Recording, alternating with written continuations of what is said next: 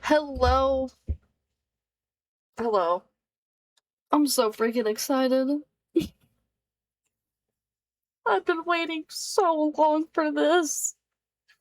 Um, anyways, this is Touchstarved. This is a little game me and my two friends found on itch.io, and we loved it. We loved it, and I've been paying for the Patreon for a while now, and just got that Patreon notification today that the first chapter is freaking playable. So, I'm about to get into this. This is a romance visual novel, okay? I've kind of went through the settings because the volume was like really loud in my ear first, and I feel like I'm talking really loud. The volume was super loud in my ear, so I went into the settings, and there is a voice sound setting. Because a while back they released that it was going to be voice acted, but I didn't know if the first chapter was going to be voice acted or not. So, hold on, we're getting in. Actually, I want to use, I'm gonna do this if it'll allow me to. Yes. Perfect, it will.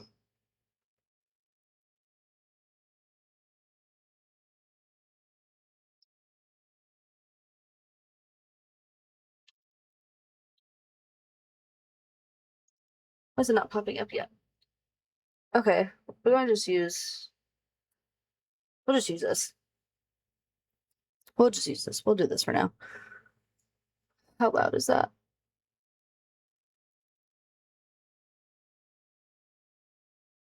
Turn it down just a little bit over here.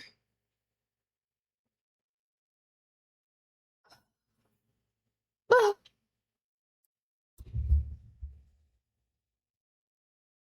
This is an advanced build of Touchstarved. First chapter is a not finished product. Art, music, writing, and effects is in this build may not reflect the final game. Thank you for playing. Click anywhere to proceed. Content warnings. For an older audience, and it contains mature content that includes, but is not limited to, horror, graphic violence, strong language, alcohol, drug references, injury, and dismemberment.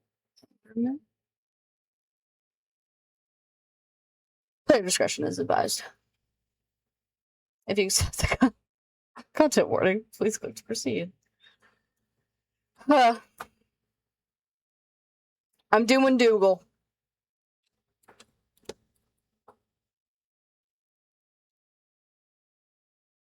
Choose your pronouns.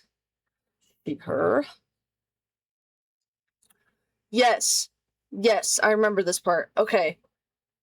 The unnamed, a fallen oracle. You were raised as an oracle in a remote temple that priests claimed your touch bestowed enlightenment, but a visiting mage revealed your curse for what it is. Spurred on by the mage's sword, you fled in the search of the cenobium. Okay, I'm remembering everything. Like, it's been like at least 2 years since I've played this, so hopefully there is voice acting, so it'll say how I actually do say that.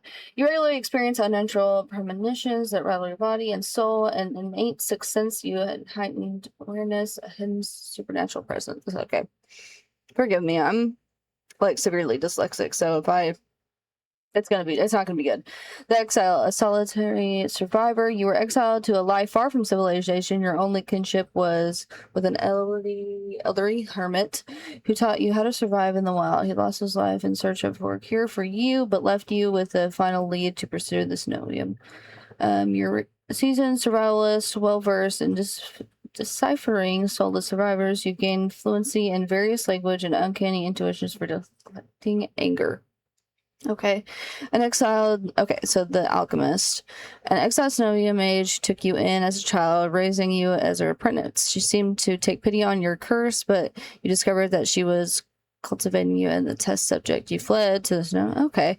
You're an experienced spellcaster with an encyclopedic knowledge of alchemy, spellcraft, and history. With a little observation, you can identify the subtle effects of magic. Okay.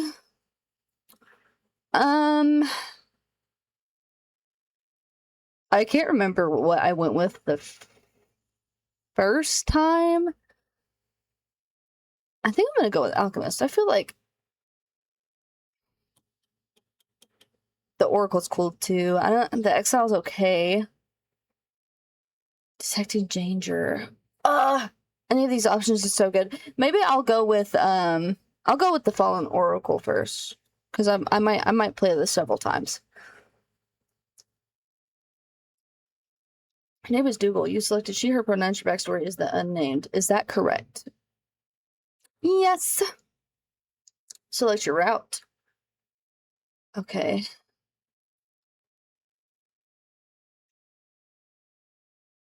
Huh?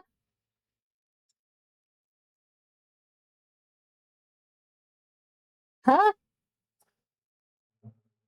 I'm gonna go down the list.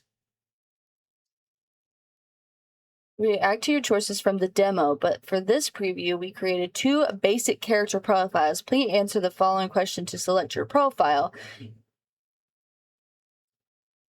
Oh god, did I? Oh!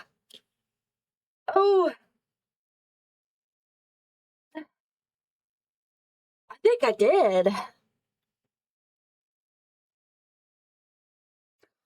So what is this gonna be?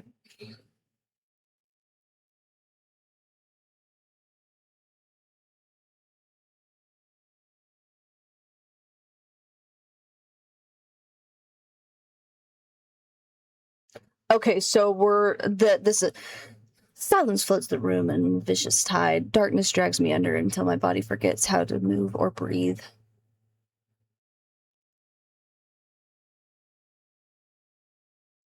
A pair of eyes hovers above me, pools of vile crimson broken only by the slash of pupils. Someone's in my room watching me. Their stare roots me to the bed. I've tried a scheme to fight, but the eyes pin me in place. Absolute. That word. I jumped awake, my clammy with sweat and out of breath as I surfaced from deep water.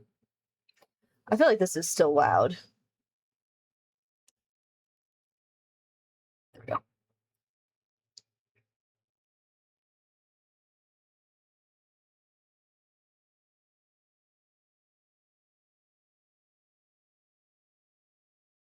Okay. I found with the curtain with trembling hands, cold colors, light pours in, doing little to assuage my fear. I don't remember the demo. It felt surreal to be an ordinary nightmare. Oh! My thoughts circle back to Iris, the red-eyed girl who first led me to this sea spring. Her crimson gaze made my skin bristle the exact same way. Could it have been her last night staring down at me? She might be upset that I never drank from the sea spring. I don't know. I need answers. I need A's. Oh, hello.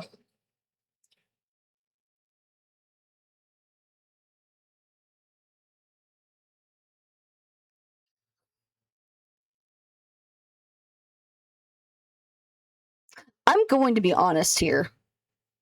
I think I'm going to replay the demo. Because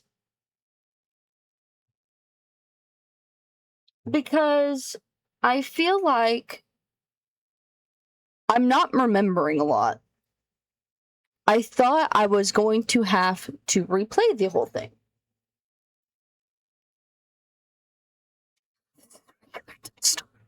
Okay, so I still have the demo downloaded. It's not like it would take forever to download anyways, but I do still have it downloaded. So we're doing the demo first. Dougal is doing the demo first because I'm not confident in remembering. Oh, the music though? The music is bringing me back.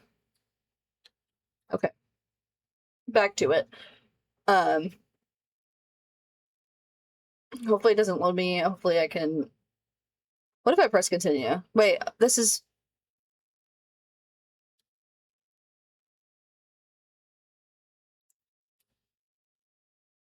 Wait a minute.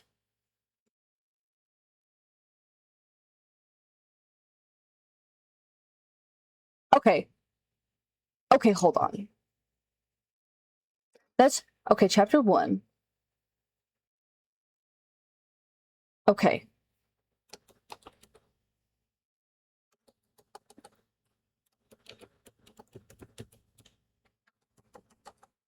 I thought, and maybe I Just didn't do enough research on it. Because this is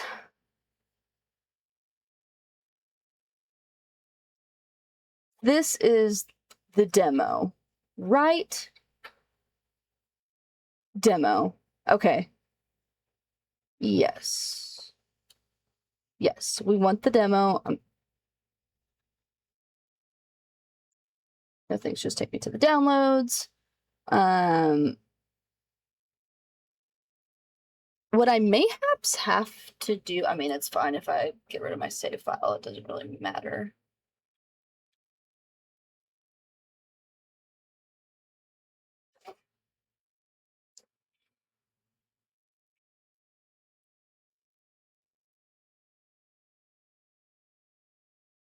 It doesn't matter all too much if I just do that.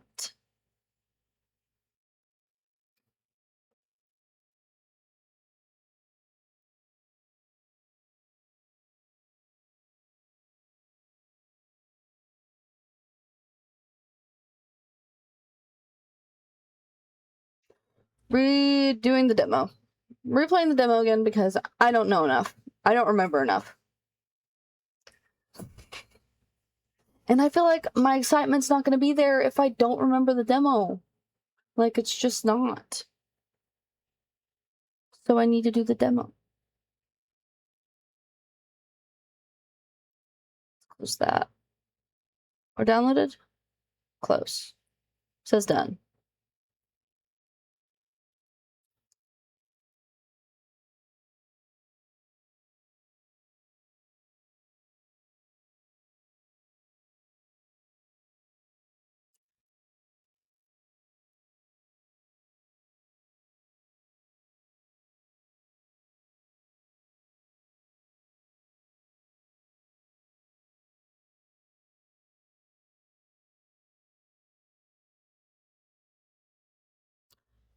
Sorry, I'm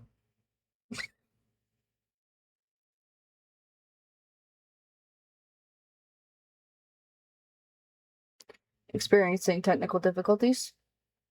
Not really. I am. Yeah, okay. So I'm actually doing that right now. I'm re-downloading the demo because I got into this, the actual chapter 1, and I'm like, wait, I don't remember literally anything. I remember nothing. So I was like, I need to replay it because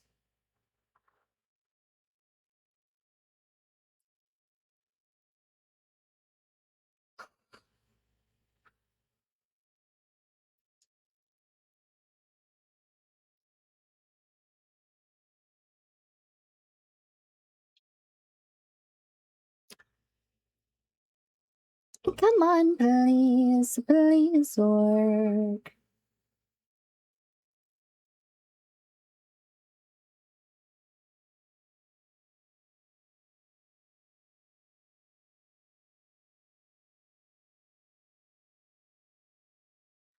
She's just taking a long time to move over.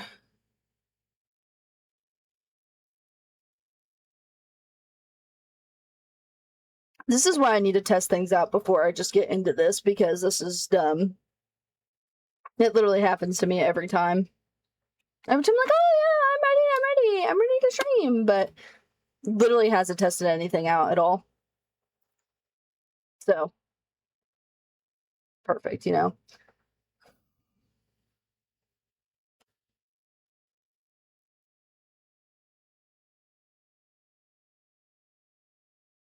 Going swimmingly. It's going swimmingly.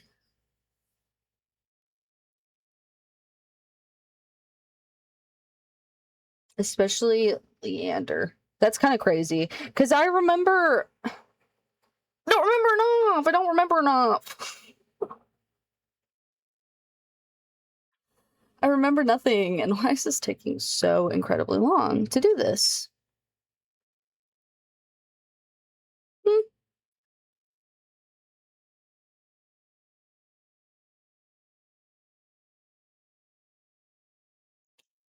Pop-up's gonna love it. Exactly.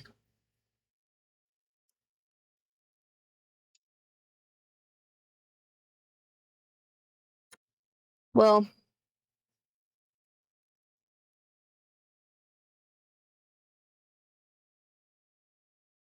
this is fun.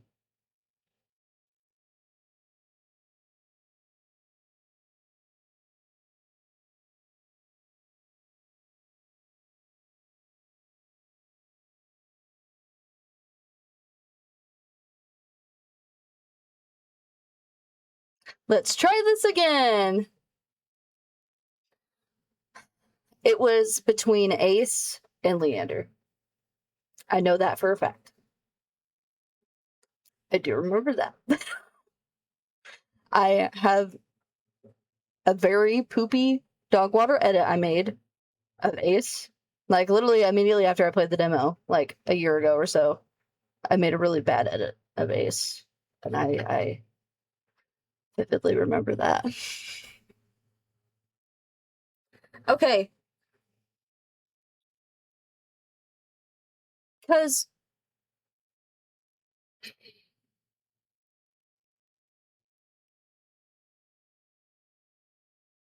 am I dumb?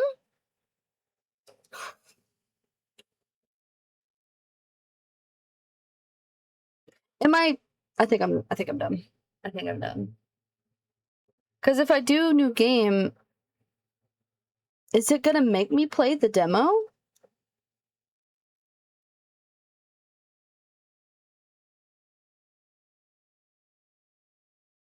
Or do I have to do...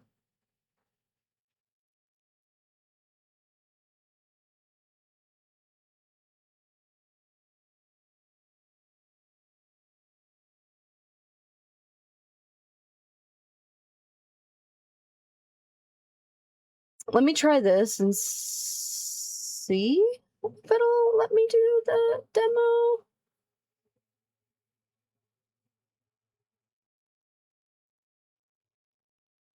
Or if it's going to do the same thing as what it did before and just say this is a continuation.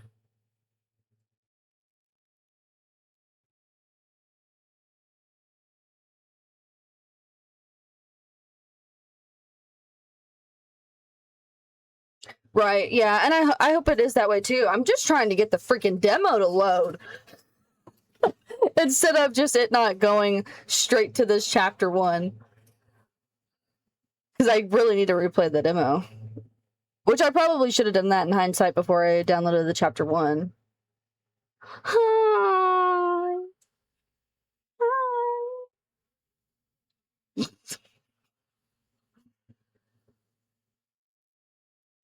I don't know, man. Yes, thank you.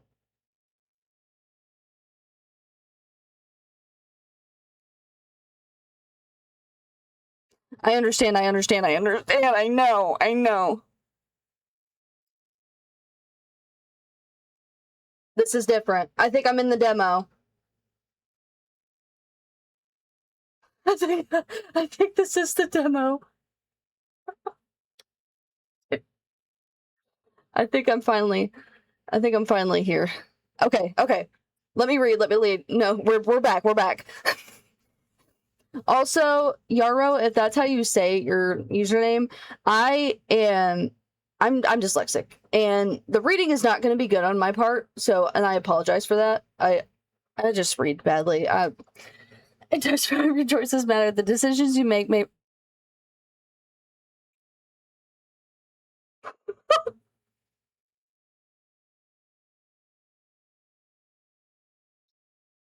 Please, that was so loud. Not your fault, but luckily I had it muted for you, so you weren't able to see it or hear it. But okay, we're back. Okay. Can we hear? Okay, we're fine there. We should be good. In Touchstarved, your choices matter. The decisions you make may result in unique dialogue, interactions, or even choice in red text, which contain exclusive content. Try playing through the demo more than once and choosing different options. You might even uncover a secret ending. And remember, there is no wrong choices, only interesting ones. Choose wisely and save often. Okay, if you guys are watching it on your phones, Twitch, like, mobile has just been tweaking in general. Like, I feel like I can literally not do anything on there. Dougal.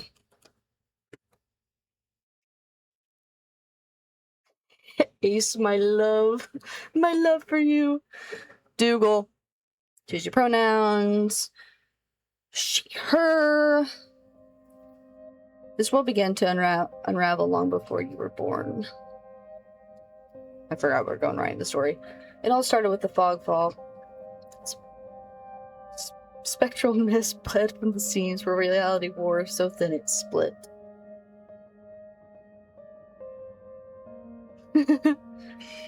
And from the fog emerged monsters, inhuman beings with unnatural powers.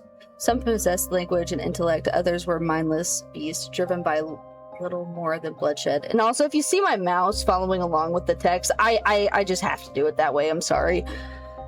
As unrest spread and cities fell, humans cowered in fear while monsters thrived amid the chaos. And then there's you. God, see, like, I just, my tones. Screaming. You don't know what you are, but one terrible truth is certain. You were born cursed, with hands that alter the minds of those who you touch. Choose your backstory. Okay. Are these any different from the chapter 1's one that I just went through? I don't think they are. Really, that's the same. That's the same, and that's the same. I'm gonna do, I don't know which one's the best story, and I don't know originally which one I pressed, but I think I'm gonna go with Fallen Oracle first, because that's what I was gonna do with chapter 1. I don't know if that actually makes a difference in chapter 1, though. I need to quit yapping. Just quit yapping.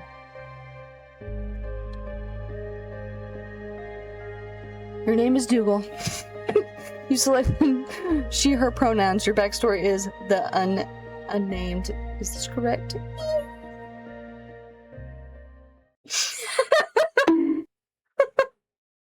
Be nice. The wasteland stretches as far as the eye can see. There's nothing out here but death. The ever-present stench of decay and countless sun-bleach flies. Bones cast like seeds across the barren land. I could say death doesn't scare me, but honestly, I'm desperate. It's been 2 weeks since I joined a caravan bound across the wastes. Finding a group that would accept me was a trial in itself. I can hide my hands and deflect probing questions, but sooner or later, people always suspect that something strange about me.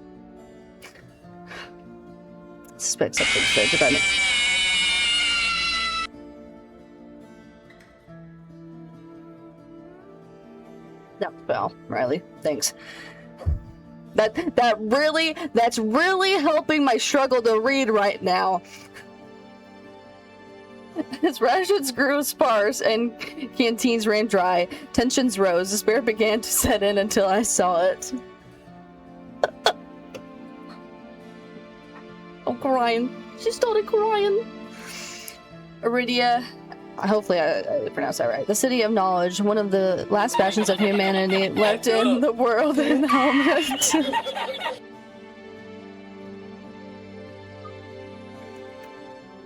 Left in the world, a home to famous academy called Cenobium. All the world's knowledge gathered in one place. If there's anywhere I'll find my cure for my curse, it's here. It's there. All the world's knowledge gathered in... Oh, I've already read that. I've already read it! All that stands between me and a new life is the final stretch of salt-soaked waste, or so I think, until I see the first friendles of fog snaking beneath the wagon. I'm remembering gradually now. I remember this specifically. Hush voice.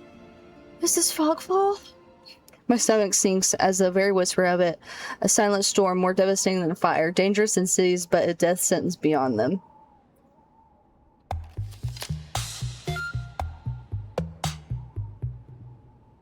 You send me... You send me one bit! You have the bronze honey! I think? Do you? I don't know. I really don't know how that works. Anyways. All that stands between me and the new life is final stretch of... Okay, I've read this. I've read this. Is this... Wait, did I go back on accident? I did. I'm so sorry.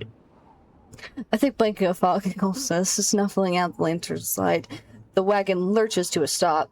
An eerie silence heavy as mist falls over us. The only warning we get is a strangled scream.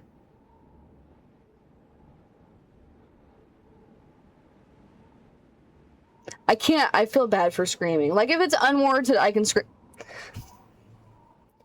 I don't want to scare my dogs. Stay back. No. The cry dissolves into a wet gurgling. Then the wagon violently pitches to the side. I hit the ground hard. The air punched from my lungs. When I opened my eyes, adrenaline lent sudden, awful clarity to the carnage around me. I should have... No. I should have worn my Ozempic shirt, Meat Canyon shirt, because I literally read like him. So... I thought about it, and then I decided not to. A trader I once shared bread with lies face down in the mud, their back reduced to long strips of torn muscle, gleaming gristle, and exposed bone. Bodies litter the wasteland. I try to arise, but my ankle explodes with pain, so binding white blooms across my vision. Only when my eyes finally adjust do I see the dark shape before me. A Bella Thorne emote? If you pick it out, I'll add it. A solo stoops over... a solo stoops over the twisted form of a cavalier. Is it... Oh, cavalier? Are you kidding me?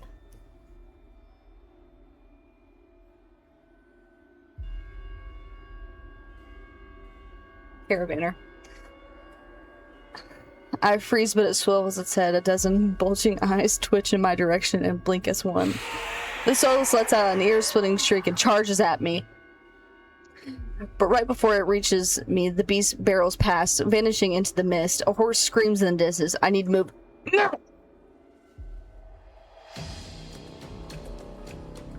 Dude, the freaking time clock.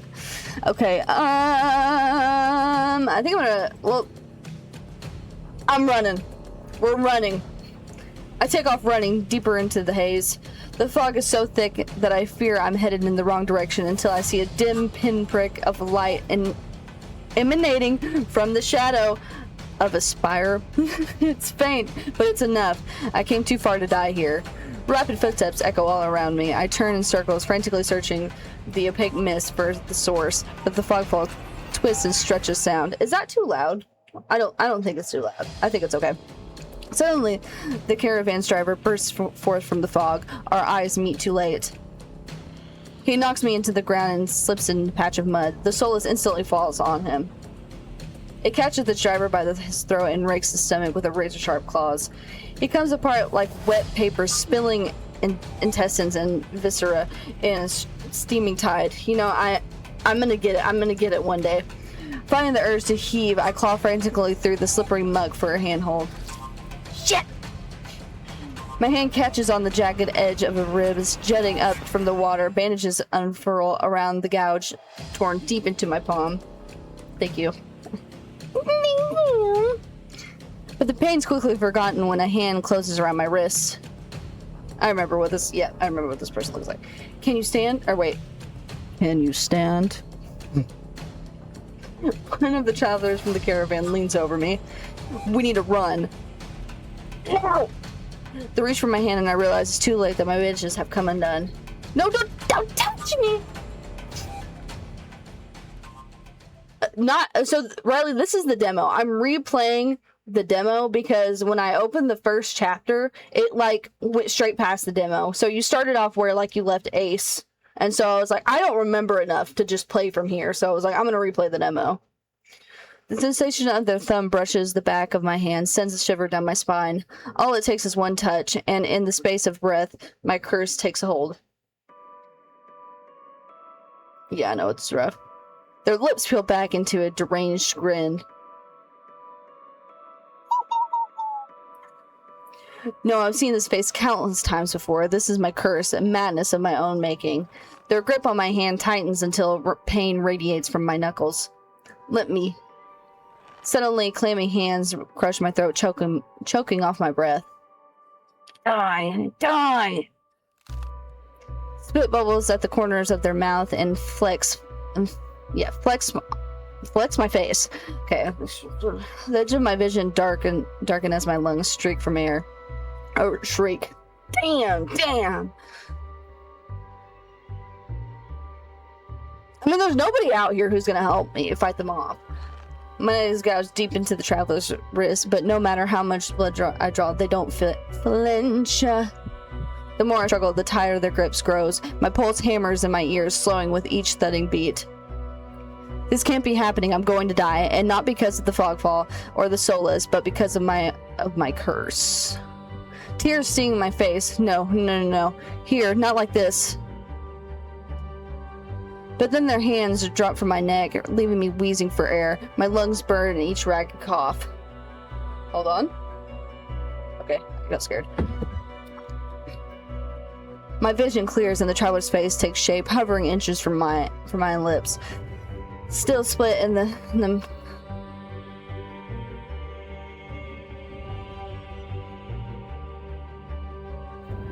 even as blood seeps between their teeth.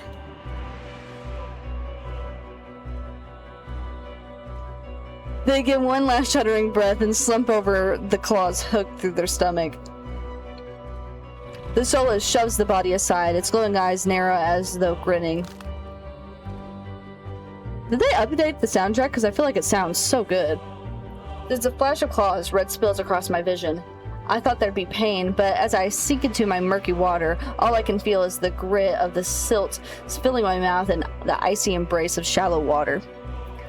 I spot an arm resting among an outcrop of reeds, mine neatly severed at the elbow. It should have taken both arms. Without them, maybe I could have survived, but maybe I could have had a home. Instead, I'll die cold and alone in desolate wasteland. A fitting end for a monstrosity like me. A monstrosity like Dougal.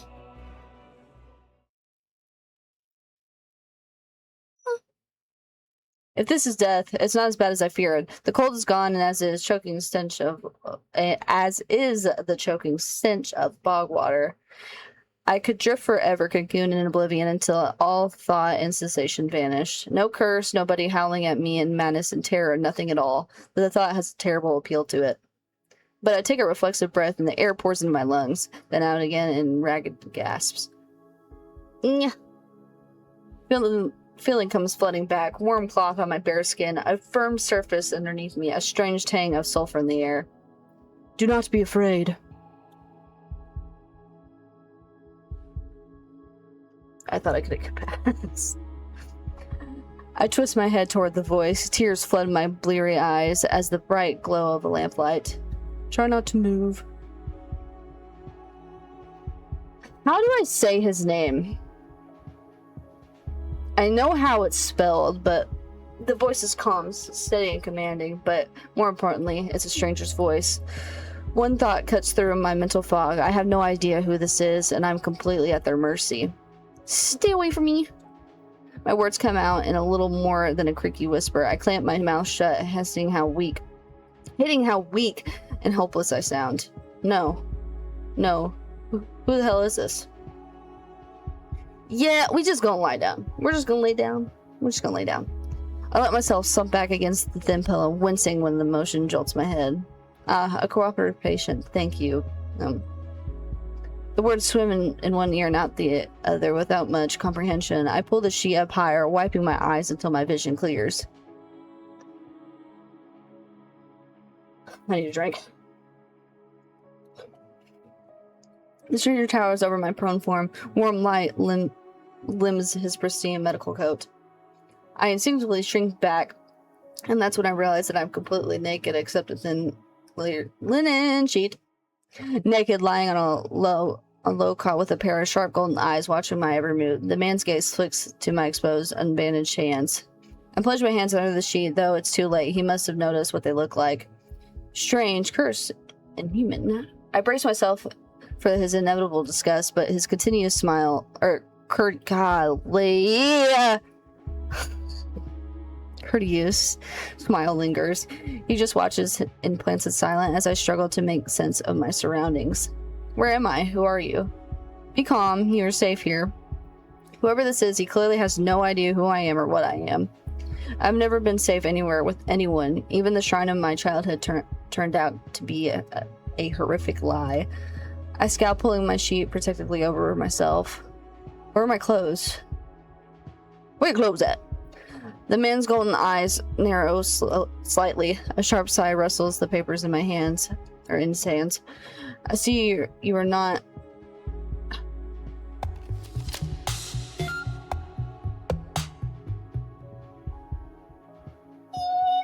Show love one, show love one, show love one, show love one, show love one, show love one, show love one, show love one, show love one, show love one, show love one, show love one, show love one, show love one, show love one, show love one, show love one, show love one, show love one, show love one.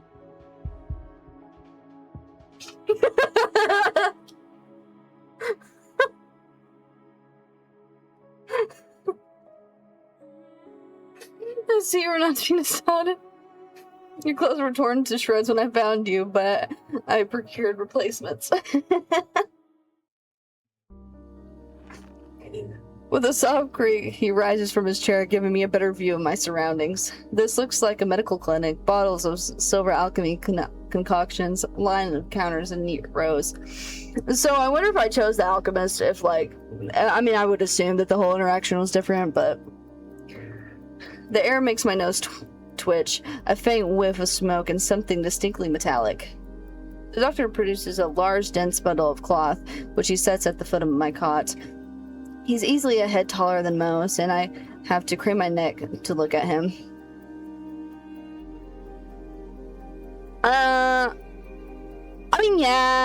Thank you. You don't have to.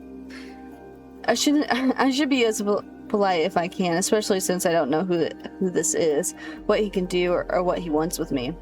Meeting his gaze sends a hot frizzen down my spine. Is that frizzen? Maybe.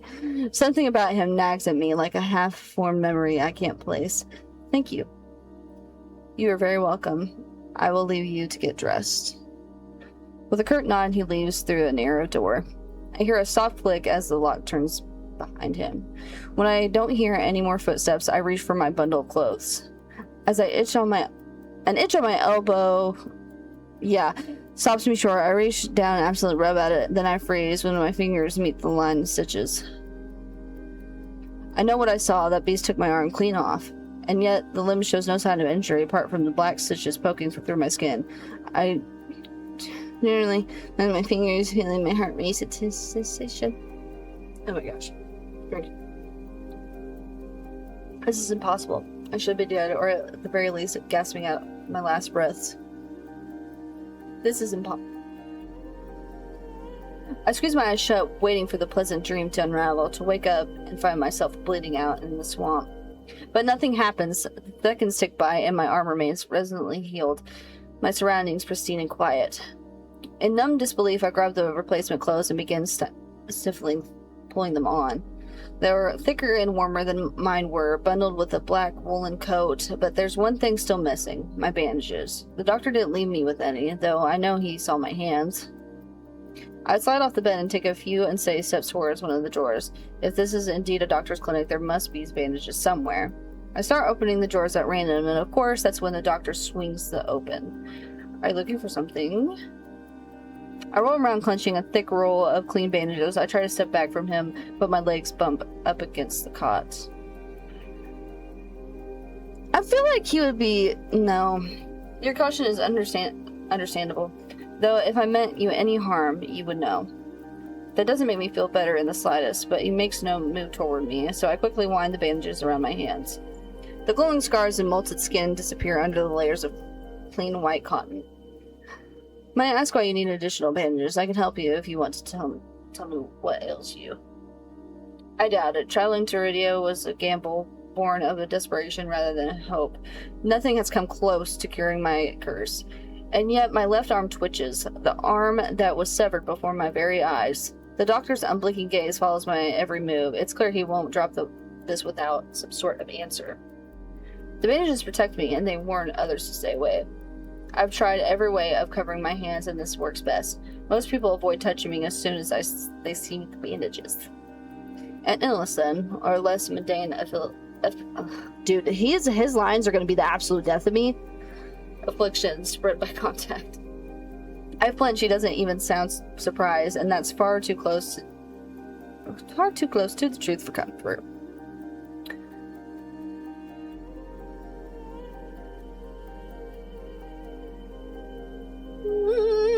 Clear.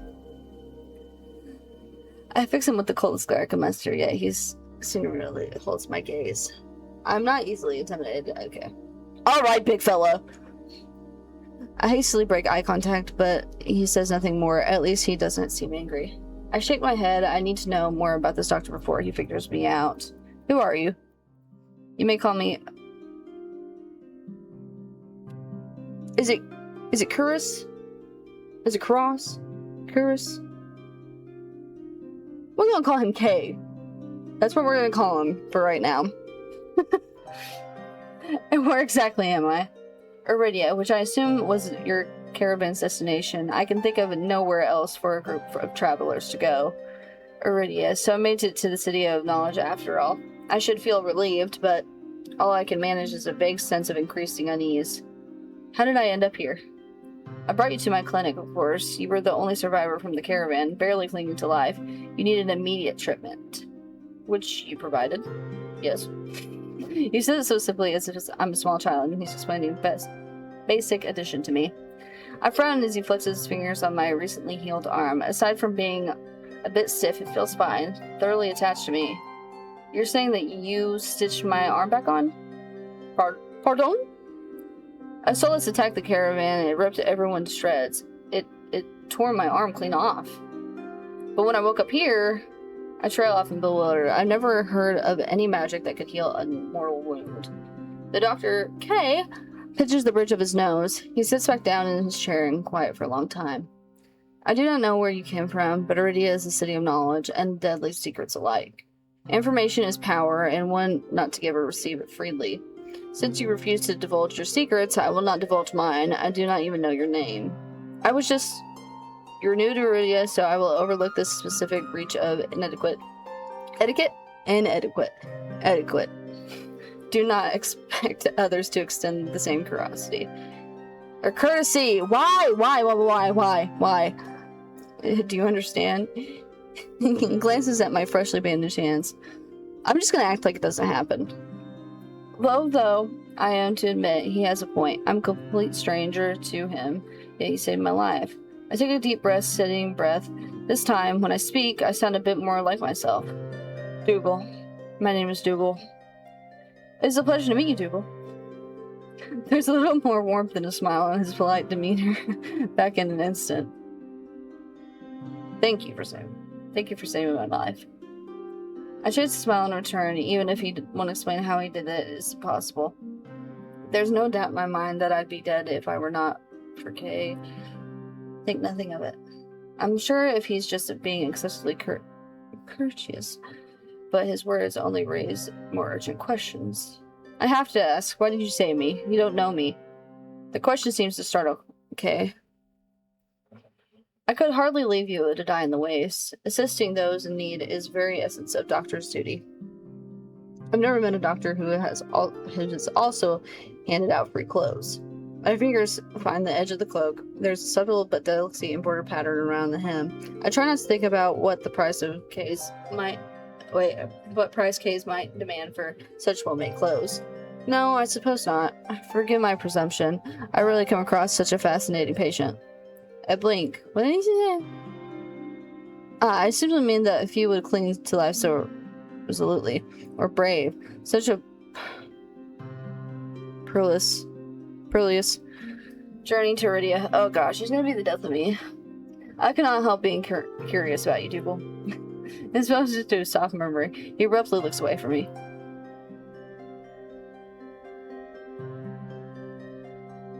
You're pretty curious yourself. Am I? Well, I haven't forgotten about my arm. I wiggle my intact fingers at him. Clearly not. But you haven't asked me for any payment either. I require none from you. Travelers do not have an abundance of coin, and leaving you to stew it in a strange place would be unethical. I fall silent, unsure to what to say. Nobody would help a horror like me for free. There has to be some kind of reason. Catch or trick, right? A loud knock at the front door stops our conversation and spares me from having to say anything else. Duty calls. Unfortunately, you are not my only patient today. The knocking grows more insistent, and Kay lets out a tired sigh. Please wait. Though he says it quiet, the clamor on the other side of the door abruptly stops. Do you need anything before I leave, Dougal? Oh. Between the Solus attack and my miraculous survival, I'd almost forgotten why I came to Iridia in the first place. I need directions to the Cenobium. The Cenobium? The look on his face is downright chilling. He pauses, choosing his words with a cold deliberation when he speaks again. Whatever you seek, it is very unlikely you will find it there. The Cenobium's gates open for precious few visitors, and even if they open for you, you would not like what you find inside. What you found inside. My heart sinks. Is he saying that I came all this way for nothing? Risked life and a limb for nothing? No, that can't be. I've only just arrived. Iridia is the largest city and still standing. There has to be a cure for me out here. Then if not the Cenobium, where would you suggest? Do you know anyone else in Iridia? I shake my head. Then I suggest a local guide. Head to the Wet Wick and ask for Leander and the leader of the Adderstone. Excuse me, the what? The Wet Wick. He sounds deeply unamused.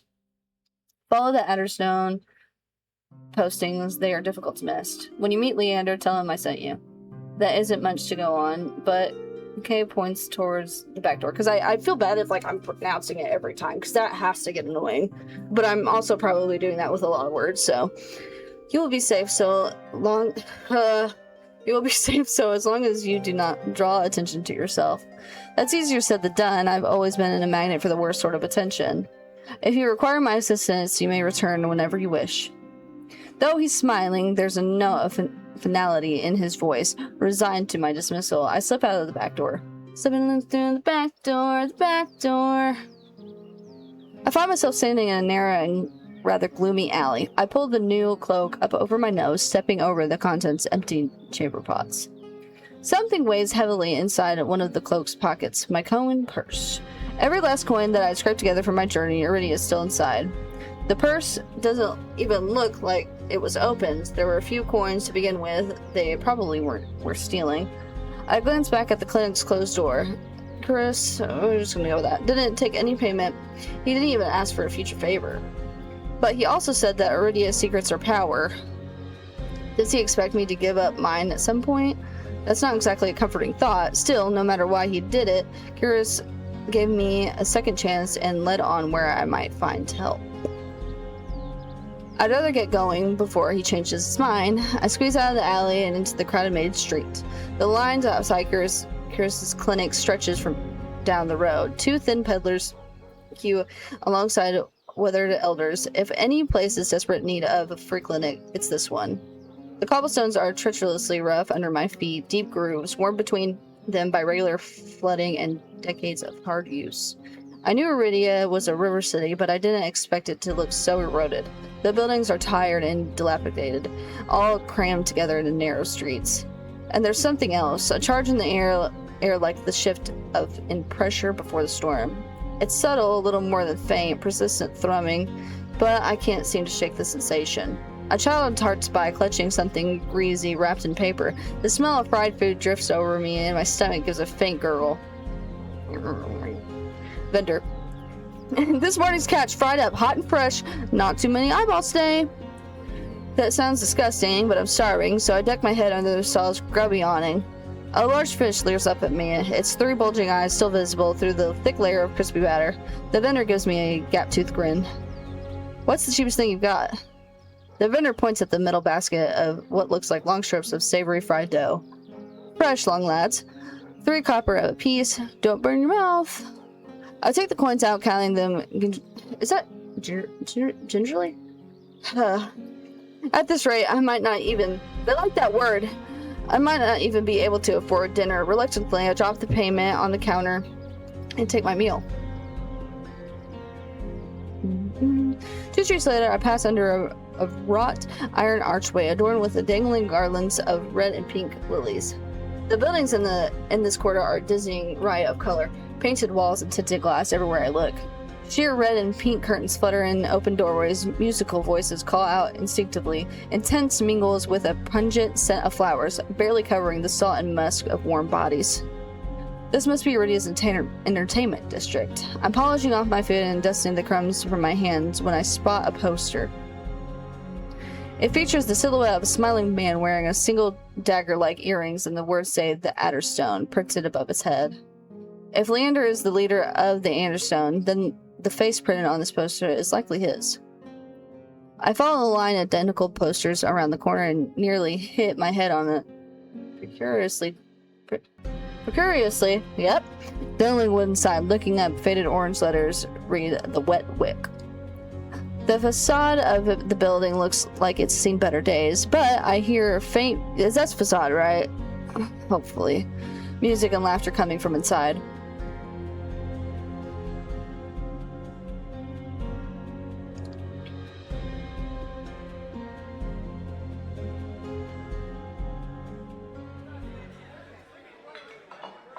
It's not even midday, yet the Wet Wick is packed. A loose collection of Iranians crowd the bar, taking up tables and gathering in spaces between. They speak amongst each other in hushed voices, their faces drawn and grave. I can sense their apprehension, even without hearing the words. A cursory glance around, cursory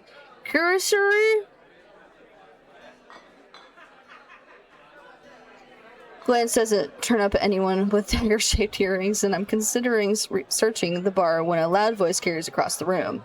Now, I'm no prior curator. I'm not much for paperwork or pencil pushing, and I don't even think those robes come in my size. I crane my neck, but the crowd is too dense for me to see the speaker. Gather around. I want to show you something. I almost said y'all. It was close. There's no time to move out of the way. The audience surges towards the center of the room in a sudden torrent. I remember this part. I'm caught and swept along with them. Hey! Hey!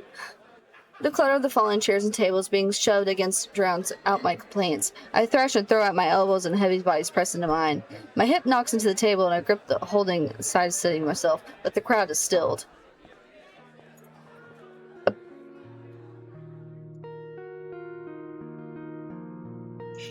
Pax has arisen. A pair of gilded boots stride across the tabletop. Yeah! If you want nothing but guidelines and practical policies and needless bureaucracy, you know where to go.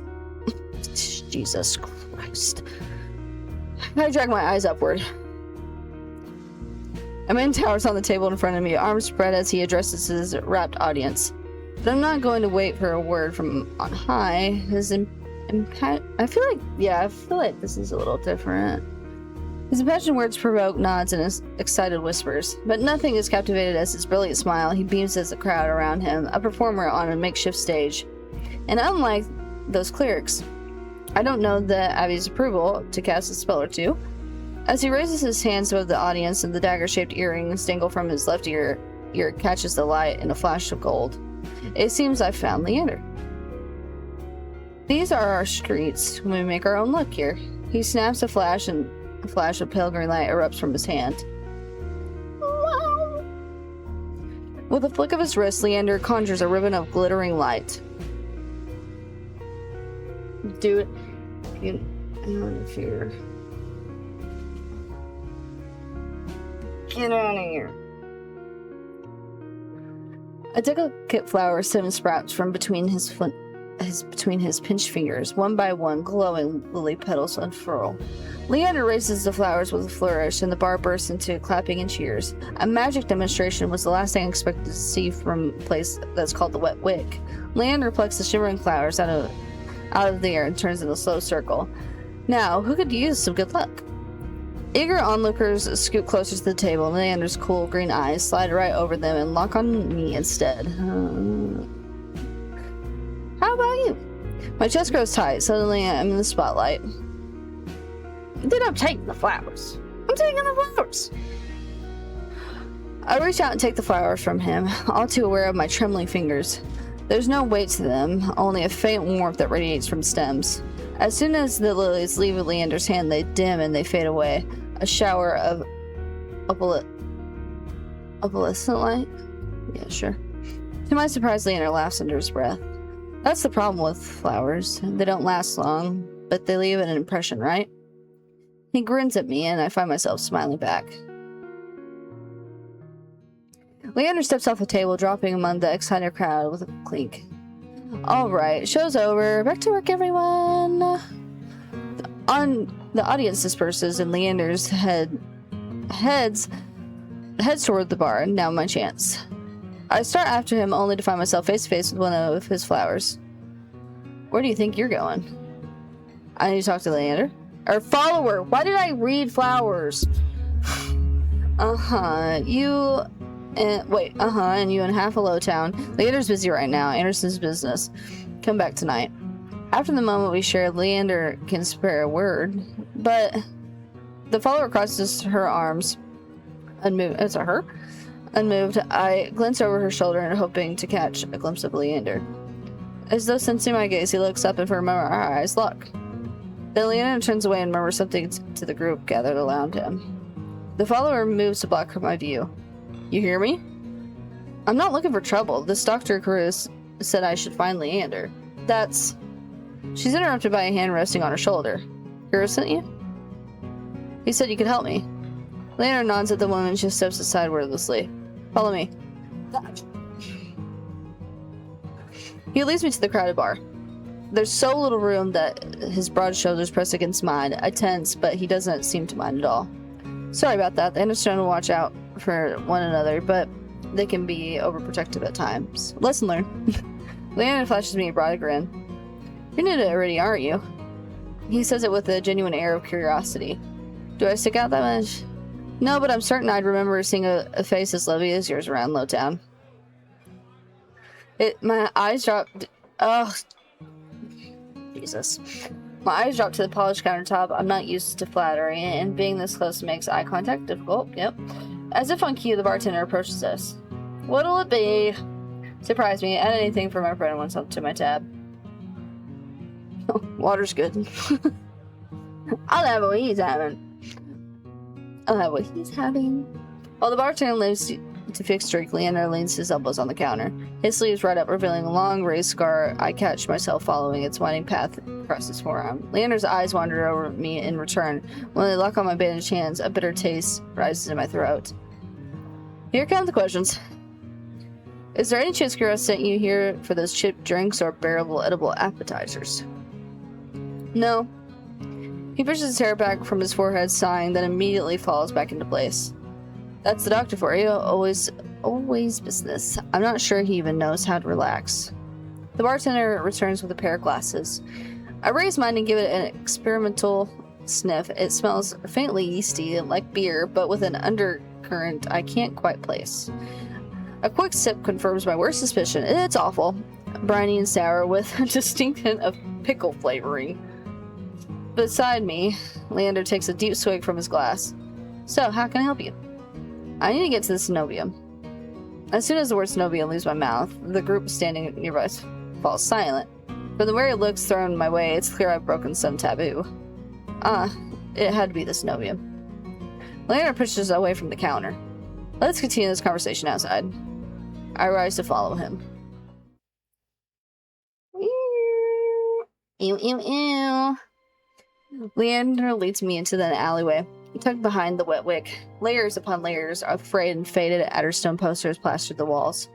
Seeing them side by side, the resemblance between Leander and his pendant likeness is impressive and abstract. Curtis didn't send you here to ask for personal escorts in Snowhead, did he? From his tone, he already knows the answer. No, he suggested that I could reconsider. Yet here you are asking about a guide anyway. He looks at me expectantly. I don't want to tell him about my curse. The less people know about my monstrous capabilities, the better. Thankfully, Leander takes my reluctant silence as an answer. Are you aware of Iridia's particular currency? Information's worth its weight in gold here. I don't much care for outdated traditions, so I'll be completely honest. The Cenobium won't help you. They're more likely to torture you than lend you a hand. But the Cenobium's supposed to be a place of learning, a sanctuary. The Cenobium has always heralded as the last bastion of human knowledge, a shining beacon of hope in a fading world. If any place held answers, it would be the Cenobium. That's why I came here. Leander nods patiently. You're not the first person to fall for their propaganda. I grew up idolized the Cenobium. I want nothing more than to join their ranks, to learn the magic from the best, to make a real difference. I was young and blinded by legends and legacy. I was so damn naive. He shakes his head. All it took was one trip here to Lowtown to show me the truth. Unless you've got a heavy purse or a high-born blood, the Cenobium doesn't give a damn. They'll never open their gates for the ones who need help most. Then it's all a lie? Things that seem too good to be true are often just that. Such a simple statement, yet it leaves me reeling. Leander watches me as though weighing something in his mind. But that doesn't mean you're hopeless, far from it. I founded the Adderstone to help people like you. We settle disputes, slave feral soulless hell.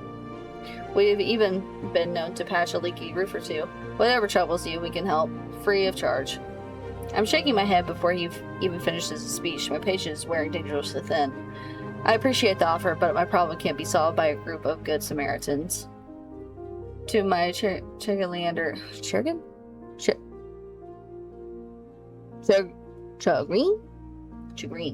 Leander doesn't look remotely surprised. Then you're looking for help with something serious, even not... Something not even Kurosaki crime. It must be truly a remarkable problem if you came all the way to Iridia searching for help. Tell me, how can I help you? Leander may not work for the Cenobium, but he is a mage, a powerful one, if his demonstration earlier is any indication. Indecision gnaws at me. I don't know if I can trust him, but it's not like I have any alternatives. I hate to admit it, but this might be my only path forward. My confession comes out in a strained whisper. I'm cursed. He looks at me up and down, taking in my face, my eyes, and finally my hands. Is that why you bandaged your hands? My touch is dangerous. It changes people, hurts them. Before I'm finished, Leander pulls his left glove off and flexes his fingers and grins. Alright, let's see it. As he offers me his hand, a prismatic flash of magic ripples across this palm, but I'm already shrinking backwards. I can't. I don't care how confident Leander is. I won't allow myself to hurt him. To see his kind face unrecognizably warped. I don't want to hurt you. I'll be fine, trust me. I've seen enough curses and hexes to last me 2 lifetimes, but I'm still standing. Do you really think Curus would send you here if I couldn't handle it? How should I know? I only met him today. I'm twice as good as the Cenobium mage. If anyone can help you, it's me. You don't know what you're asking me. I'm asking you to trust me. I look from Leander's outstretched hand to his confident smile. Then I begin unwinding the bandages from my hand. If you lose control, don't say I didn't warn you. You can tie me up first if that makes you feel better. His attempt at levity does little to comfort to me. With each joint I expose, I grow increasingly certain that this is a terrible idea, but he's bothered by how my hands look. He doesn't show it. Alright, deep breath, on my count. My fingers hover shakingly over Leander's palm. 3, 2, 1. I tap his palm once as quickly as possible. It's barely more than a brush, but that's all it even ever takes. Heart racing, my eyes dart to his face, but Leander only smiles gently. See? It can't be. When I reach for his palm again, Leander catches my wrist before I pull back. I told you, there's really nothing to worry about. He trails off and my thumb grazes the soft skin of his inner wrist. I search Leander's face for traces of madness, but his eyes remain clear and soft green. Neither of us speak as I trace the contours of his palm, lost in an awareness I wasn't anticipating. It's not as though I've never been touched before. My curse only extends to my hands, and desperation spurs creativity. But all that pales in comparison to this. I've never experienced such intimacy. My fingers, long deprived for years of bandaging, pick up every single detail. The grooves along his palms, the smooth shell of his nails, the bones in his wrist. For as long as I've lived, I've never been able to hold someone's hand without dire consequences. I never realized what I was missing. While Leander's pulse is steady, mine hammers as fear gives way to excitement. I mean... Hey. My hand glides over Leander's wrist and up his arm. There's... Oh, okay. Yeah. More smooth than a bullet gives away his race car. It matches the one that runs from his collar to his cheekbone. Could it be the same wound? Yeah. When I glance at Leander's face, his lips part as he considers his words. Am I the first person you've been able to touch like this? Weirdo. My hand goes still on his arm. So far, that is everything you wanted.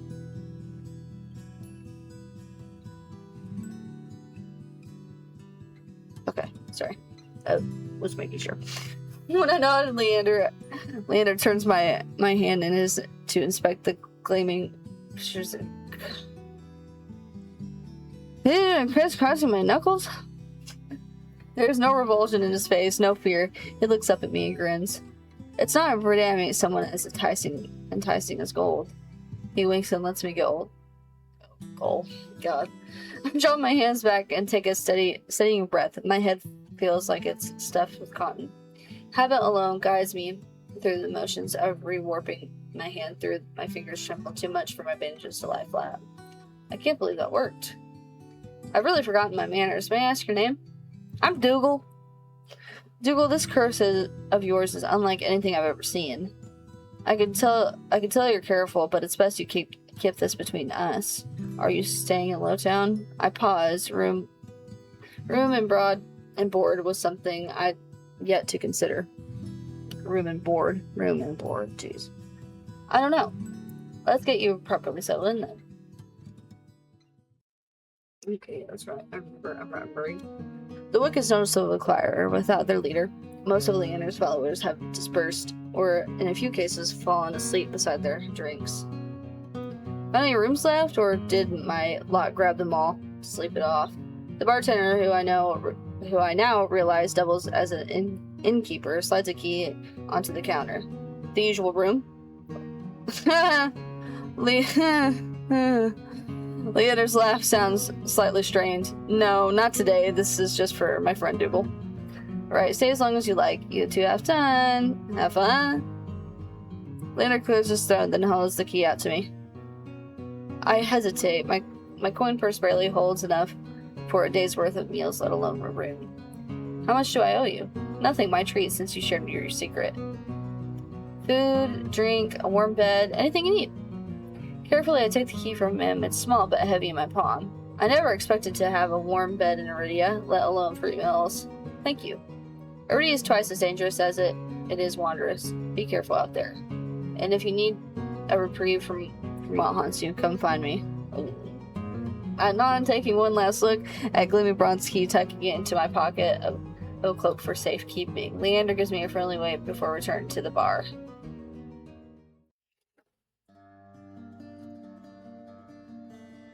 I feel like that was different. I thought he was more flirty in the previous demo, but maybe he wasn't.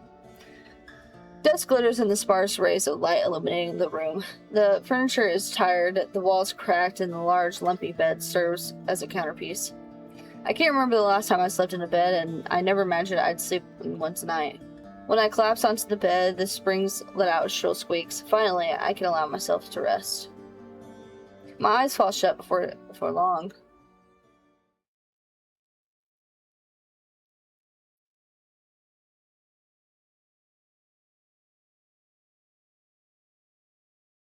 I wake up to the pale sunlight filtering through the narrow windows. Despite the clamor of the tavern below, the precious hours of rest have restored my strength and gifted me a flicker of conscious optimism. If I play my cards right, today could be the day I get closer to finding a cure. I quickly head out of the wet wick. We're going on, Jenny. The air clings sodden and heavy with lingering scent of rain. Without the afternoon crowd, the district looks barren and bleak. Okay, so this just has voice volume too. Okay. In the middle of the street, a pair of crows quibble over stale bread crusts. I pause, watching them while I consider my next move. Chris and Leander both made it clear that Zenobia can't be trusted, but I came so far and endured too much to give up now. I need to see the Zenobia for myself, if only to satisfy my curiosity. Surely someone in the bar can point me in the right direction. I'm about to turn back when a shadow passes over me. A cloud, I think, until a puff of hot breath trickles the back of my neck. Yeah. The shadow trickles down the street and rivulets, formless dark spreads like ink into blotted claws stretch, a muzzle splits open to reveal long jagged teeth. A growl rumbles so slow and deep I feel it in my chest. I want to run, to scream, but I feel trapped, as though the slightest movement or breath will snap the jaws around me shut. No, I won't let it end like this. If I'm going to die, I want to look what got me in the eye first. I still myself, then turn.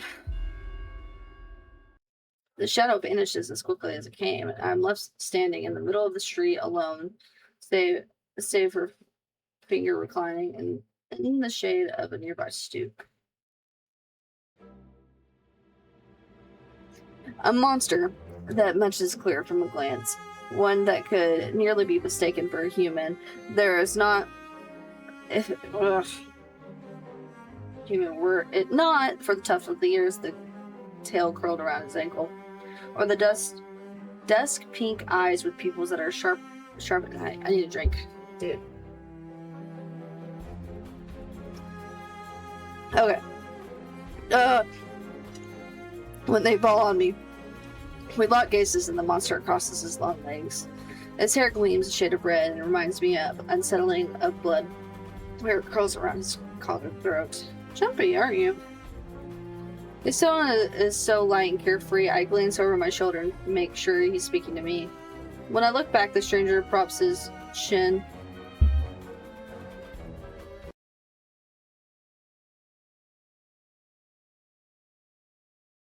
Right, I'm just tweaking.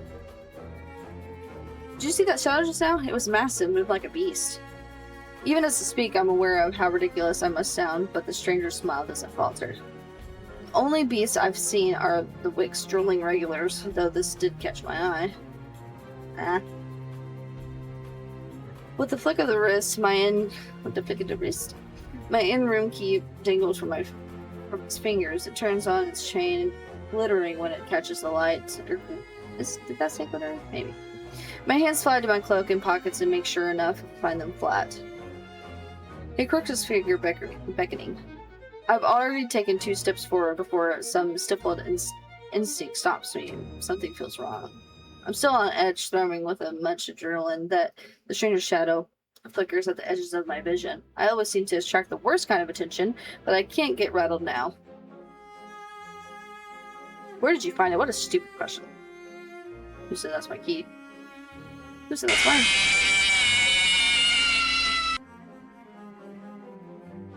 Hello! Oh, wait. Oh. Every time I use my scroll wheel, it goes back. Okay, hold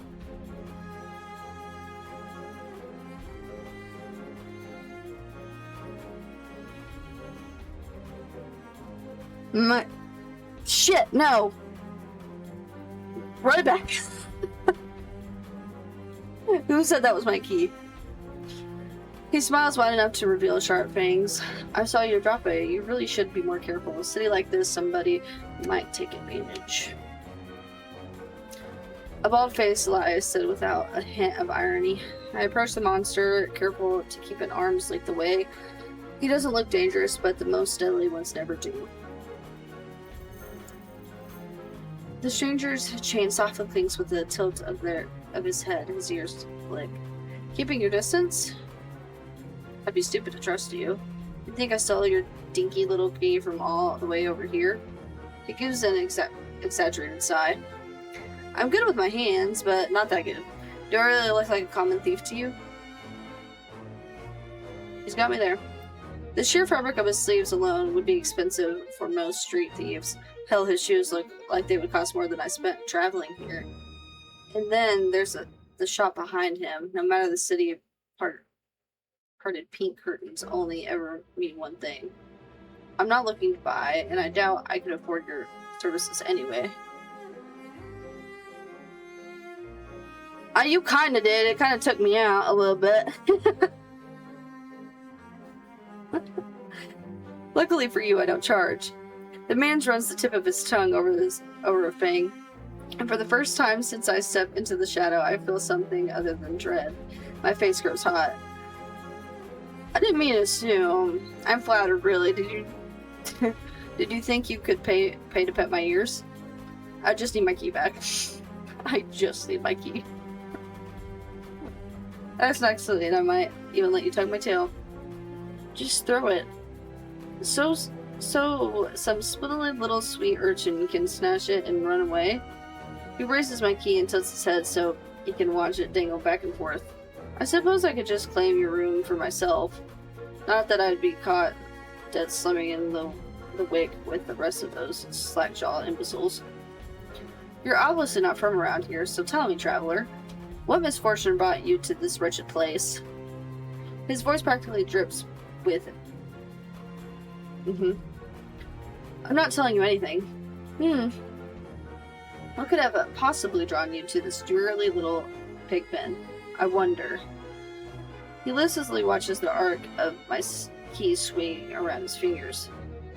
The weather's shit, the food's drink, and there's entirely too many monsters for a human to feel safe, unless...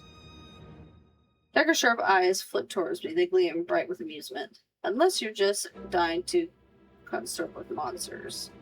By now my embarrassment has worn away, leaving simmering impatience in its place. If this is a shakedown, it's the most frustrating one I've ever heard of.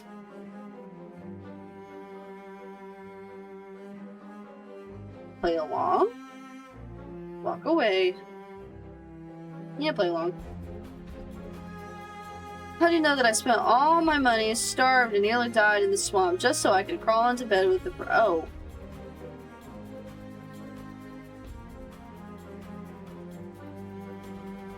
The first thirsty monster I met. Okay. That earns me a burst of breathy laughter. He gazes at me under his dark lashes. Aren't you funny? Could you be any more obvious? I have been told something not my strength, so your place or mine. Hey, this is smart thinking. I'd invite you if I had my key. If only I had my key, I might be able to invite you up. His languid gaze glides over me to the key and his Jesus Christ. Take my hand, we'll go together. Whoa, wait.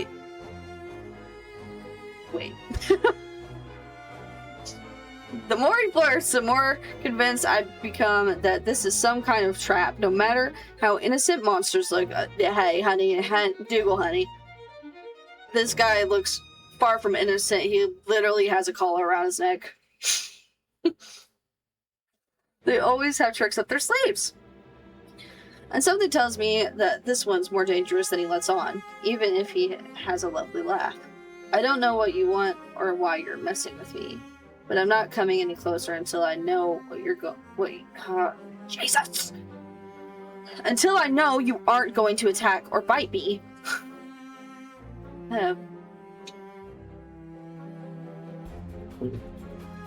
have to read that out loud.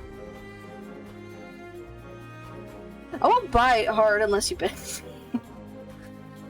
No matter what I say, he finds a way to twist my words into an innuendo. Even when I'm silent, it goes on as though we're having a conversation, not a standoff. If you like dancing, that's traveling, performing in the high towns tonight. Is utterly exquisite, truly a performance to die for. Michael Tatum would eat down his voice acting for Veer. I can only hope that he sounds the way I want him to sound in my head. There's life in this joyful place, if you know where to look. And I mean, I can't do a Michael Tatum impression. You sound like you know the city well.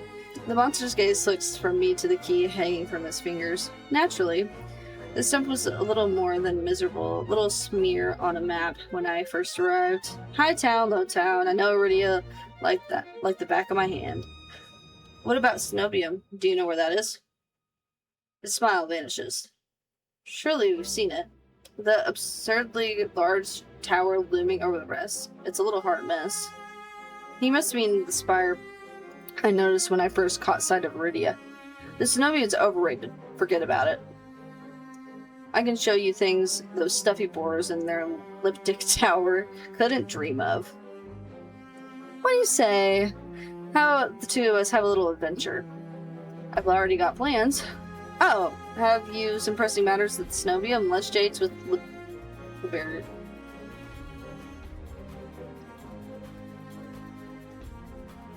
That felt like I was having a stroke. Librarians. Okay. Tea time with the most esteemed Alice. That's my business. What does it matter to you? I square my shoulders and the amusement bleeds out of him. Your loss. The stranger finally bored of his own tedious game, extends his hands towards me. The key rests on his palm, neatly dividing his skin and leather. That leather, is it? He makes no other move. I reach for my key, but as soon as my fingers graze the smooth brass, his hand springs shut around my elbow. Hey! He yanks me down and I stagger, my shoes slipping on the step. For a sick moment, I fear my bandages will unravel under his touch, but he is careful not to disturb them, even as he grips my arm. I knew I smelled blood. You reek of the road and death. And that fucking doctor. His voice, once silken, lowers in a smoky growl. The shadows around him seethe and boil.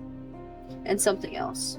He murmurs against my throat, nose raising my jaw, his breath trails down my neck, sending a thrill of dread through me. His wide, flat eyes gleam with naked hunger as he grazes at me. Let go. No, mind me.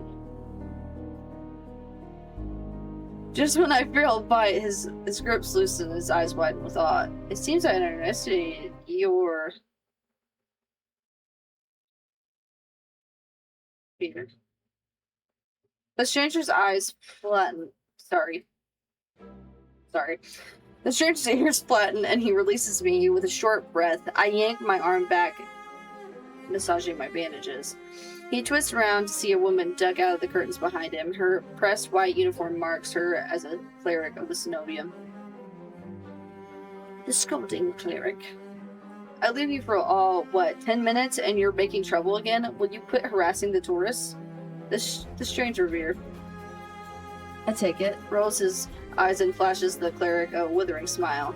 So suspicious. Can't you see this is a friend of mine? A natural liar. He grins at me and his tail swishes coyly. The woman purses her lips at me, clearly unconvinced. I open my mouth to correct him, but Veer cuts in. I was graciously offering my dear friend some free advice. Oh. I read advances. Though his voice remains light and cheerful, his expression darkens. Danger's drawn to you like a moth to the flame. It will always find you given time. The woman clucks her tongue as though she's heard this recital 102 times.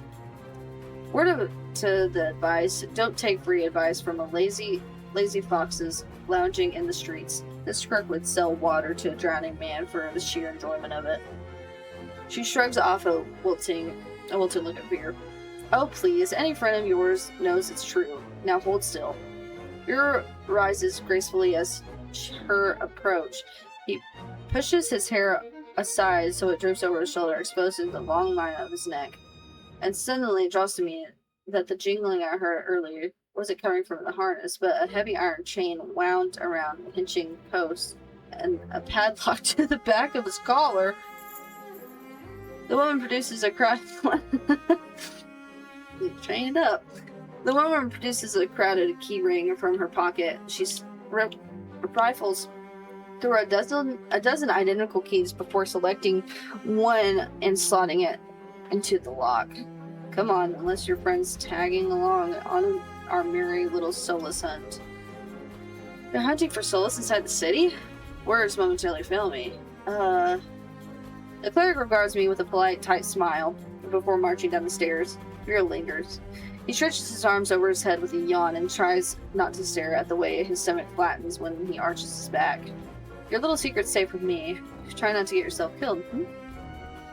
Veer hops off the stoop and bounds after the little woman. His tail sways merrily, as though he hadn't just lied and threatened me. Did you try that thing I mentioned? The Loweltian knot? That the one where you take 3 fingers and actually don't tell me. Knowing you, it's probably disgusting.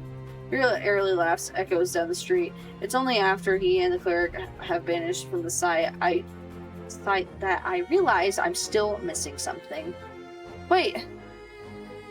Reflexively, I shove my hands into my pockets and I find it, the room key. I raise it to the light, and sure enough, it's my key, but the realization is hardly comforting. I don't know what Veer's game was, or what he wanted from me. All I know for certain is that the Cenobian saw fit to leash him. A fate I could share if that's what his vague warning meant. I let my eyes drift skyward past the lanterns, gently swaying in the breeze. Snowman faintly visible through the haze. Just one glimpse is all I need. Then I can put this all behind me. This time, the keys goes into my coin purse for safekeeping.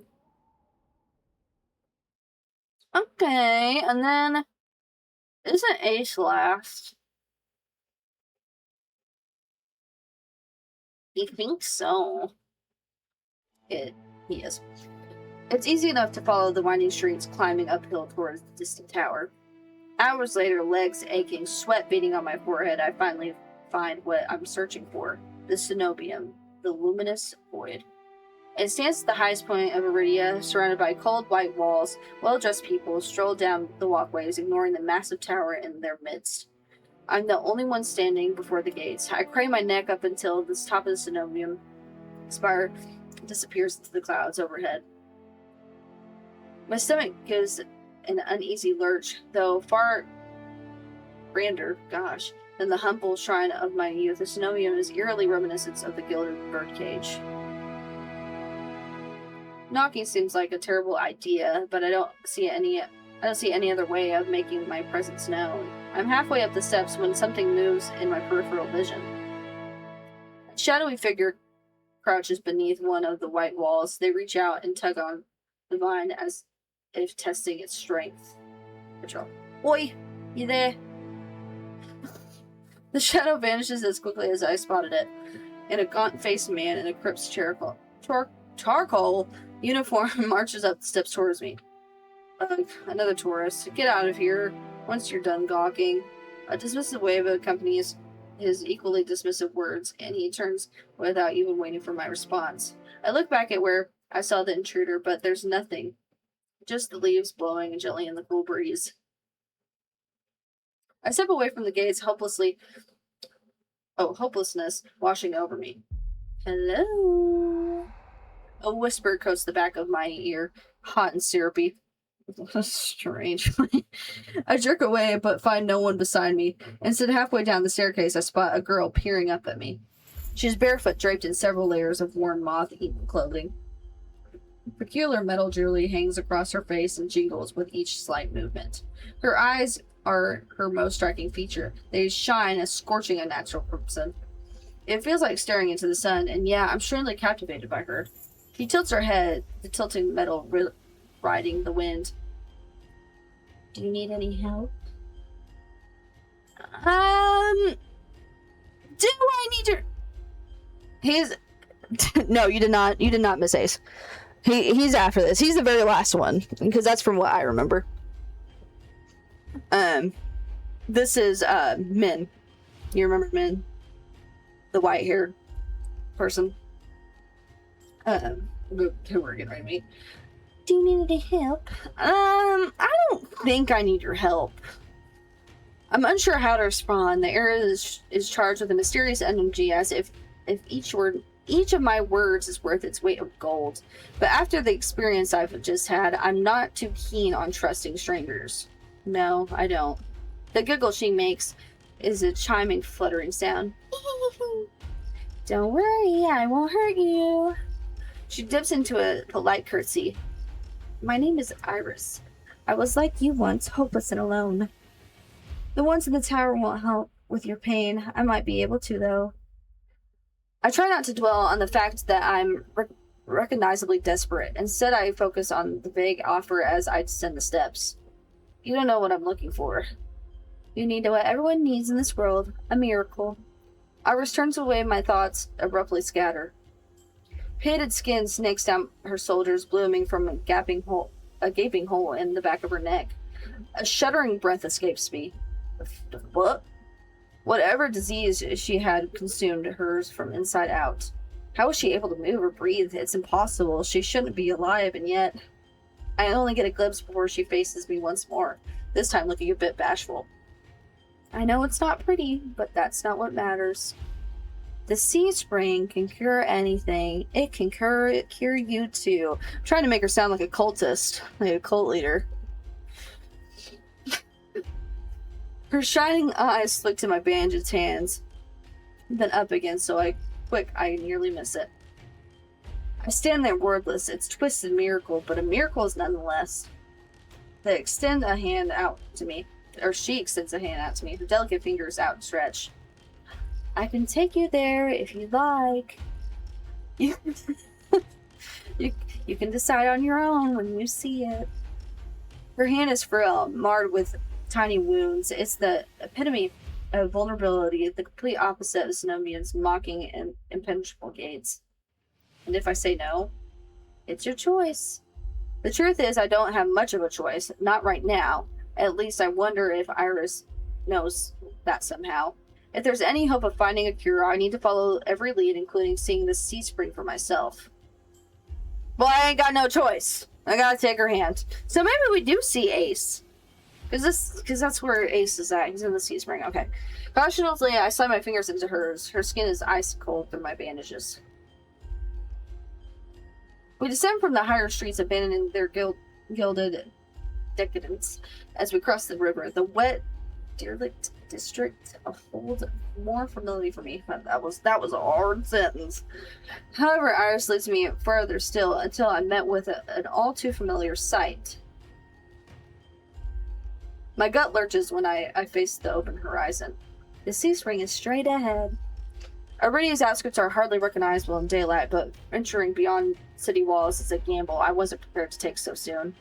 I shake my head and pull away from Iris. I'm not leaving the city. She circles in front of me with a placating gesture. Don't be scared, I promise, it's alright.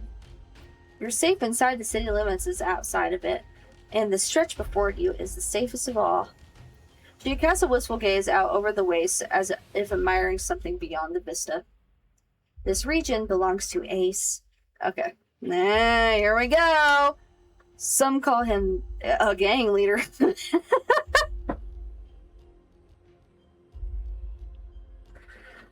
So, Ace is like the Silas of Love in Deep Space, like a mafia boss of a...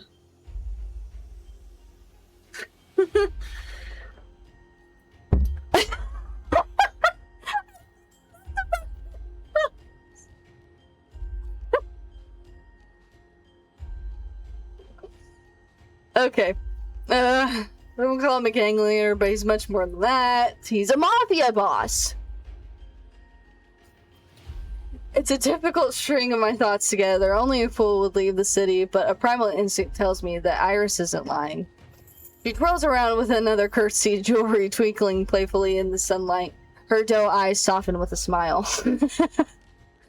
As I said, it's your choice. Thank you for coming this far. I hope we meet again, Dougal. I blink and she's gone. Confusion grips me as I look around, searching for any trace of her. But I'm completely alone with only the vast nothingness of the waste for a company. Did I just imagine everything? No, that whole encounter was real again. That primal instinct insists on it, just like it insisted on Iris's honesty. The sea spring is straight ahead. If it managed to cure Iris, I need to see. But it didn't cure! We just said that there was a gaping hole in the back of her neck.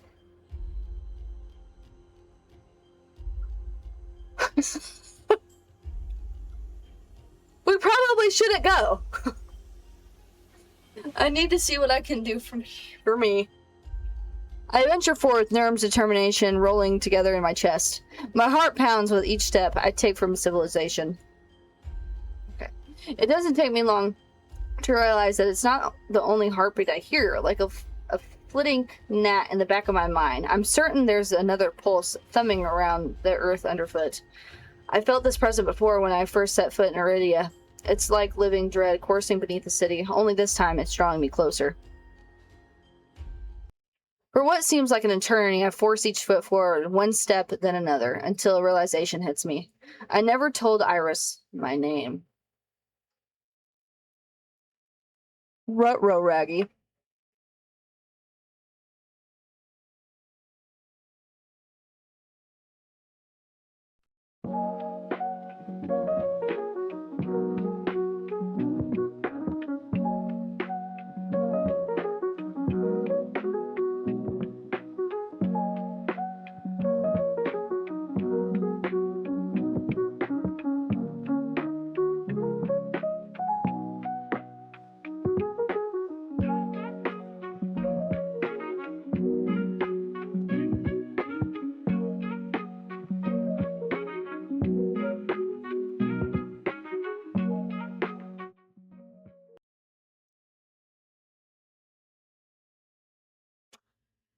You know, Riley, hey, Riley, so if you were here the whole time...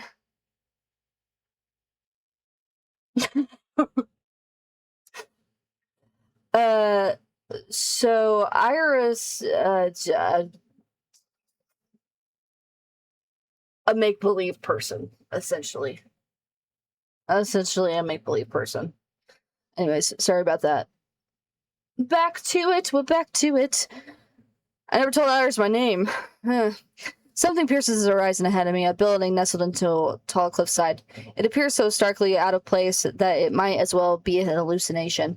Dripping with extravagance and adorned in honeyed mahogany, it's an ornate jewel of architecture. Dark silhouettes skirt on both sides of trees. I think until I'm close enough to realize what I mistook for branches were spikes jutting treadles. Soulless. Several of them watched me in the distance like statues. Just see Pax sprint in the background. Flashes of light of last night chased me. The gushes of blood and screams of death. Wait, dude, that was just last night. This has been a long day. We've met a lot of people. The smell of burning flesh and sour bile. I can't go through that again. I won't. Exploding into a messy sprint, I push my legs as fast as they'll take me towards the decorated building. The next thing I know, I'm dashing up wooden stairs and crashing through towering double doors.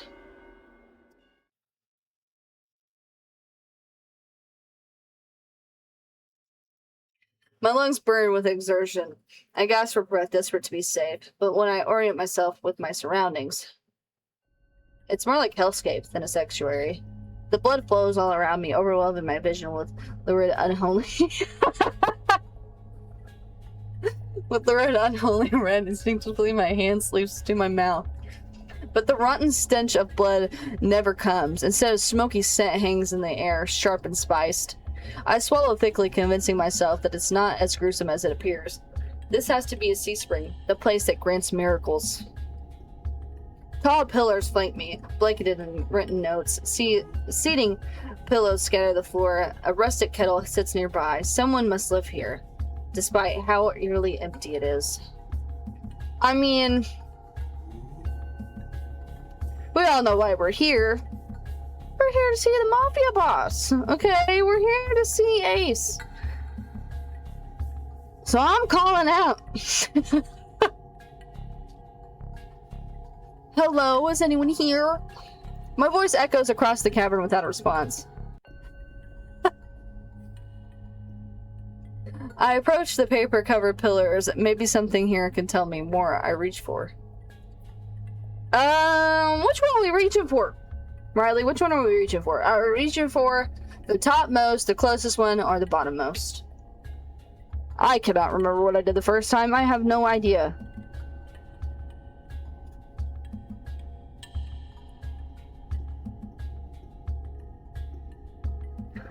What shall we do? On that note, what is that?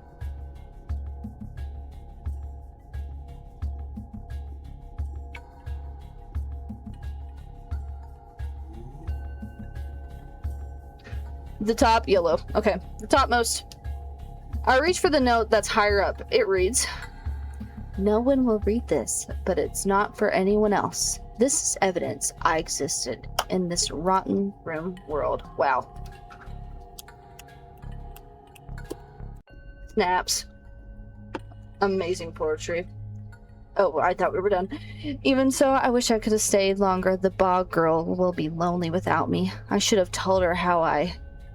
The rest is scratched out. I wonder who wrote this. Before I can ponder it further, a sharp chill runs down my spine. Something watching me.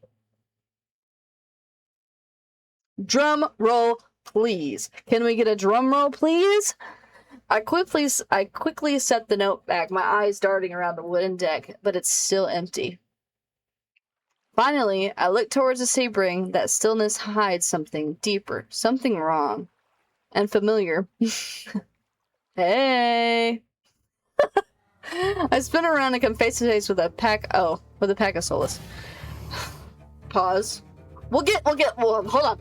The chat and the growl, turtles, spikes flaring threateningly, all different sizes and species but sharing the identical trait, glowing crimson eyes. I tried to take I forgot his soundtrack is banging. I try to back away, but my heel tethers into the sea spring. I'm cornered. Watch your step, it's a little deeper than it looks. That voice again. At the sound of it, solos freeze, their snarls quieting.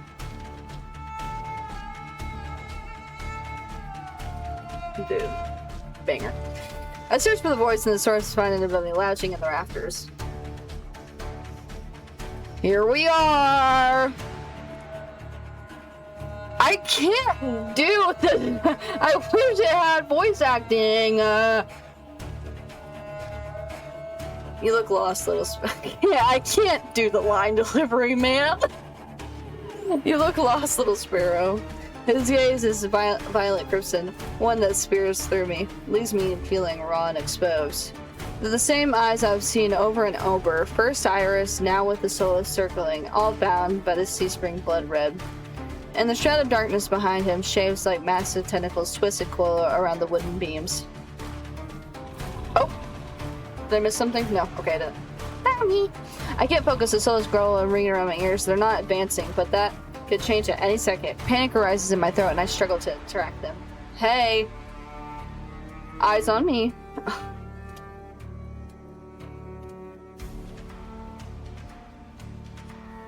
My stomach rolls as I tear my eyes away from the souls. Don't ignore someone who's talking to you. It's not polite. For a moment, anger knocks my fear aside. Who is this bastard?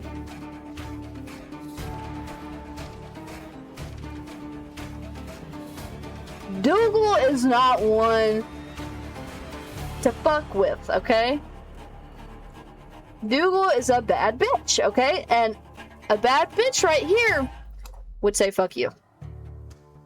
Alright? Hear me out. I look right into his unwavering eyes and hold his gaze defiantly. Fuck you, is that better? A crooked grin cracks across his face. We'll work on it. Absolutely. I scan the solos again. They really aren't attacking in our postering. Okay, sorry. More than anything else, it's as if they're waiting for commands. Did you tame them? Power of the Sea Spring. They're hungry, so they might bite. You could give me a reason to stop them. How about I didn't do anything wrong? Trespassing. And that's a punishable by death? He gives a non-committal shrug. I called out earlier to see if anyone was here. Were we supposed to play hide and seek? Didn't hear you. My voice stops in my throat. This bastard's fierce coldness is both infuriating and terrifying. I rack my brain for a way to diffuse the situation. Okay, yeah. Do go straight to the point, too. Like, I don't need your help, but I do need your help. Like, you're gonna help me regardless. So, tell me what you want. Tell me what you want. I'm not in the mood for guessing games. Your hands. Arms.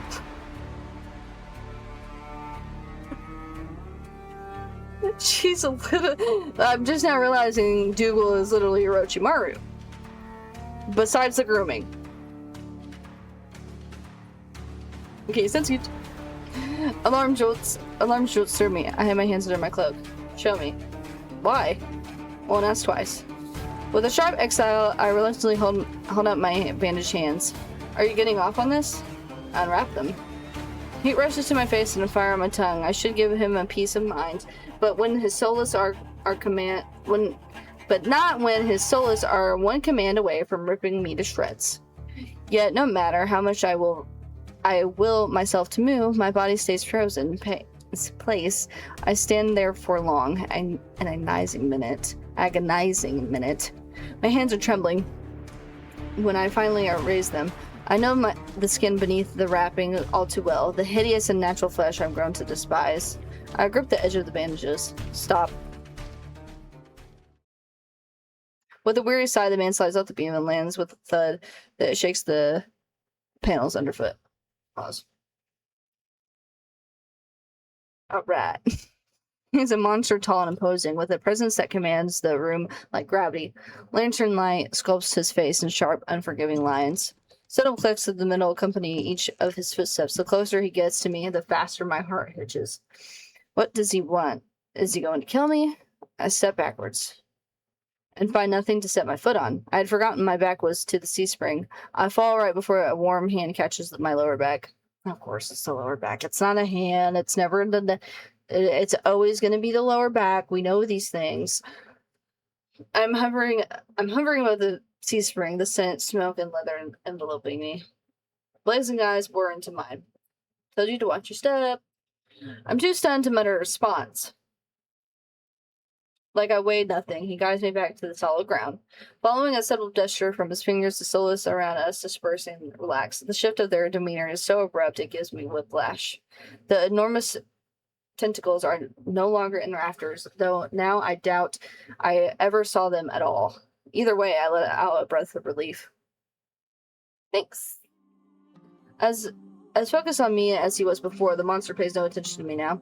He picks some seating pillows out of the walkways, checks the contents of the kettle with a scowl. Oh my... Soundtrack? Jeez.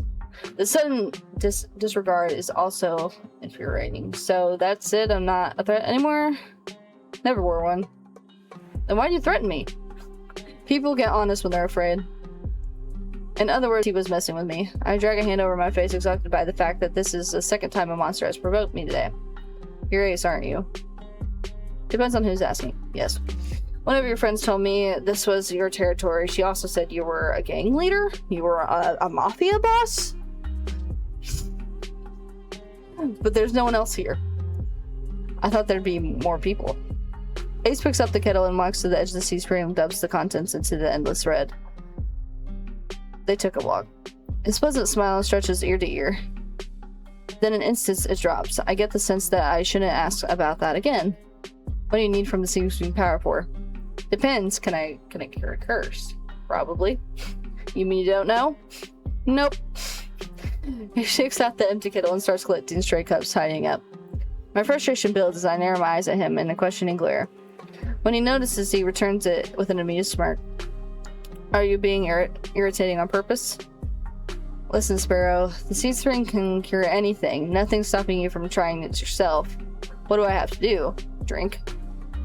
I have to drink from the sea spring? My eyes glide to the blood-like pool beside us. The idea of ingesting the liquid makes my gut churn. Is there a price? Always. Ace taps his temple with his finger. You lose it a little bit. That's it? You might have already beat it to the punch then. My humor earns me an amused fang grin. This is a little different. When you drink from the sea springs, you forget who you are. Oh, that's perfect, right? Your mind combines with everyone who's ever drank it before. Humans, monsters, soulless. One big happy family in your head. My blood runs cold. I've heard of these before. Group minds. My attendants used to tell me that my power granted people access to a higher plane of understanding. Group mind of my own making. All lies. But something tells me this is real, even if one thing doesn't add up. Your eyes are red too, but you obviously haven't forgotten who you are. Before I can finish my sentence, Ace strides past me and towards the entrance. Time's up, let's finish this later. Wait, already? You barely told me anything. Come on, a bad day. I've got somewhere to be. There are still so many questions burning at the tip of my tongue, but my frustration spills out before I can ask any of them. I was told to come here for help, but instead I get threatened and kicked out. You're joking, right? Watch your tone. I'm nice, but don't want to ruin the host's mood. My skin prickles. The feeling of being watched washes over me again. My dark eyes back over to this. My eyes dart back over to this ring. A lone ripple dances on the quiet surface. I take Ace's advice and clamp my mouth shut.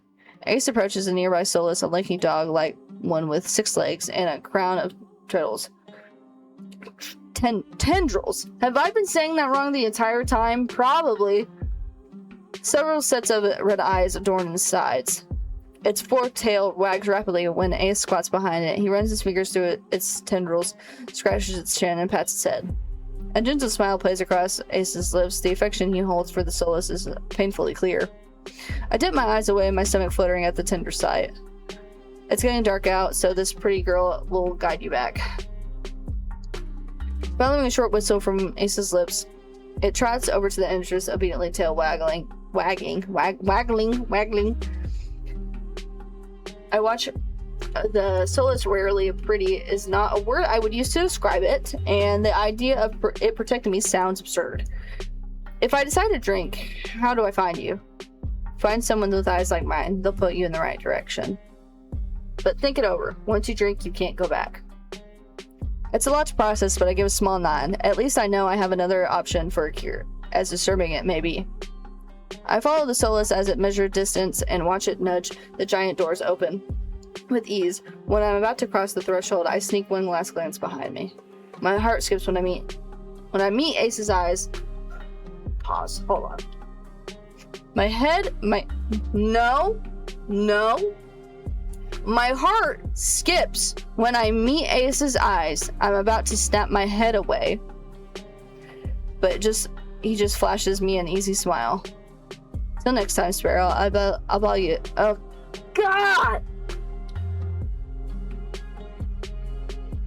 I need a lobotomy. Till next time, Sparrow. I'll buy you a drink for scaring you. God. I don't trust myself to do anything but respond with another curt nod.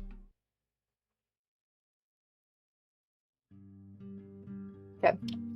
Outside, more Crimson Eyes Solus scuttle about. It's hard to believe it's the same threatening pack from before. They chase each other's circles, roll around in the bog mud.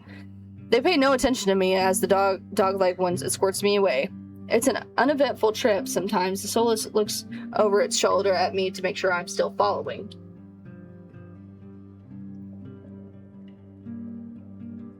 Dusk darkens the sky by the time we reach the city. I can't sense the massive heartbeat anymore. Maybe it was all in my head. The Solus sits canting its head at me with a familiar crimson eye. It's a good boy. It's a good girl, good boy.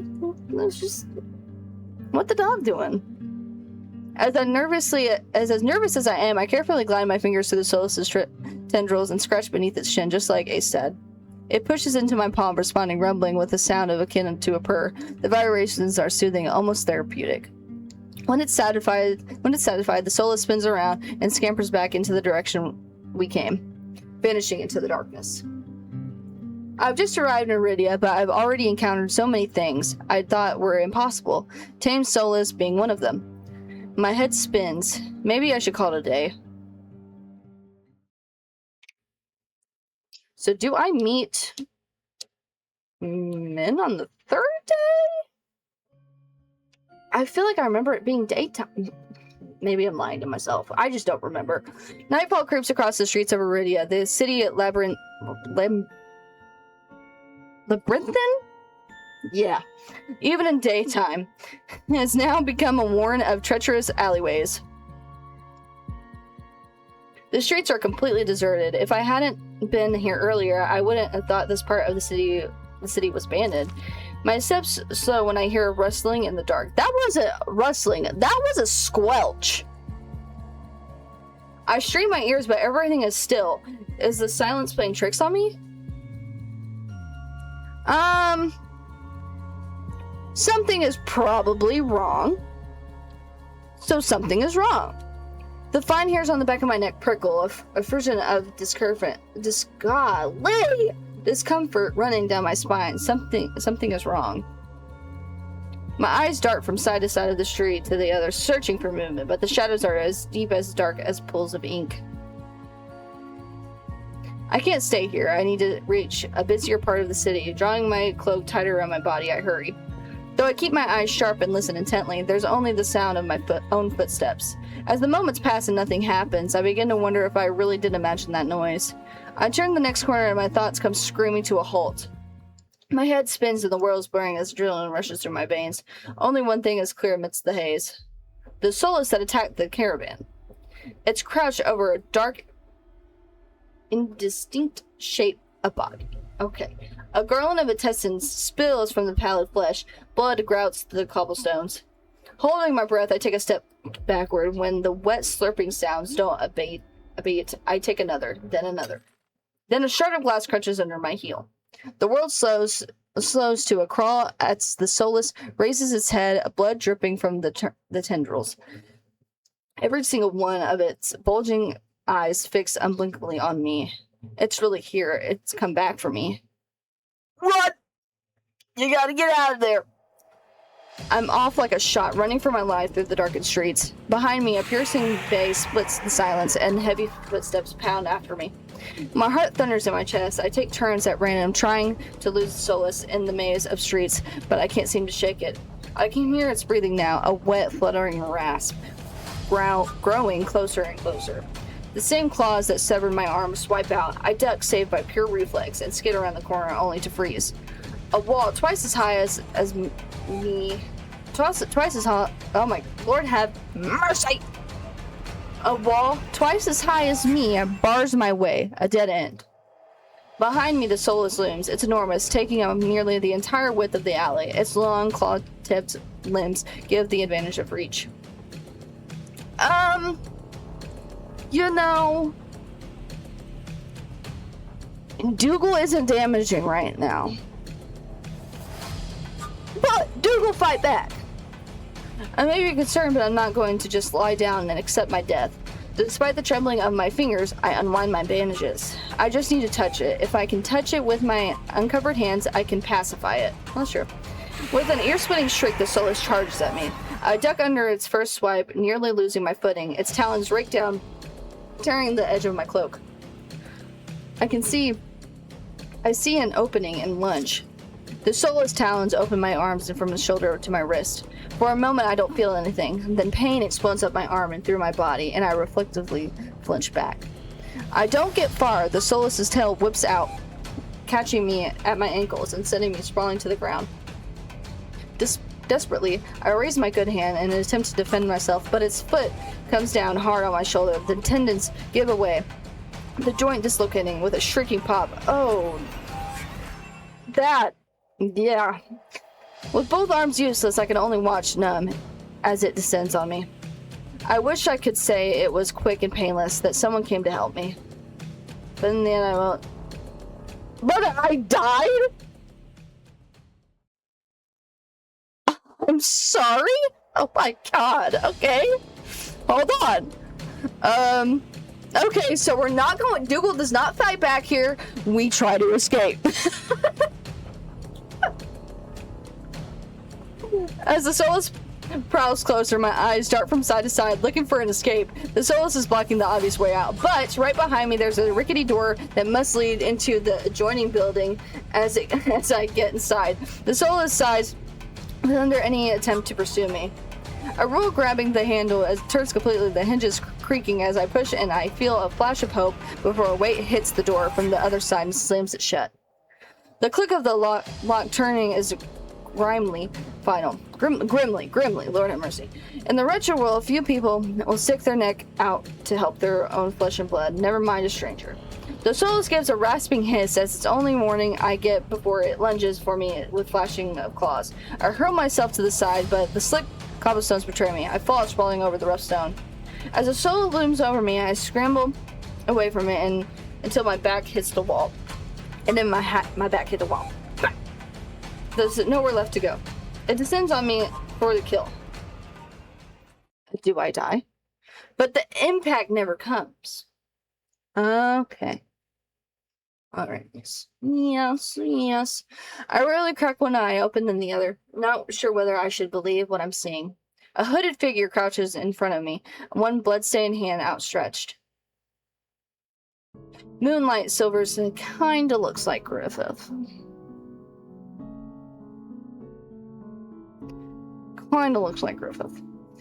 Moonlight silvers the edge of their stiletto knife. Their face and hands are splattered with blood. The Solus, my eyes dart past my unexpected rescuer to a mishappened form behind them. The Solus' many eyes, once restless and vibrant, now look dull and waxy. A red pool spreads slowly from under its body.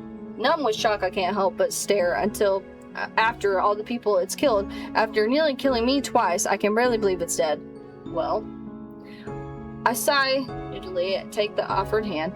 The hunter's gaze dips to my bandages, pale lips part on the brink of question, then close again. With the strength belying their slight frame, they pull me upright. Something about them is strange, unlike any human or monster I've never met. I can't quite place my finger on why, and that's a first. I can feel the tension in their grip. Their fingers tremble like they want to pull away. It's a sensation I'm all too familiar with. Despite their obvious discomfort, they pause for a moment, pale eyes sweeping over me. Not going to fall.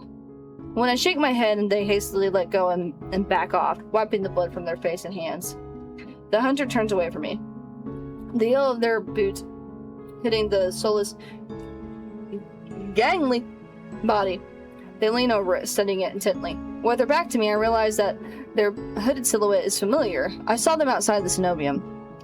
Vestigial or functional. I'm startled out of my thoughts when they speak, but they aren't looking at me.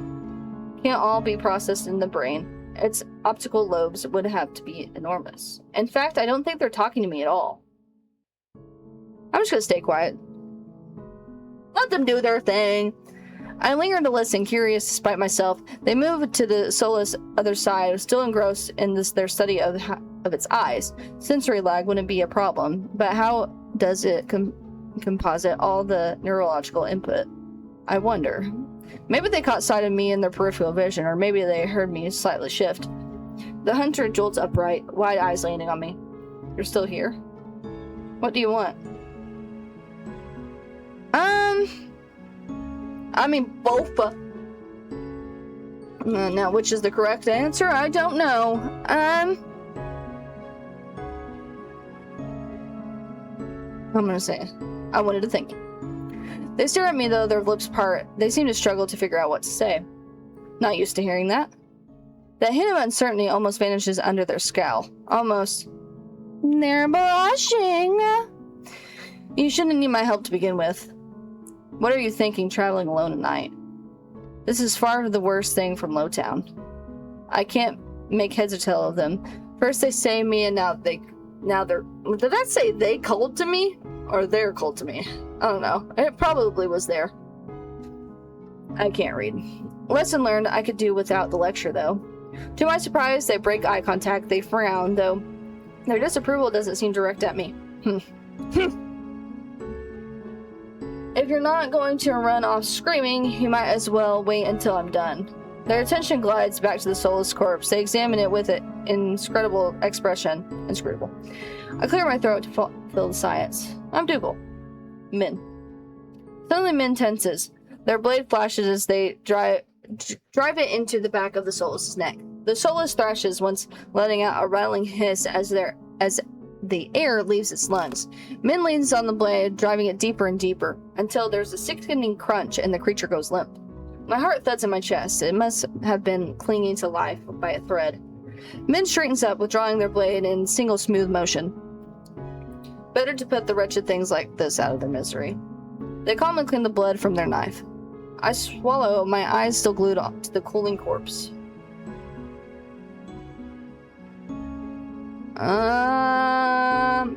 Probably not a scientist. Why are the soulless in the city? Min looks at me, eyes searching before realization dawns. You're new here. There's no walls around the city. Soulless can come in and go as they please until someone is contracted to stop them. The Cenobian patrols don't bother to protect Lowtown, not anymore. Let me guess, you're not a fan of the Cenobian? I wouldn't go that far. Either way, it looks like I owe you. Min's brow abruptly furrows and they sheath their knife, motioning for me to follow. It's not safe here. The vultures can smell death. I'm not quite sure what they mean, but I don't want to stay lost in the city. I trail behind them as they stride down the street. If it's so dangerous, then why aren't you helping me? I came for the bounty on the Solus, and you were in the way. Not killing you isn't the same as helping you. Don't count on being so lucky again, or you'll be dead by sunrise. The answer is stingingly harsh. I'm gonna say I just need to chronologies. I hold my hands up, trying to forestall any more snippy comments. Alright, I get it. I'd love to get out of your way, but I'm sort of lost. Dougal lost. Dougal gets lost a lot. I just need directions back to my lodgings. Their brow furrows slightly, they open their mouth, and for a moment I swear they look regretful. They sigh and shake their head. It's too dangerous at this hour. I'll take you to wherever you're staying. I wasn't expecting to get directions given their attitude. When they realize I'm staring, they look away with a huff. I'll be faster, that's all. I'll have a room at the Wetwick. At the name, Min's face falls. That gaudy cesspit. Oh, okay. Not a fan? It's full of drunks and idiots, what do you think? True, it doesn't seem like their kind of place. Well, that's where I'm staying. Are you taking back your offer? Min exhales sharply and shakes their head. This way. Min's route is completely different from my slow, early morning meandering. Their steps are swift and sure, even though all the streets blur together in the dark. You know the city pretty well. I grew up here. I think that's the first thing they've told me voluntarily since we met. Was it always like this? Min's gaze wanders, dragging along the dingy buildings. I struggle to decipher their expression. Regret? No, Heredia was never perfect, but it used to be a place worth living in. I can't make heads or tails of Min's answer. Heredia is the last bastion of humanity in this wasteland. Where else is worth living? The Wetwick's not much farther now. In no time at all, the shadowy alleys of Lowtown give way brightly lit avenues and crowds of lively people. It's as if half the city has poured into the Emerlis district. Colorful lights, laughter, clinking glasses, and music assault my ears every direction. Yet most of the noise comes from the Wetwick. Its doors wide open, bright lanterns frame a tall, familiar figure. Dougal? Then I see. It's hard to say which of us is more surprised. You know each other? Min is a freelancer who has done a few errands for me. They are quite reliable. Though I can't say I remember you ever escorting travelers. Dougal nearly... Okay, I need to make it to where their voices are deciphered. Okay, Min. Dougal nearly walked into the jaws of Solus. I thought bringing her here would be less trouble. If you're staying here, I take it that Leander was able to help you? As it happens, I was also headed in that direction. Shall we? Fine. He still owes me for yesterday's work. Min drags their feet reluctantly, trailing me into the tavern. We're hitting the club!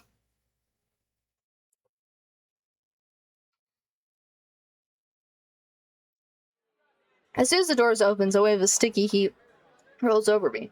In the hours since I left, the wick has grown significantly crowded. Kyrus stands a head taller than most. Even so, I nearly lose sight of him amid the sea of swarming bodies. Pardon me. As if on cue, the crowd parts. Kyrus glances over his shoulder and at Min and me before gliding through. How can anyone breathe in here? Min follows at a clipped pace. Behind the bar, Leander holds a pair of shot glasses brimming with luminous green liquid. Or does that say luminescent? Maybe. Lord have mercy. And now for the finishing touch. A flash of magic paints the glass white with frost. You'll never guess what's in these. He slides the glass across the counter, and I get my third and fourth shocks of the evening in rapid succession. Ace leans against the bar. Oh, the gang's all here. Ace leans against the bar, elbow propped up on the counter. He catches the glasses and lifts one to the light before turning it upside down.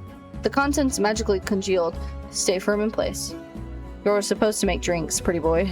Don't tell me you're wasted already. Beer perched on the counter beside Ace looks at the shot glass and shakes his head. What have we here? A bucket of boogers? Leander's nose treasure? You've eaten worse. Beer's lips twitch and his ears flatten. Offered a glass. Ace snickers. Coward.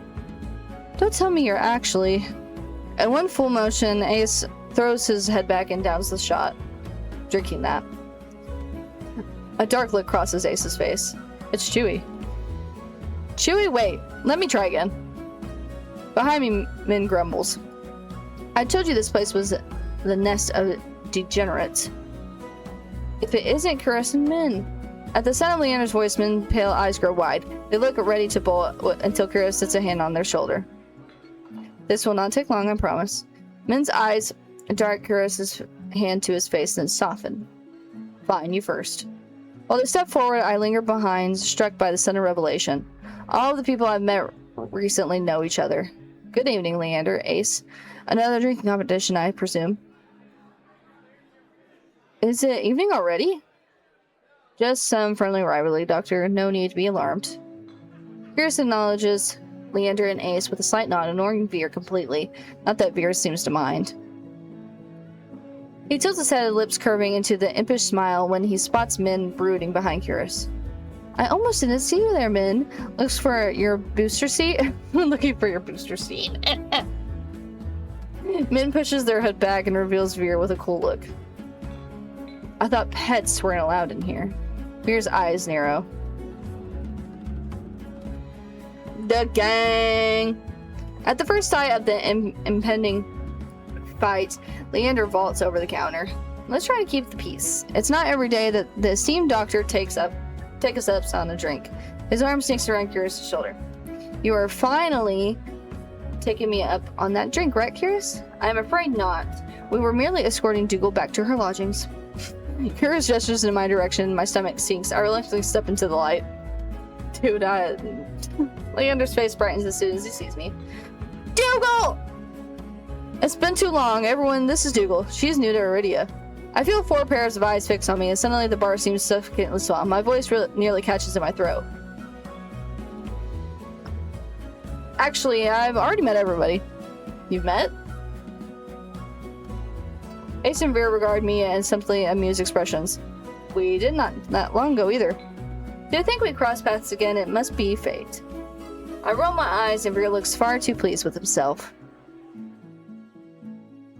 This calls for drinks. I'm fine.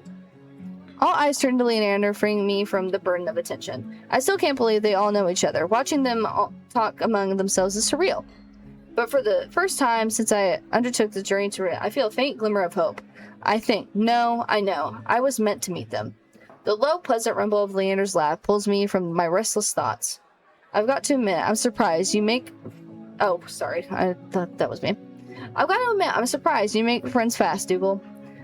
I wouldn't go that far. We're more like acquaintances. A wise man once said that acquaintances are merely friends you haven't shared a drink with yet. A wise man? You said that here last week. Min's lips curl with distaste. But Leander continues unprompted. Let's toast to Dougal's health. Care to join me, Doctor? Curious politely declines with a wave of his hand. How about you, Min? No. Are you? No. A resounding pop pierces the din of the bar. We all turn to find the bartender pouring a champagne from an old bottle. It's labeled with word blank. He hands the drink to Veer. When did they start serving champagne here? Veer pauses to lick the foam from his fingers with a coy smile. You don't mind, do you? In a blink, the concern of Leander's face vanishes. No, be my guest. But while chuckling, Leander shoots the bartender a questioning look. Completely disinterested in the company, Ace cans his head at me with a light smile. How about you, Sparrow? I did say I'd buy you a drink. No, my treat. Ace regards Leander over the rim of his glass in dim light. The glint of his eyes looked downright dangerous. What'll it be, Dougal? I'm drinking. We're having a drink with the gang. I'll take you up on that drink as long as it's no... as long... Dude. As long as it's not one of those green shots. Don't knock it till you've tried them. They taste better than they look. Somehow I doubt that, but I pulled my tongue. Min and Curious drift toward one end of the bar and both seem eager to leave. At a moment's notice, neither has ordered anything. Ace and Veer linger. Several glasses stand empty between them, and the two show no signs of slowing down. I think my choice is obvious. It's not a question. Stay with Ace and Veer. And it's not because of Veer. If Leander was an option, if Leander was with Min and Curious, I'd go over there, okay? Ace's eyes meet mine in a flash of red. He gives a smile that's too wide to be reassuring. Don't worry, Leander's more likely to slip poison into my drink than yours. Excuse me? He considers his cup and a tumbler of amber-colored whiskey. Leander's tried to kill me a dozen times by now. It's always a gamble. Vera looks my way with a half-lidded gaze and softened by his third glass of champagne. If I were you, I wouldn't let Leander put anything in my mouth. He grins, revealing the sharp white tips of his fangs. The Wet Wick is one of Iridia's finest drinking establishments. Allow us to treat you to the best this city has to offer. Might I interest you in a signature watered-down drink, or perhaps some stale nut leather? What? He gestures at the chip. Did I read that right? He gestures at the chip ceramic bowl filled with the spindly, speckled jerky that I can only assume is nut leather. No, I read it right. Nut leather. What is with that food in this city? If this place is as foul as you say, how come it's completely packed? It's not all bad, depending on the day. The food's edible. And he takes a measured sip of his drink. Gotta stick around for the real attractions, though. Before I can respond, Leander returns with his tumbler and sets it in front of me. A strip of orange peel bobs in the pool of thin red alcohol. I sniff the drink. To my relief, all I smell is sweet scent of pomegranates and the undercurrent of fermented fruit. Relax, it's just a local specialty pomegranate wine. Although, if you're feeling more adventurous... I shake my hand. Leander raps his knuckles against the bar until the group falls silent. All right, everyone, let's toast. May Dougal stay in Iridia be full of bright adventures and discoveries. Cheers. Leander, Ace, and Veer raise their glasses in unison. Min only crosses their arms and Curtis watches them with polite indifference. I tip my drink back with the wine is eye-wateringly strong. Despite a sharp, bitter edge, it goes down smoothly. One sip softens the edge of my vision. The next fades the din of the crowded bar into a low, persistent murmur. I find myself unwinding for what feels like the first time in years. Aren't you a popular one, Dougal? You must have met Curious first. Yeah, you know that because I told you that he told me to come here. How much have you been drinking? It would be more accurate to say that I found her. He saved my life. I merely performed my duty as a doctor. Although I'll admit, I was confused when I woke up naked. Leander makes a choked noise somewhere behind him, mid-size. It's not what you think. Dougal was in grave condition. I could hardly treat such injuries through tattered clothes. The silence that follows stretches uncomfortably long. I look away, unable to face Curious' disappointment, and catch Veer snickering behind his hand. That's my cue to change the topic. Curious isn't the only one who saved me today. Don't you listen? I didn't save you. You were simply there. That's been for you. Leander reaches for Min, but they duck under his arm with a practiced ease. As reliable as they are moody. You're one of the talk considering you neglected to warn her to stay off the streets at night. Well, of course I warned her, I think. Min's only response is a short breath. At any rate, I never got the chance to thank you, Min. But I did, though. I did thank you. Don't the Solus alive, the better. Wait, what? Don't. The less Solus alive, the better. Okay. Min's eyes flip back towards Ace and their lips twist. Ace is too busy nodding along to Veer's enthusiastic pantomime of stabbing. What? What? I've had enough of this hellhole. Let's go. Min and Kira share a brief look, then the doctor speaks up. Very well, but there is something that I must discuss with Leander, if you'll excuse us, Dougal. And just like that, the three of them depart, leaving me alone and savor my drink in silence. Or so I think until I hear a voice so soft and low, it's practically a purr. Lost your tour guide. I turned to find two pairs of slit eyes trained on me. It's not... what? It's not lost on me that Ace and Vera chose to pounce the instant the others left. Of course I'd be stuck with the two most... I did choose them. Okay. Of course I'd be stuck with the two most irritating people I've met all day. Monsters or not, there's no telling what I'll do if either of them push me again. Don't tell me Leander already snuck out back to get his...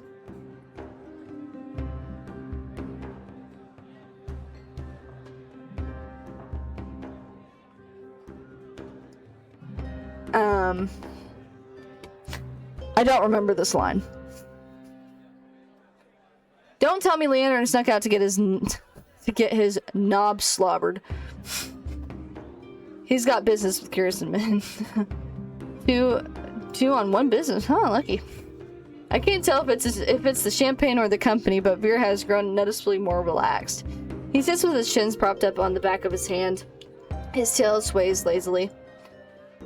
Why are you so far away? Come join us. He pats the empty bar stool up beside Ace, but I hesitate. Yeah, I ain't doing that. The smile Veer wears is sweet and distinctly sly, and with the drinks in the mix, I dread how he and Ace will mess with me next. Yeah, we don't bite. I'm not so sure about that. He already tried to rob me, and you threatened me. Me steal? You must be mistaken. You sure it was me? Yes, it was you. And then you had the gall to kick me out, so you could go drinking. Ace gives me another one of his shrugs. Had to give you a reason to come looking. Miss me already? I stare at him flatly, unimpressed by his deflection. Veer suddenly leads towards me. Gossamer... What? Huh? Gossamer's sleeves... I don't know what that word is. Sleeves pulling where he rests his elbows on his knees. Ace sets his hand on Veer's waist, narrowing, preventing him from tipping off the counter. Okay. I'm afraid we got off on the wrong foot. How about we start fresh, Begin with the proper introductions and whatnot. I'll start. The name's Veer. I'm a Solus hunter of no small renown. Veer's hand flutters to his chest, and he bows his head, flinching when the hair falls over his eyes.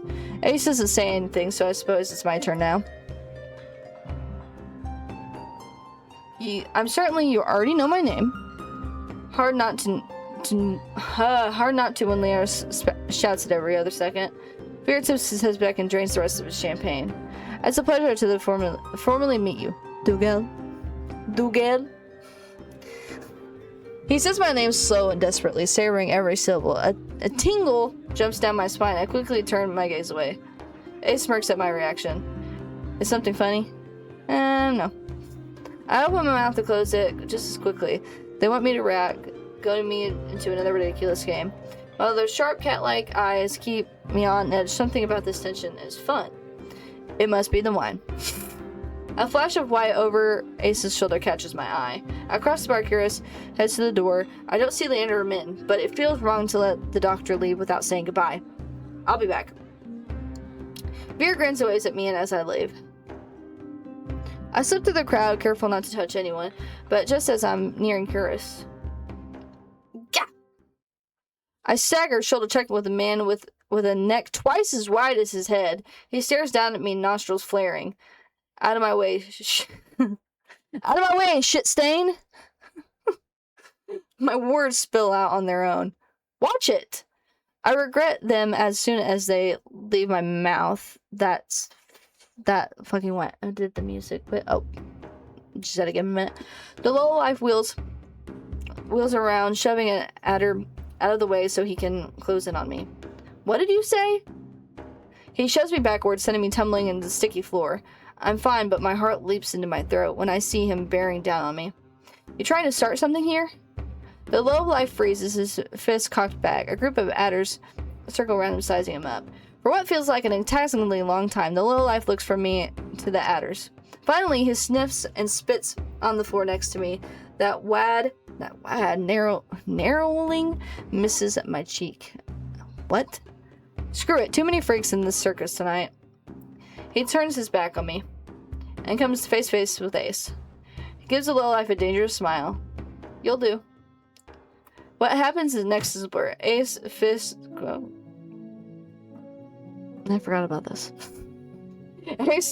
Ace's fist crashes into the man's jaw, causing a frenzy of gasps, shouts, and even cheers. I scramble to my feet as the frantic crowd swarms around me. Through the ruckus, I hear Leander shouting, "Take it outside, Ace. Everyone drinks are on me." With that, the wick erupts and hoots and cheers. The ring around me disperses, God, as adders and onlookers rush toward the bar. Through the thinning crowd, I catch a glimpse of familiar faces. Ace vanishes out back, dragging a lowlife behind him. Oh, okay, this is where my choice. Curious lingers near the door, searching, I suspect, for any wounded before he departs. Min draws their hood up tight as they duck outside a door. While Vera leans over the counter to swipe a glass of wine behind the bar, and Leander seated on an opposite end of the bar, gestures dramatically and unapologetically at the bar. Lord have mercy. Alright. In a heartbeat, I realize that there's no telling when or if I'll see any of them ever again. Whoever I pursue may be the last person I speak to tonight. I follow. Here we are. I'm going down the list. I'm just gonna go down the list. We're going to Ace first. That would have been my first pick anyways, but luckily he was just the first one on the list. Morbid curiosity draws me after Ace. I slink out the back of the wet wick.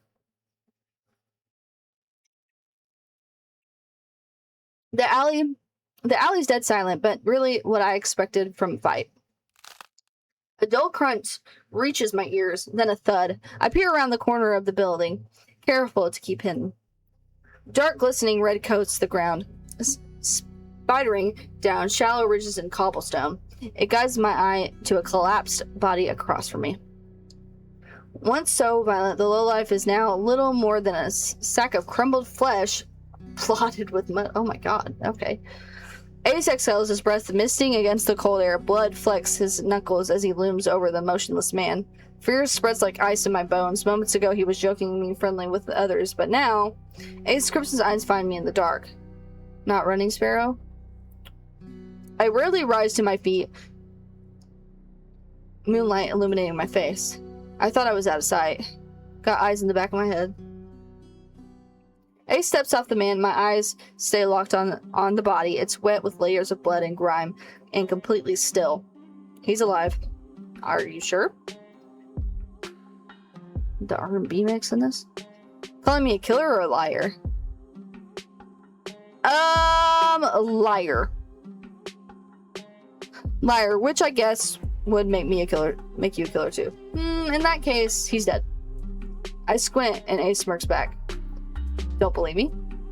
To be honest, it's hard to believe anything coming out of your mouth. I'm a liar, after all. Ace tries to rub his red knuckles clean, but ends up smearing the blood around more. I keep making bad impressions on you. I didn't know you cared about my opinion. Just prefer you didn't piss yourself when we talk. Annoyance bubbles in my chest. Well, I'm not pissing myself, even with your bad impressions. Like the first time we met, Ace just chips away at my fear, replacing it with irritation instead. He kneels beside the lowlife and frisks him. I can't help but wonder if the crime was worth the punishment, but I hold my tongue. Definitely, Ace's hand searched through the man's pockets. It doesn't take him long to find his prize, a cigarette and matchbox. He strikes a match and sparks to illuminate his angular features with a golden glow. It's distracting for a moment, but my gaze inevitably drops back to the muddy cobblestone. Sure, whatever, I didn't read it. You're just gonna leave him there? Ace draws from a cigarette and he exhales heavily, smoke circling past his lips, breath and sweet spice scent. As the tension melts away, he looks at me with cool-lidded eyes. Should I give him a blanket? Unbothered by the maybe corpse, he takes a seat on the crate opposite the bar. I stand awkwardly forgetting why I came out here in the first place. An unpleasant silence stretches between us. Weather's nice. Cold, murky, humid, he means. I want to believe he's teasing me, but for all I know, this is a pleasant Floridia. Was Princess good company? Who? He takes another long drag. His metal ring catches the light of the cigarette in a flash of red. The solace who escorted you back. You named it Princess? Jealous? I return his smile. You have no idea. I think your nickname's more fitting. Sparrow, not sure where Ace got it from. Maybe I should tell him to call me by my name, but it's kind of nice. No, it's not. Not that I'd ever tell him that. Before I can dissect my feelings, I quickly change the subject back to the solace. So she was cute. I mean, I petted her. I petted her in the chin. She liked it. She was kind of cute in a weird way. I glanced at that absently at my hand, remembering how she nuzzled in my palm. Ace's eyes softened for a brief moment. Her tail wouldn't stop going when she got back. The group of them don't get much attention. Thinks she's cute now. Wait till you see her tricks. You taught her tricks? Princess is a smart one. She'll learn anything if you have the right rewards. Sounds about right. The idea of a tame solace is still so outlandish to me. I was attacked by a mindless, bloodthirsty beast, and he's talking about them like they're pets. But it's possible because of the sea spring. I need to get the answers he wouldn't give me before. I carefully take a seat beside him on the crate, contemplating my strategy. Ace doesn't seem to mind. He closes his eyes, tilts his head back against the wall, relaxed. Without the pressure of his intense gaze, I feel myself ease up as long as I keep my attention away from the bloody heap across from us. Yeah, the bloody body across from you. I glance over at Ace and let my eyes linger. A sea glass color tattoo spirals his arm, painting over grooves of his muscle. Silver jewelry glints up in the moonlight, drawing my eyes to his bare chest, rough hands, and carved jaw. His ears, his horns, his pupils, everything about Ace is sharp, even the fangs that only show when he grins. But my attention's drawn back to the tattoo. Something about it feels unnatural, as if the tendrils move when I'm not looking. Oh, shart. What's your verdict? I whip my head in the opposite direction. What verdict? Good along, good look. Are you impressed or do I need to work? My face grows hot. I've seen worse. I guess I've seen worse. He responds with a low chuckle and draped in smoke. Keep staring then. My embarrassment spikes without thinking. I blurt out a new topic. I have a question about the sea spring. The boredom eclipses his amusement in an instant and he closes his eyes again. Of course you do. I thought I made myself clear about what you'd be giving up. Yeah, before you kick me out to go drinking, I still need to know more. My turn for a question. It sounds more like an order. I bristle under his narrow gaze. Fine. He takes a long pull of his cigarette and lets smoke trail slowly from his nose.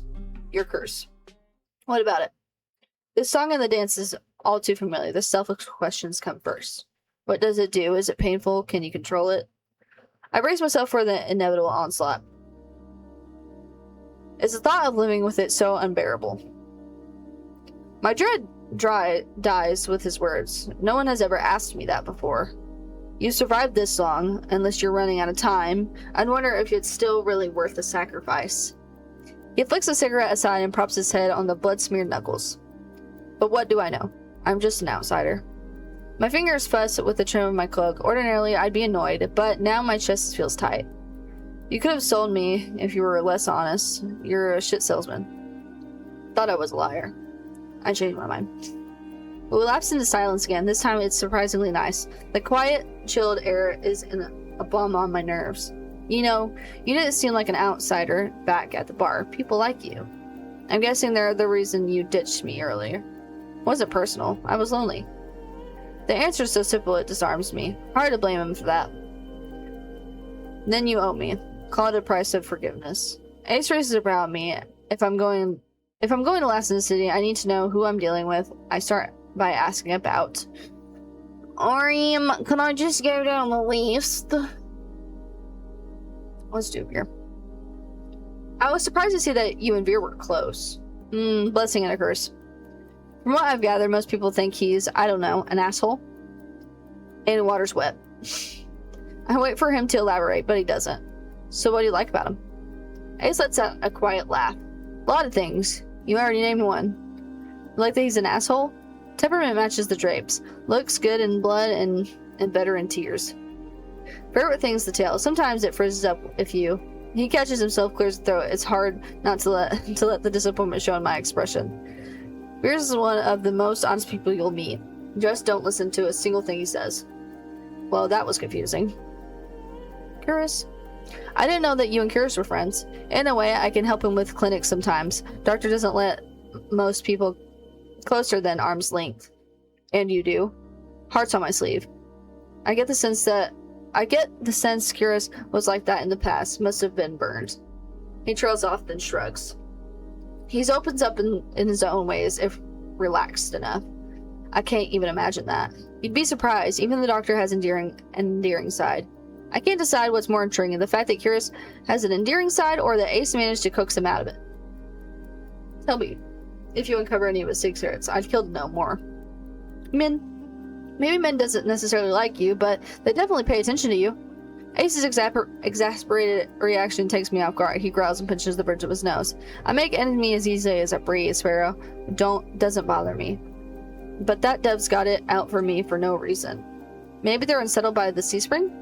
It's not about that. It goes without saying that they've got some issues. Don't think they understand that you catch more flies with honey than vinegar. Honey has left a bad taste in my mouth in the past. It could be the same for them. At least you're capable of conversation.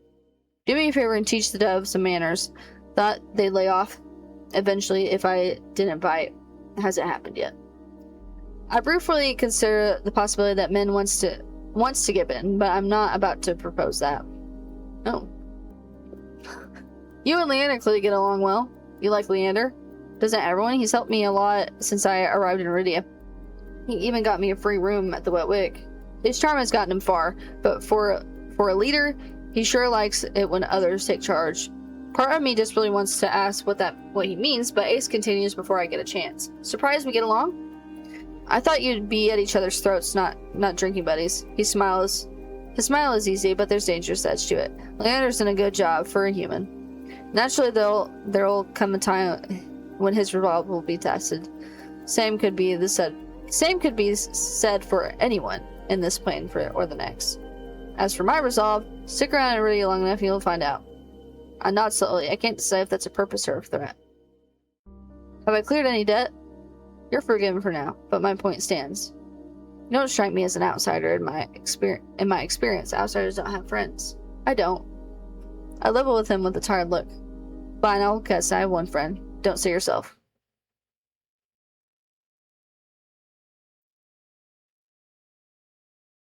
Acudius? Osidus? Maybe. As long as he says the name, a thick wave of unease runs through me. The same sensation I felt at the sea springs and the outskirts. But as quickly as the sick feeling hit, it dissipates, leaving me eerily numb to the prickling cold. Who's that? My friend. It lives in my head. It lives in your head? Ace taps the table with his finger. Right here. Scared you off yet? That'd be the third bad impression I've made on you today. I'm stunned for a moment, processing what he's just told me. But I burst into a fit of laughter. You're serious. He grins at me through his fangs. Deadly. It sounds so fucking absurd, especially on the top of everything I've gone through in the past 2 days. It feels like I'm living a fever dream. I've come close to death more times than I can count. I've encountered tame, soulless, and horrifying... What? I don't know what that said. Nope.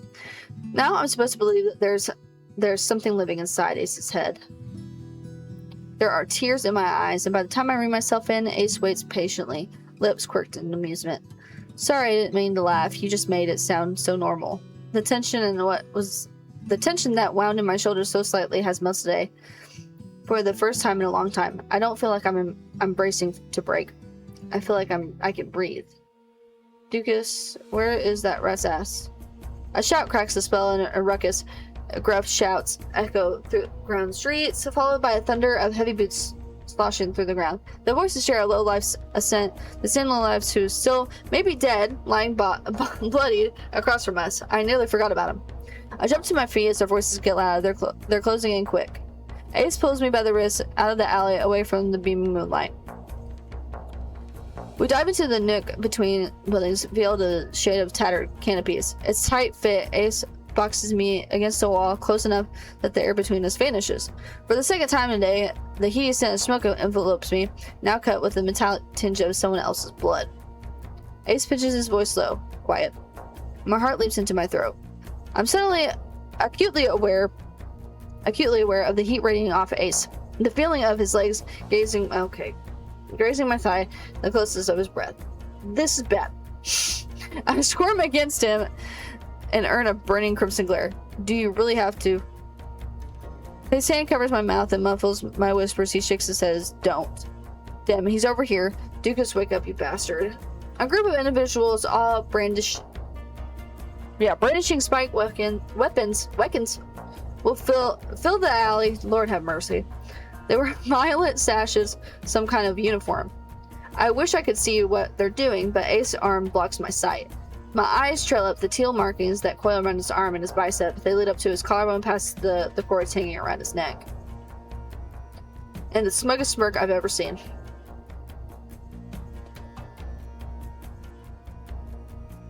Because when I just played the demo, that's the question it freaking asked. And reading it in this context, I know the first time I played this, I chose bite. I chose bite. I move before I can think, and my lips parting, his teeth sink into Ace's palm hard. He winces and flashes across his face. His hand leaves my mouth, and I gasp for air. My breath is rapid from adrenaline, but it's only when I lick my lips when I taste the metallic tangle of blood that I realize I broke skin. The panic builds in my chest. My body tenses, bracing for his reaction. Every movement he makes is slow and deliberate. He cants his head, leaning closer to my ear, and no, I can't read this.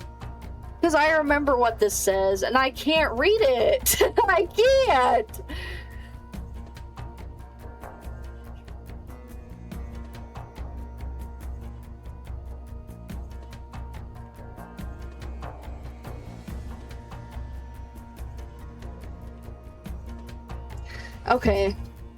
Okay, I can do it. Okay. He's supposed to do his hair. How's he moving around? Can I say? At least someone drew blood today. What? At least someone drew blood today. What? A hot thrill jolts through me for a heartbeat, and I forget. I thought it was going to be a lot worse than that. The voices in the alley grab Ace's attention this time. Shit, he's got more broken ribs than whole ones. What kind of freak did this? Fan out, find who one is responsible. You three take Dugas back to the base, and at least he's still breathing. The alley clears out, his footsteps rush away. We stay still until they're distant, melting into the rebel quarter. When we finally step back into the moonlight, the night air is ice on my skin.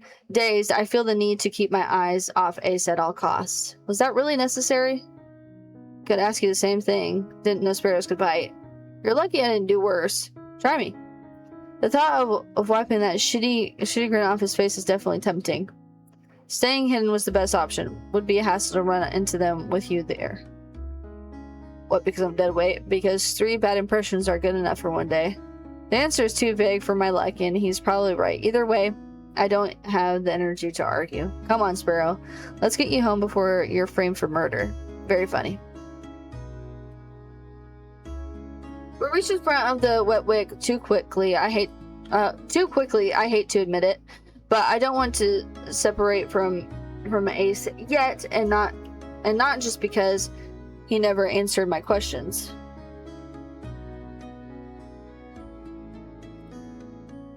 He's infuriating as much as he makes me feel on edge. He can also make me feel safe, secure somehow. You know where to find me. At the creepiest place in the world. Take your time before you decide to drink. I happen to like your shitty attitude. It takes me a moment to process that, then my eyes slither down to my feet. I'll keep that in mind. When I glance back up from the ground, Ace is already down the street, disappearing into the throng of people. No fanfare, not even a wave. Asshole.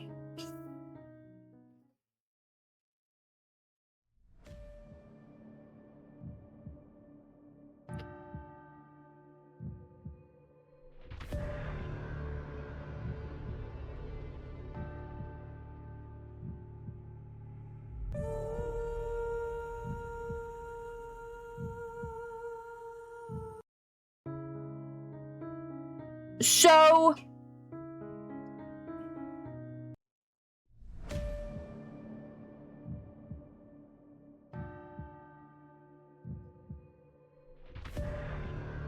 okay.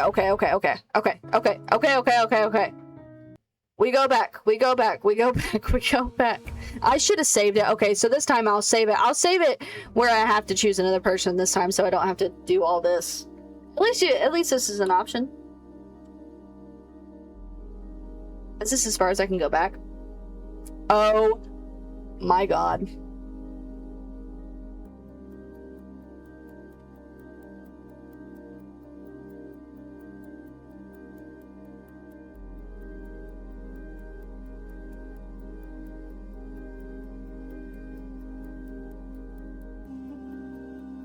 I might curl myself. Idiot!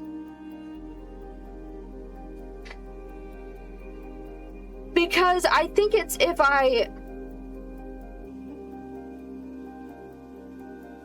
And I'm pretty sure I did the same thing last time.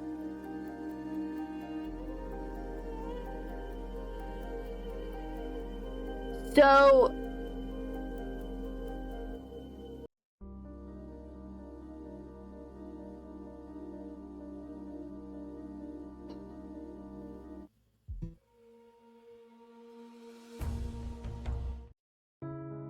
Hey, that's neat.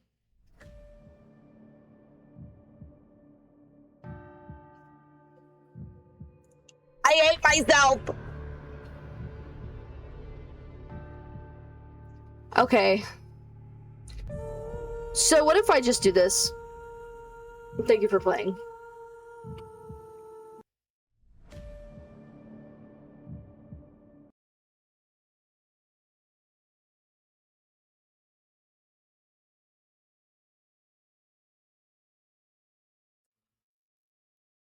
Oh. Could I possibly just go back through the whole thing? And I think the game just crash. So and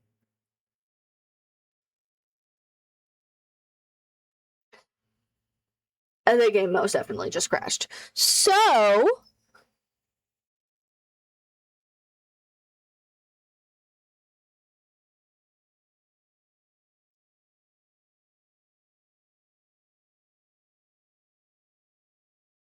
never fear.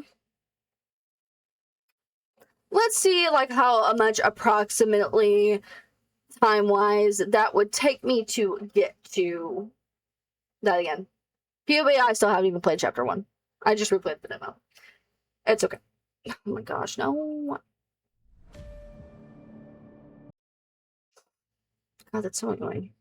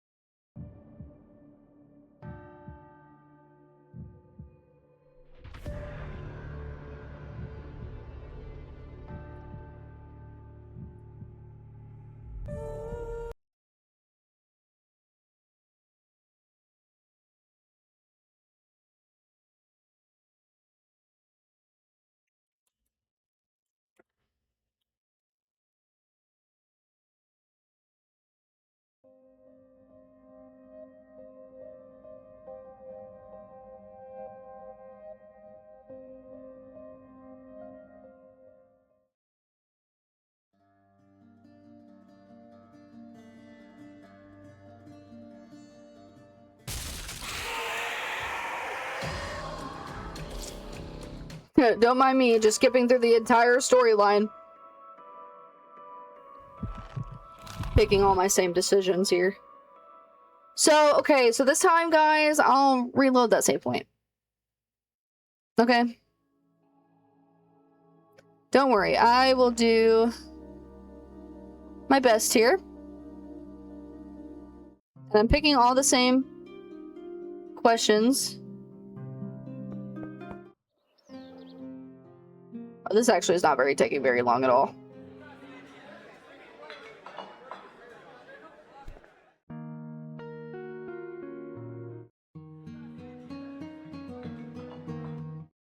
Picking all my same decisions.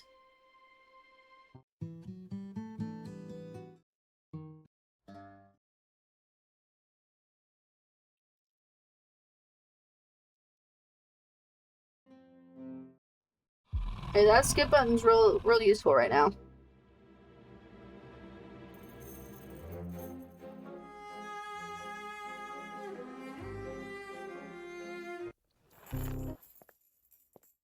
Because I don't know how much the character discussions affect the story.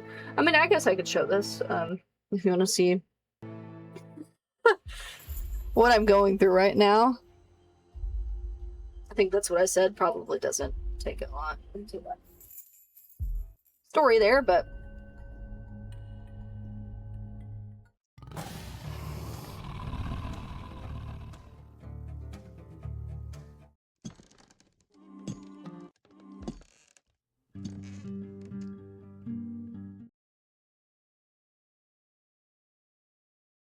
okay, then men, yada yada, yada yada da.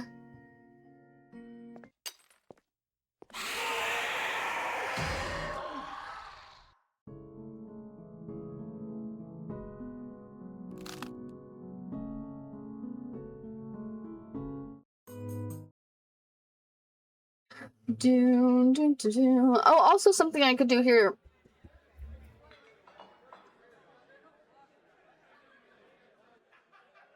Is I can probably skip because I probably have like decisions in between that.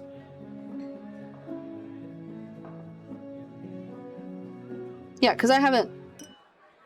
Hey, hey, hey, hey, hey, hey, hey, hey, hey, hey, hey, hey, hey.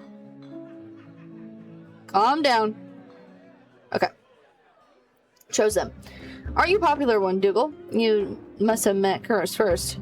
It'd be more accurate. Okay, so we did. Yes, we did.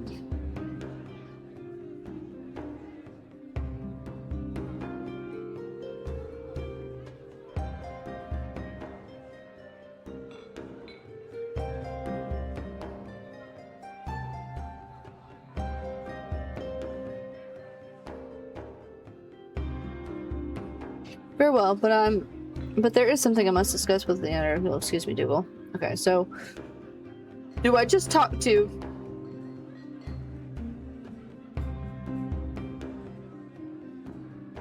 Okay, I'm not worried about it.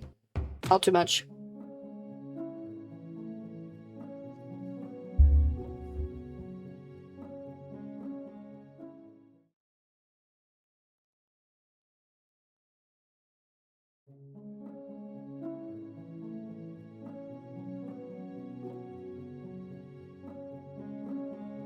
Got it. It's okay. It's fine. It's fine. Hot uncurs his heels. Squeeze out of the bar. Everyone I met, he seems the most likely to help me, and the least likely to murder me on a whim. He said I could go to the clinic whenever I needed help. Time to see if he's a man of his word. I breathe a sigh of relief once I'm free of the crowded bar. Hearing me, Kira's turns my way. Dougal, I take it the Emerus district is not to your liking? If nothing else, it's widely different from this secluded temple where I spent most of my days. It's a bit overwhelming, but that's not why I've stepped out. You do require treatment after the fall, do you? I scowl up at him and he holds out his hands in the mollified gesture. I apologize, Dougal. Please continue. There you are. Someone cuts across me towards Chorus, stopping us in the middle of the street. Even in the dim pink haze of blankets and everything, there's no mistaking her oppressed white form.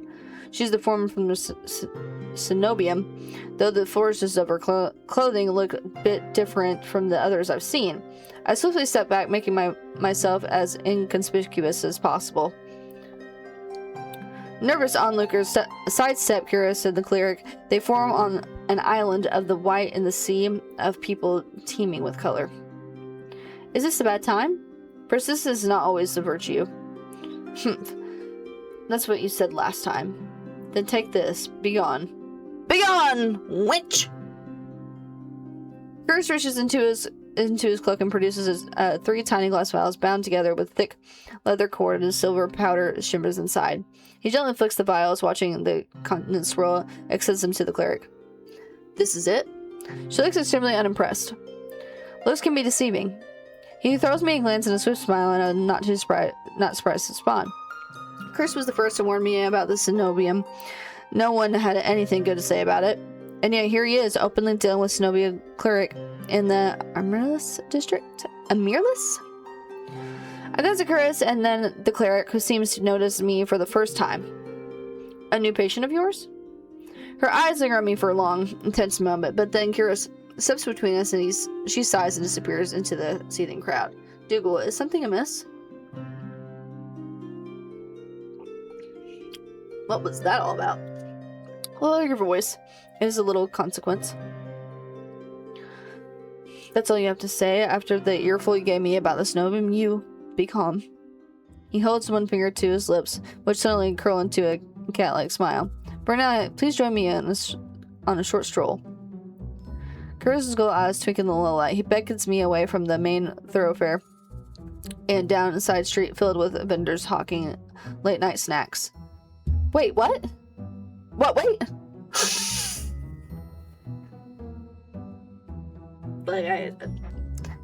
It's a problem. Powerful, curious despite myself, I hurry after Curtis. Each of his long, graceful strides easily doubles mine. I catch a glimpse of his gleaming white coat as it disappears around the corner of the street. The moment I catch up, the enticing scent of freshly baked goods flood my nose. My stomach rumbles loudly. 1 honey pistachio cookie, please. Coming right up. Without breaking his swift pace, Kira plucks the sticky confection out of the merchant's hand and offers it to me. The heavenly smell makes my stomach rumble again. I take a bite without hesitation. That's delicious. Curious watches me with an indulgent smile and notices he hasn't gotten anything for himself. You're not hungry? Do you concern yourself with me? He stops mid-sentence, his eyes darting back the way we came. The hairs stick up on the back of my neck. I turn just enough to peek over my shoulder, hoping I don't look too suspicious.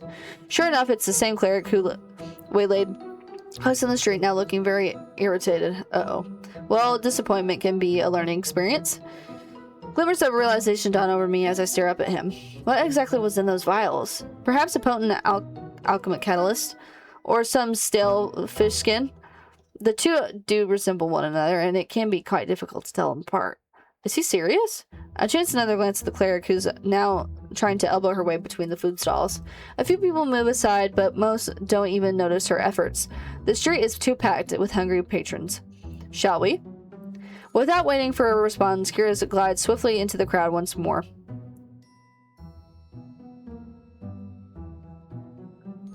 Is there a point in all this running around?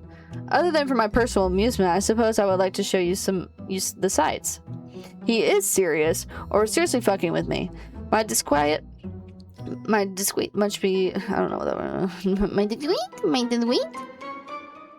Oh. Sorry, I accidentally rewind. Wait.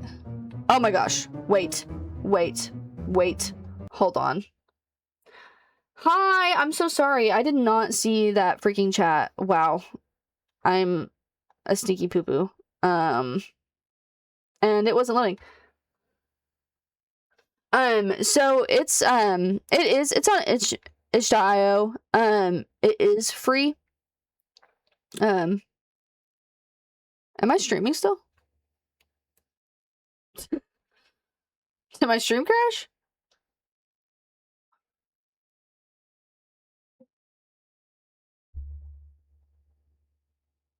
Okay, yeah, I'm still live. I don't know what my computer's doing. But yeah, it's on itch.io, and you can put money towards it, or you can choose not to. But basically the first chapter got released of it today, but I could not remember at all the demo.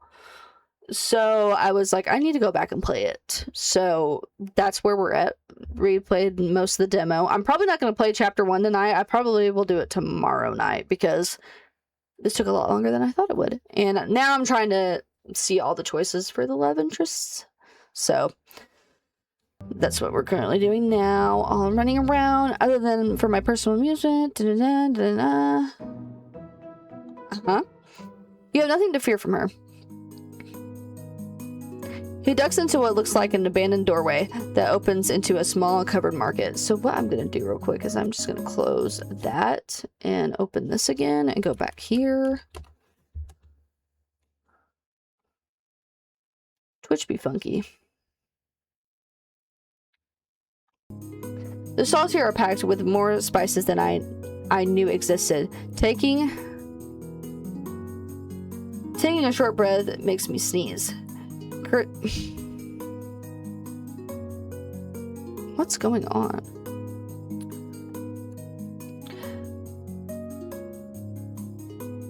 He looks up from the display of livid red leaves, each as long as my forearm. You said I have nothing to fear, but everyone in Iridia seems wary of the Snobium. People fear the obvious trappings of power, wealth, force, or an instantaneous. For my part, I find such trappings disappointing. The Cenobium once had great potential. They squandered it decades ago in the pursuit of trinkets, pleasures, and petty tyranny. Their narrow, prosaic... Oh God, why did I choose to even talk to him? Interests have rendered him blind to all else that moves. I think that's the most I've ever heard Curtis say on any topic. You sound like you know them well. Curtis lets out a long, low sigh. You miss little Dougal. Familiarity breeds contempt, and I am more familiar with the Cenobium's crude methods than I would like to be. Now I'm getting somewhere. Something beyond a vague warning or swift deflections. I decide to press the point while I have the chance. Familiar how? Curtis stops in front of the pickled fruit display, and I nearly run into his back. He steps aside at the last moment and rests his arm gently firm on my waist. I tense, and he is careful to avoid my bandaged hands. Our pursuer refuses to take no for an answer. Again, I thought we'd lost her in the crowd. I crane my neck to look for the cleric, but Curtis shakes his head. This way. The next street over is a home to the high-end brothels, with steep stairways and shadowy passages, perfect to the discreet trilist or longing persistent tale. Oh yeah. Yeah. Pink curtains and painted facades sprawl around like a giant colorful warren. It only takes a few more twists and turns down blind alleys and narrow walkways before I'm completely turned around. Curtis, however, seems to be following some map in his mind. He takes each turn with swift confidence, guiding me with occasional nudge. The passages between teetering buildings are narrow that we have to slink through single file. Gosh, just a little further. His effortless grace is almost infuriating. He takes every ounce of a concentration I have to avoid tripping over the loose tiles, discarded clothes, and unattainable rubbish. Meanwhile, Curtis's long legs seem to float over every obstacle. His clothes are still pristine despite the soot-stained walls around us. How the hell does he do it? I'm still trying to puzzled out when I realize how warm the alley has become. The tiny gap between Curtis and the radiant heat, like a brilliant midday sun at the peak of summer. With a start, I realize it's more than physical warmth. The sensation calms my nerves and quiet mind, and the closest thing I've ever felt to a comforting embrace. Dude, you know I'm picking the red option every time, so I'm assuming each one gets a red option. And if that's the case, like, yeah, I'm picking the red option every time. And see, oh, I'm so sorry. I apologize. Can I? Okay. I'm gonna put this right here so I can see everything. Instant and long overthrow reason. I watch as I, in slow motion, when my vision reach fingers for his. This is why I risk my life and limb, isn't it? Chasing a cure. A false hope of safety and warmth. Curious turns just before I brush the hem of his sleeve. A common sense of reasserts itself. Dougal. I wanted to leap back and bury my hands in my cloak, but those golden eyes pierced through me, sticking me to the ground. I'm so sorry, Shh, you've done nothing wrong. His long fingers crossed around my outstretched palm. My imagination conjures wild images of his touch, sparking a flame, rendering cotton cursed flesh into ash. Instead of taking infinite care not to disturb my bandages, he lowers my hand. Follow me, we haven't nearly lost our pursuer. Okay. Oh. We emerge on the opposite side of the Amaryllis district. Warm light dances across the river from all directions. I approach the edge of the water transfixed. It's incredible. Iridia holds the beauty and the horror in equal measure. Did you enjoy your impromptu tour? Relief escapes me as in a tired laugh after narrowly escaping death. Playing keep away from the Cenobium cleric almost seems normal. It was a nice change of pace. He laughs too, a soft, pleasant chuckle, completely at odds with his usual cold demeanor. Are you sure we've lost her? She will not decide to follow us this far. What? He sounds confident enough. I was starting to wonder if we'd have to make a full circuit of the city to ditch her. A flicker of lamp light falls across the shore, softening his features. I should escort you back to the lodgings. It will be unwise to let you go alone. What about you? Are you staying at the Wetwick? Of course not. Then you're not going back to your clinic alone. You just said that was a bad idea. He pauses and stares at me, and then his expression relaxes into a gentle smile.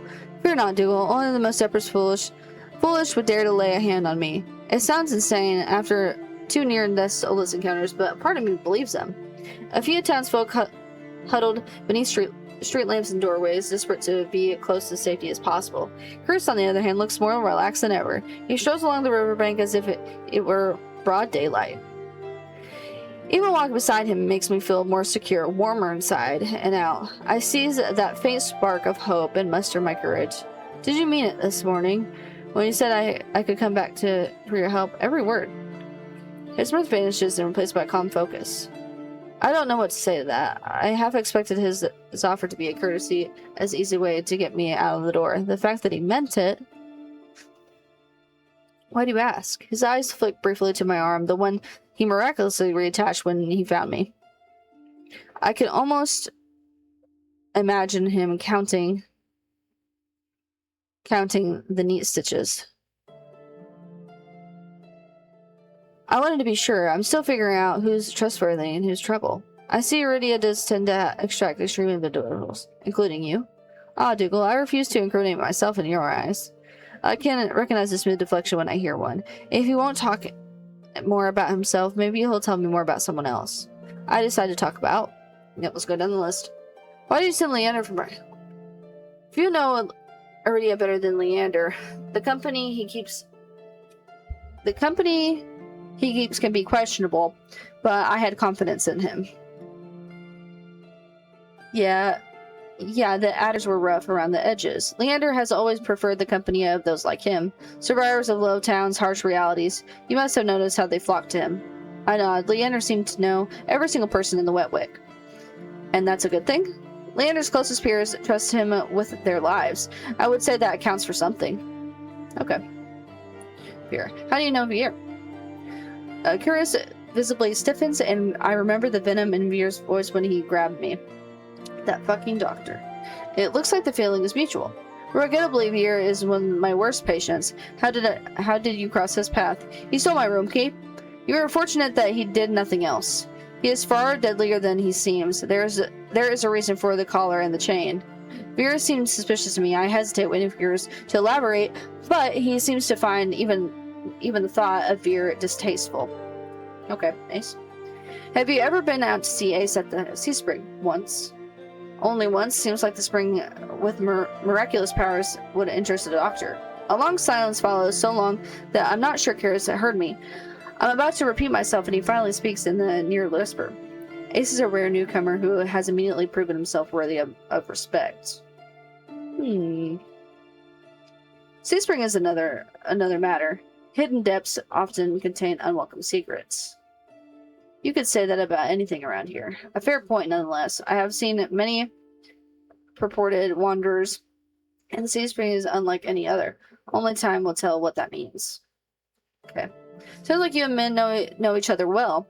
Curious heaves a long-suffering sigh. I know them better than most, but not as well as I would like. Like you, Min's recent arrival, their time here has been particularly difficult, as much as I would like to help. He trails off. I know exactly what he's talking about. Min doesn't seem like the sort to accept help. Do they always pick fights with adversaries twice their size? I have implored them not to. They rarely listen. With my curiosity sated for now, I fall silent. I wish Curious had given me a little more to go on, but he's almost tight-lipped about others as he is about himself. When we're circled back to the Wet Wick, the Emerald District seems even more raucous than before. Drunken patrons overflow into white-scented streets. How am I supposed to sleep with all this racket? I suggested the stiffest drink at the bar, alternately a ball of wax. Very funny. Even with how tired I am, I'm not sure I'll get a wink of sleep. I'm about to say goodnight when someone staggers out in the wig and collides into me. I stumble back, heels teetering on the edge of the filthy grit. Dougal! Next thing I know, a pair of warm arms catch me around my waist. I found myself staring up at Curious, pressed against his chest. His grasp loosens, but he doesn't quite let me go. Something shifts in his gaze, his eyes fix on my face, and I feel myself growing hot all over it in intense scrutiny. What does he see in me? What is he looking for? Curious? Oh, my apologies. Even after moving away, Curious's warmth permeates my clothes. I quickly tuck my cloak straight, trying to recollect my scattered thoughts. Good night. Thanks for everything today. You're the most welcome.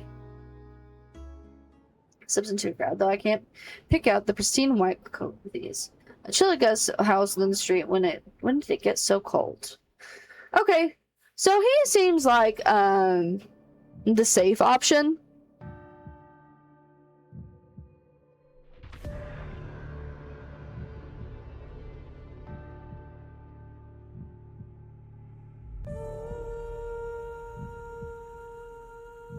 Hey, so I just did that stupid dumb thing again, and I just overrun my save. Yeah, I'm so dumb.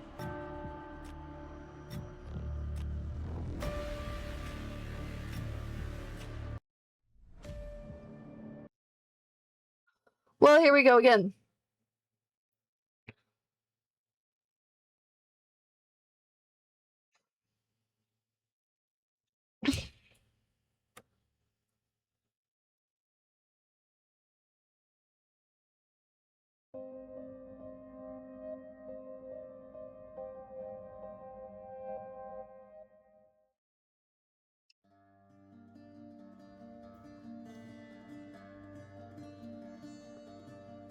When I'm back in Chicago, I feel it.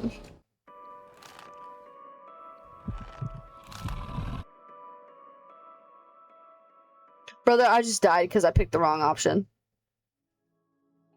Oh, no, I didn't. Okay.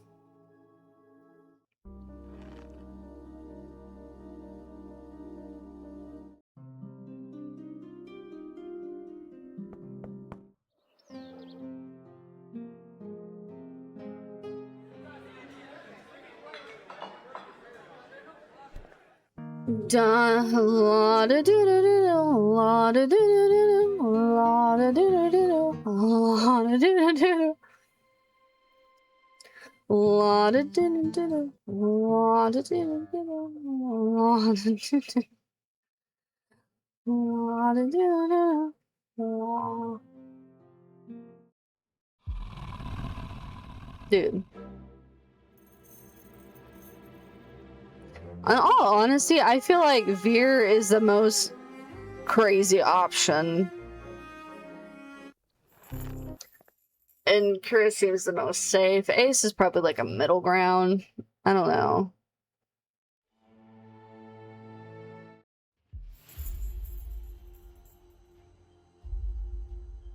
I think that,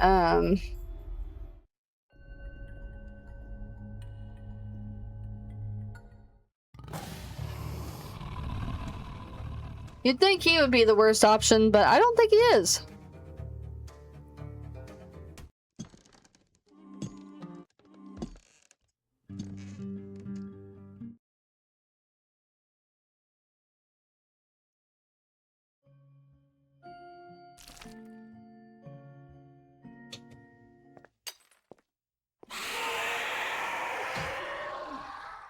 I'm zoning out.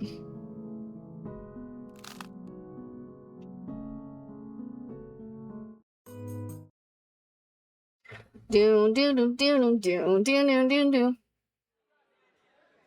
I don't know why my Twitch is not loading on my computer. Like I literally thought the stream crashed. So.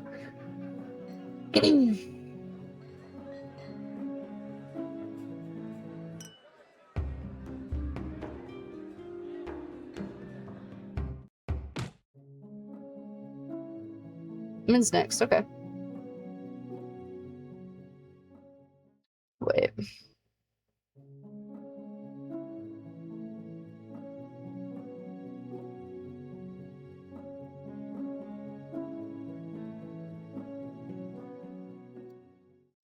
Because I didn't do this before when I played the demo. I can't let men slip away so easily. They might be the most standout person I've met so far, but they're the only one who seems somewhat neutral on the Cenobium. My gut tells me they know more about that tower than they're letting on. By the time I make it out of the bar, Min's already halfway down the street. Drawing my cloak close to the ward off the chill, I hurry after them. But at this hour, the Emerald District is full of... what? Connoisseurs. When Min slips through the crowd, the surprising agility, I struggle to keep pace. The edge of their cloak flutters at they around a quarter. Determined to catch up, I take the same turn into the dim streets. But Min is nowhere to be seen. Didn't you learn your lesson earlier? I nearly jump out of my skin, whirling to find Min behind me. They don't even look ruffled. They fold their arms, poignantly staring down. I thought nearly getting eaten would have taught you that being out alone at night is dangerous. It's a good thing I'm not alone, then, isn't it? Min looks at me with a blank confusion for a moment, before realization dawns. Are you always so persistent?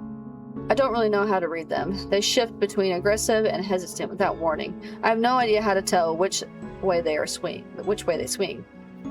But I can't help feeling a little thrill when pink seeps across their cheeks. I kind of have to be. It's how I stay alive. Min recovers their composure quickly, mouth shifting into a frown. They glance away, eyes scanning the street, their gaze lingering on the particular buildings, another tavern, before they look back at me.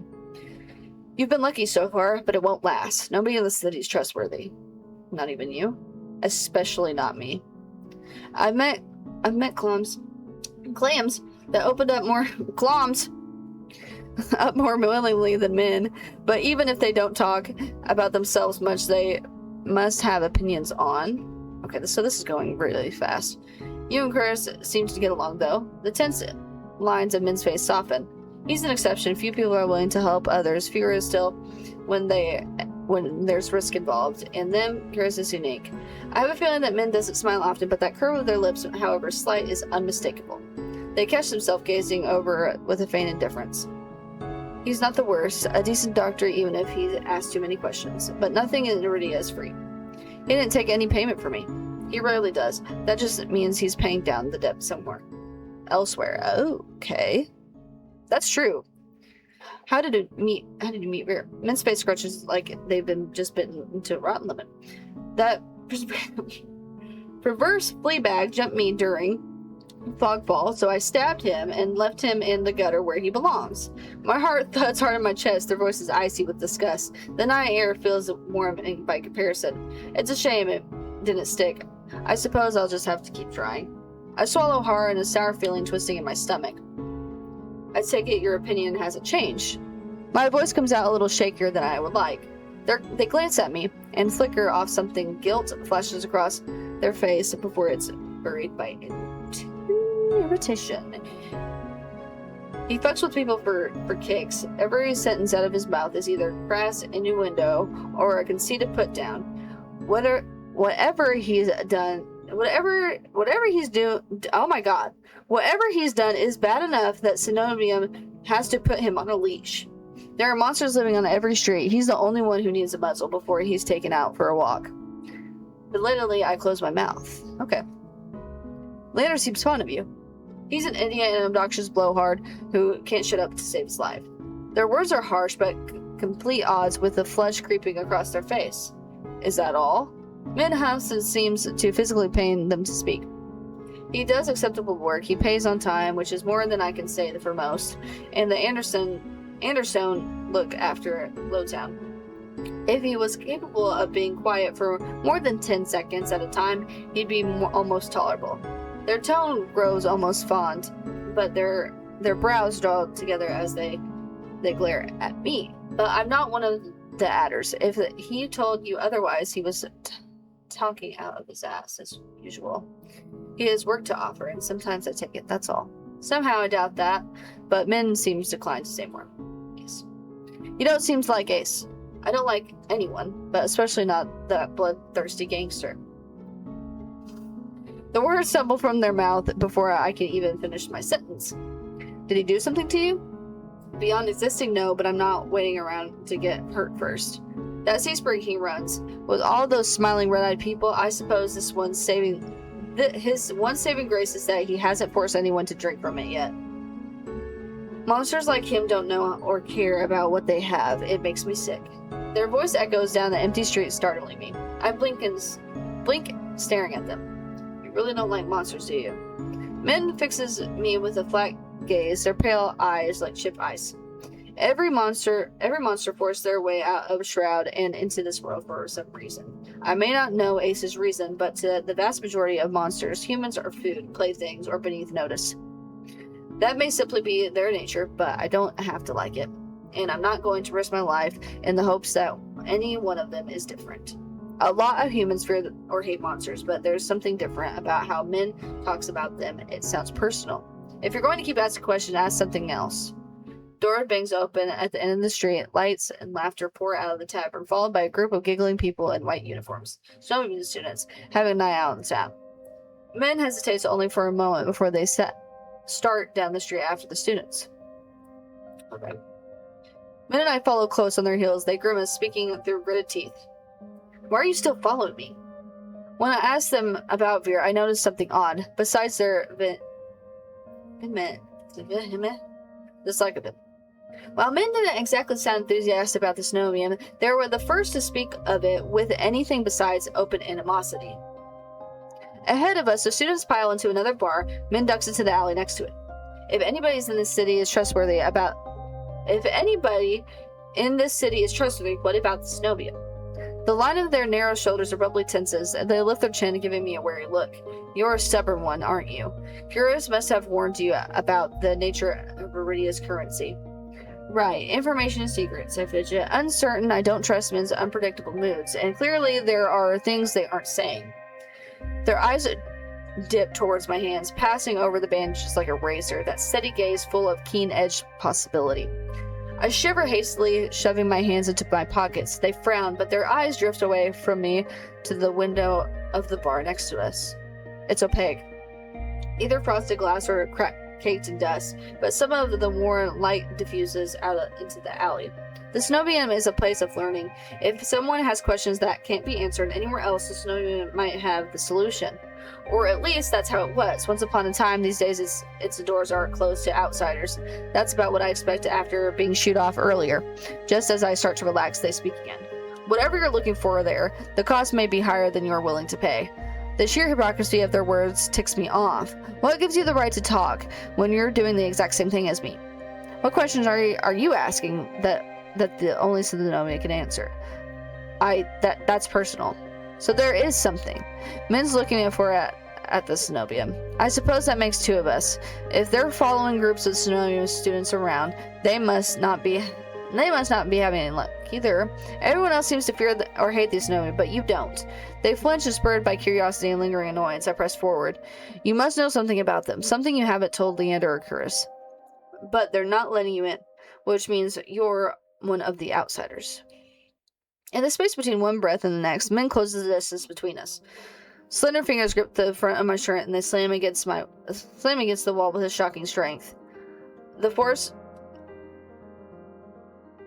of the movement knocks my narrowed back, messy hair fluttering around their face.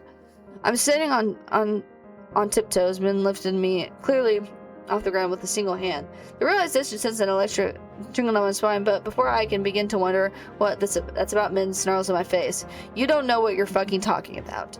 The angry twist of their mouth draws my eyes down to the beauty spot in the corner of their lips I can't stop staring at.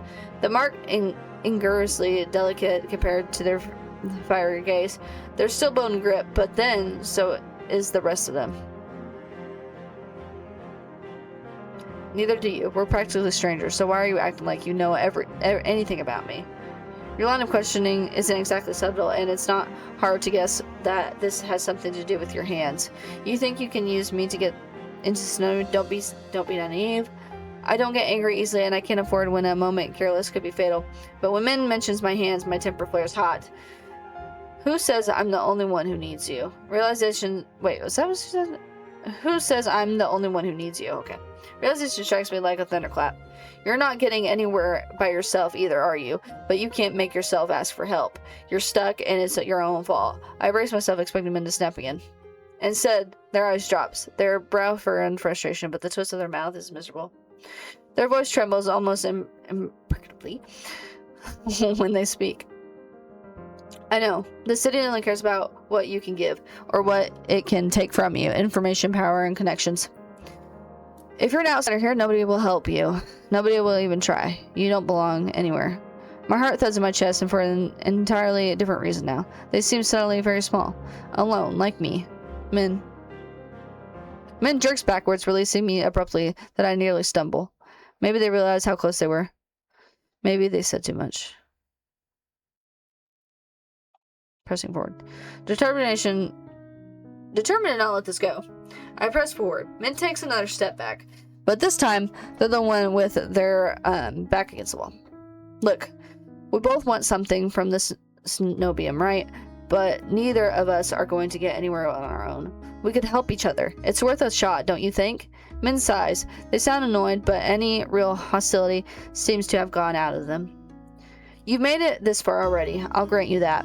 But if you're looking for help, you should look somewhere else. If you stay too close to me, you'll get hurt.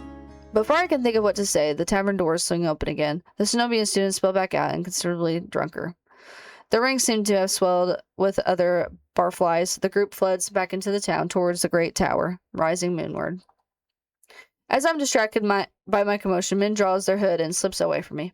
I catch Min's eyes for just a moment, and then they're gone, vanishing into the crowd. Bye-bye! Alright.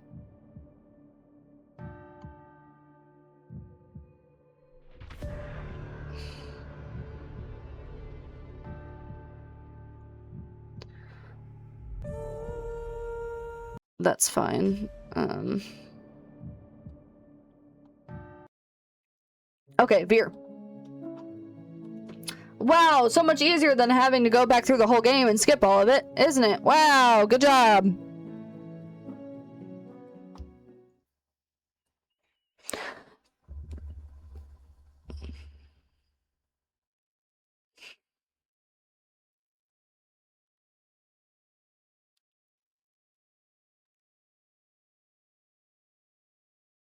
Okay.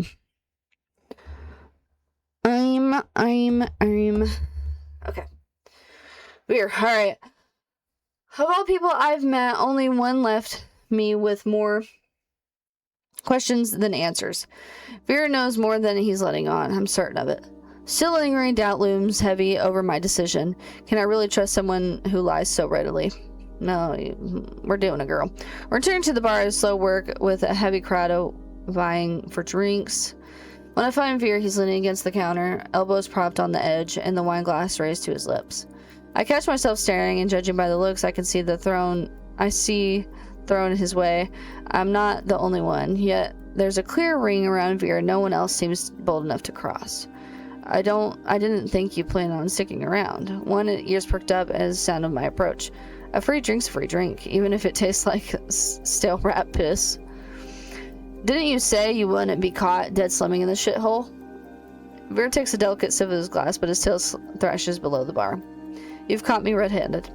He peers at me before the rim of this glass in the low light. His eyes glitter jewel bright with amusement. However will you punish me? I feared my company's punishment enough for you. Veer's lips twitch and he smiles despite himself. I saw your little run-in with that gibbering imbecile. Quite the show. A muscle in my jaw flexes. Did you enjoy watching? I much preferred to be an active participant, but Ace intervened before I could. I can't tell if he's disappointed because he didn't get to save me, or simply because he missed out on a fight. Next time I get jumped, I'll be sure it happens near you. Veer laughs softly under his breath. He rests his glass on the counter with a sharp clink. I did warn you, didn't I? He moves closer and I tense, my heart leaping in anticipation. But he only runs his hand up my arm to dust off the debris. No doubt picked up from the floor, with a touch far gentler than I expected. About finding trouble. He murmurs under his breath while his fingers rub small circles into my shoulder. I whisper for fear, as my voice might do if I speak up. I can't take care of myself. It comes out sharper than I intended. Veer lets go with a sigh. So did you come here for praise, or will you head pats for us? What about a real explanation instead of a vague ramblings about moths and fire? Veer scoffs. You could buy me a drink before insulting me. After the way you pounced on me, if anyone owed a drink, it's me. Veer falls so uncharacteristically quiet that for a moment I fear I've actually crossed the line. Then he props his chin on his wrist. I don't think you understand how things work around here. Information is luxury, one you fling around carelessly. If you valued my words, you'd have taken me seriously. Valued? I barely understood what you meant. I gave you free advice, warned you of the danger you were in, and still you went prancing off to the sea spring. Small wonder Solus didn't tear you to ribbons. My first impulse is to argue, but what he said doesn't... What?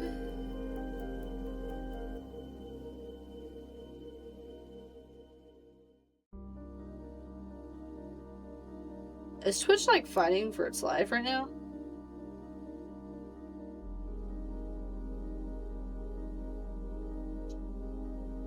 Or genuinely did my stream crash? I don't know. Anyways. My first impulse is to argue, but what he said doesn't sit well with me. How does he know what happened to me?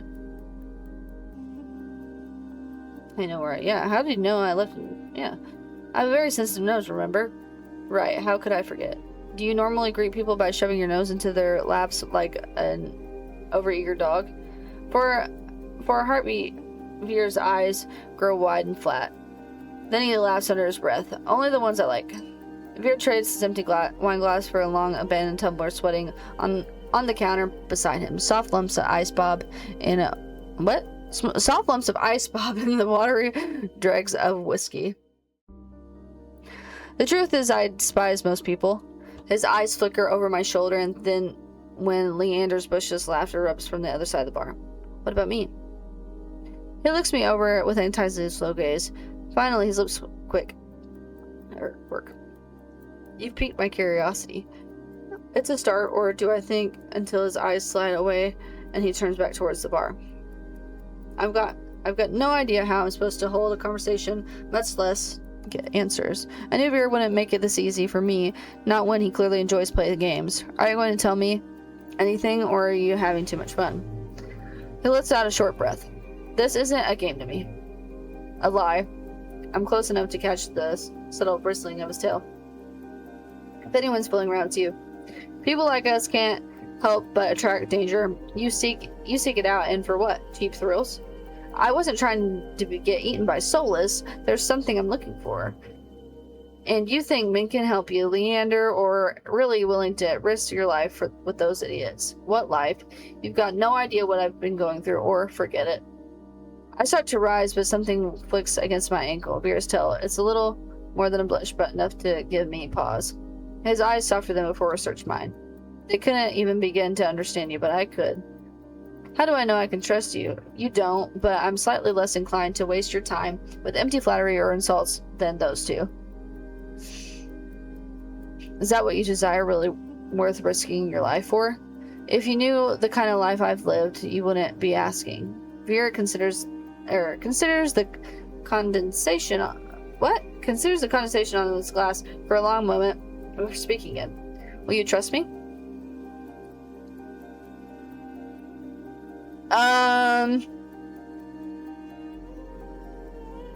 For now. What is going on with the stream? Like, am I still streaming?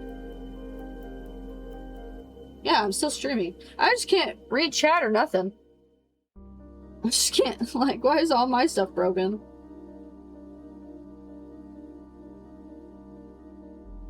I don't know what's happening. I don't know, it's broken. Okay. You say something, I can't see anything. Okay. Screw it, yes. I nod and he rewards me with a small smile. Good. Vera raises the tumbler to me and then knocks the dregs back. Once finished, he wipes his mouth on the back of his hand. Let's talk outside. We could both use the fresh air. Ooh, okay. With that, he slips away from the bar, leaving me to follow his long, trailing tail through the crowd. Oh. It's cold. The breeze cuts clean through my bandages, numbing my fingertips, but if the chill bothers Vera, he doesn't show it. He lopes purposely down the street into the alley, this far from the wick. The bar's racket is little more than an indistinct hum. The street is silent in the dead of night. A vague sense of unease falls over me. You had questions. Ask. Vera's breath mist in the cool moonlight. His shadow stretches unnaturally long over the cobblestone street. Quickly, I've got a show to attend. Heavenly Ludus, as I'm sure I've mentioned. He looks down his nose at me, effortlessly imperious. For a beat second, I'm reminded of the stark want that gleamed in his eyes when he touched me. If he weren't so pretty, I'd walk away. But I need answers, and I can't think of a better way than starting with the people I met earlier. If Vera doesn't prove trustworthy, maybe one of them will. First, ask about Ace. I'd like to know more about Ace. You two seem close. He's made an impression, Not surprising. He's strung Lufus easy on the eyes. Gives it almost as well as he takes it, even if he's awfully greedy. Big everywhere, really. Okay. Alright.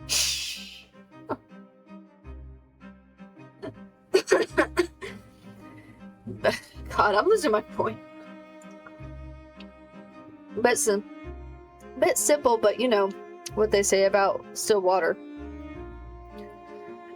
I don't, but I'm too distracted by the change that's come over for you to ask. A coy smile plays at his lips as he winds a finger around the chain dangling from his collar. I thought you didn't like most people. Ace isn't most people. He's better. Our eyes meet and Vera's tender expression curdles. He makes a tiny sound of distaste in the back of his throat. He's more trouble than he's worth. Dangerous too. Stay far away from him and those red-eyed freaks if you value your safety or your sanity. Is that why you scolded me for going to the Sea Spring? I really don't think Ace is as bad as you're saying. You don't know him, not like I do. The corner of his lips twitch. Okay.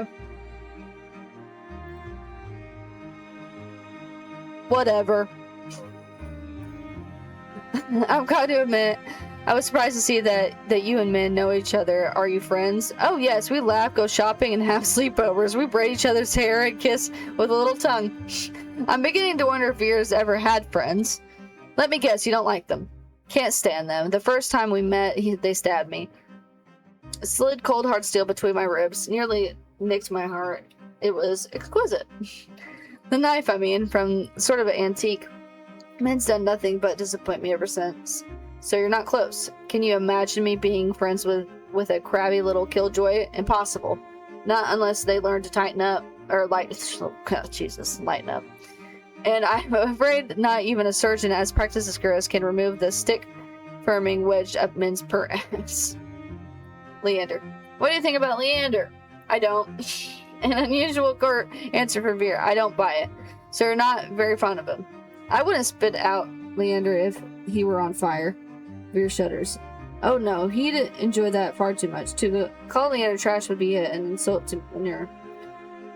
He's pathetic, slimy little man-child in big shiny shoes. I've seen mutts running in gutters with more dignity. I don't even know how to respond to that. Before I can ask my next question, Veer gives a frustrated growl. I haven't got all night for idle gossip. Isn't there something more interesting we can talk about? Who, you? No, I'm more interested in learning about you. That catches me off guard. What about me? Nothing worth having comes easy or cheap in this world. You're clearly set on this thing you've spoken of.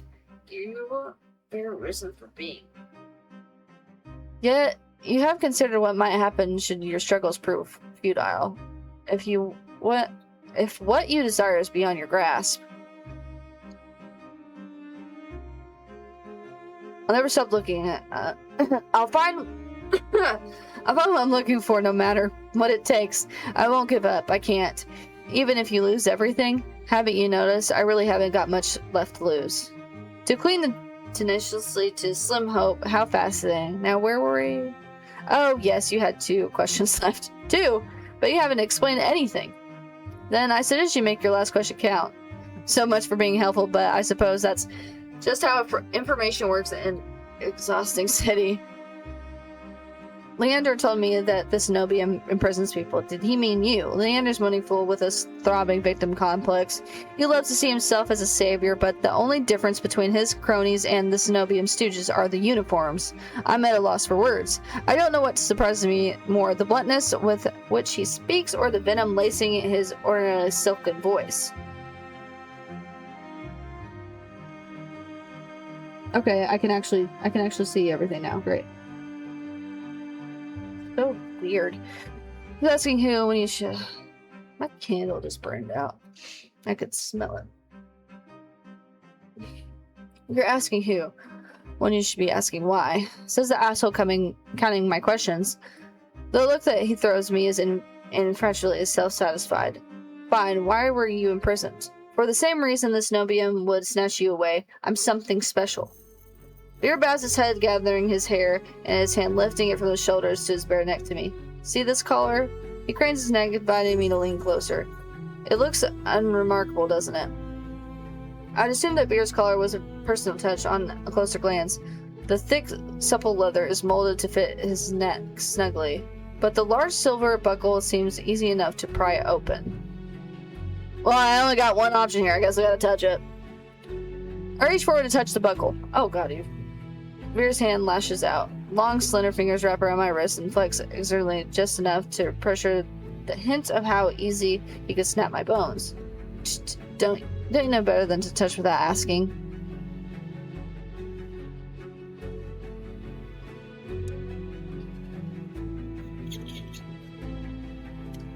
Which one should I do?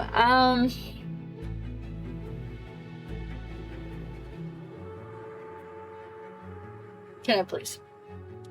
Ours me his thin no, wait a minute. Okay. You didn't ask first, so why should I? Our eyes me and he grins. Because I said so. That's not very fair. Fuck fairness, life's not very real. Okay. I'm gonna go back to this one. Okay. Hey, let's go with my arm. I smooth out my bandages, and I can't lose my composure again. By now, I would fully... Okay. Which one should I go for? I feel like this one might actually go further. His voice lowers into please rumble. Patience, Dougal. I'll tell you when I'll tell you when and how you can... Okay. And how you can touch me. Behave or I'll make you bleed. Okay. He says it with a smile so sweet it hurts. Is that a threat or a promise? Veer doesn't answer me, but he lets go of my arm. I smooth out my bandages and I can't lose my composure again. By now, I'd fully expect Veer to walk away, but the fact that he's still here suggests he either forgot about his warning or he was never counting my questions to begin with. Are you saying that's what'll happen if the Cenobium finds out I'm different? I'll be collared? Doubtful.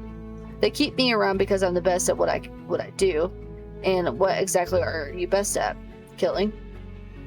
He says it carelessly without hesitation. As long as I wear this collar, I'm made to hunt the Cenobium dizzying array of enemies, monsters, soulless, noisy descendants who grow overbold. I'm bound by their will until the day I die. That's awful. Mira murmurs in agreement. It is, isn't it? And that's all I have time for. I really must leave now. I'll be late. That's it? Why are you bringing me here if you weren't going to explain anything? He has the nerve to laugh. Isn't that obvious? I wanted to lure you out here alone so I could eat you. Huh? You're lying again. And you're asking far too many questions for someone with so much to hide. He glances bluntly at my hands and I shove them deep into my cloak. What makes you think I'm hiding anything? Oh, I don't know. Maybe it's the tough acts or the way you tense up at the slightest provocation. More likely it's the bandages, not exactly subtle. I'll be going unless you're willing to share out some morsels with me. There's a biting edge to his playful tone. I can't tell you anything. Wrong. You can start with what you are. I take a step back, but my back hits the wall and Veer follows me in lockstep. He rests his left hand on the wall beside my head, caging me in. Veer reaches for me, his fingers curl around my chin, lifting and forcing me to meet his lidded gaze. Would you believe me if I said that the eyes are windows to the soul? My eyelids twitch. Cliche, I know, but let me tell you a little secret. Veer leans in until his lashes tickle my cheek, and the warm, faintly spiced scent of hair drowns out the stench of greasy cooking fires and chimney smoke. His eyes pin me down. There's nothing you can hide from me. His voice is so low and subtle I could slip into it. You poor thing, led astray by those you trusted most. You caused so much suffering unknowingly. I know that pain, and I can help you forget it all. My heart hammers, my lungs burn as though each breath is being stolen away. How could he possibly know? This must be some kind of trick, but for once, Veer isn't smiling. All that suffering has made your soul so irresistible. The look on his face makes my blood run cold. I've seen it before. Traveling through the waste, lanterns would occasionally reveal carcasses picked clean by starving scavengers whose eyes shone in dark with that same urbanous anger. Veer takes a shuddering breath. You're trembling. What if you and I went somewhere quieter, alone? Well, I said I'm picking the right option for each one. I don't care. Darkness stops the edges of my visions, drowning all my pain and fear and leaving me adrift. A single thought claws free. I can't give up. As Veer bends over me, my hand seems to move on, so weakly flying up his chest.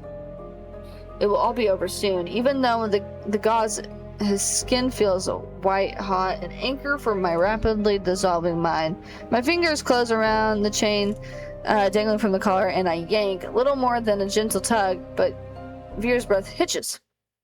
I twist. Wait, hold on. What? Okay. I twist my hand, pulling the chain tighter and tighter until the collar dimples his throat and his eyes darken with baser hunger. Is that what that said? Baser hunger? Let me go. Veer's mouth snaps shut with a sharp click of his teeth. He shakes his head as though to compose himself, then gently looses the knot of my fingers from his chain. Then he finally speaks, his voice soft and breathy. Shame. He eases back for what feels like the first time since he's cornered me. I breathe, but my relief is short-lived. Nimble fingers trail down my jaw, tilting my chin up. His touch is feather-light and teasing, but my pulse still leaps. Veer's lips twitch into a smile, his white-ringed pupils thinning with amusement. You're fun. You're fun, Dougal. Even if you frequently forget your place. But if you ever call me a dog again, I'll break you. You understand? When I narrow my eyes at him, he laughs under his breath. As soon as Veer releases me, I sink against the alley wall to catch my breath. He looks down at me. Let's get one thing straight. I ate a monster 3 times your size for breakfast. 2, actually. The first one tasted dreadful, like a fisherman's antique ashtray, but that's besides the point. You and I may be alike, but don't ever forget what I am or what I do best. He smiles wide enough to flash his sharp white fangs, as much as a warning as a smirk. The crash of shattering glass cuts through the air. I whip around to see the drunk stumble see a drunk stumble past the alley, leaving a trail of beer and broken glass in his wake. I glanced back at Veer. And he's gone! But he's gone. He's vanished into the darkness. I'm left in the deserted alley, trembling with a delirious mixture of exhaustion and excitement. Fuck. Only once my racing heartbeat slows, do I make my way back toward the wick, guided by the distant sounds. Okay. That was a good one. I like that one. Okay, main menu, yes, so we only have one more. It's Leander. God. Which I think I did when I first played it. Continue off the slave slot. Leander. Okay. Yet again, I find myself squeezing through a crowd to reach Leander. As the bartender leaves, Leander's expression falls with a spent sigh. He reaches over the counter, grab a bottle of black rum, and skillfully pops it open for a swig. When he spots me, worried overtakes him. Dougal, are you hurt?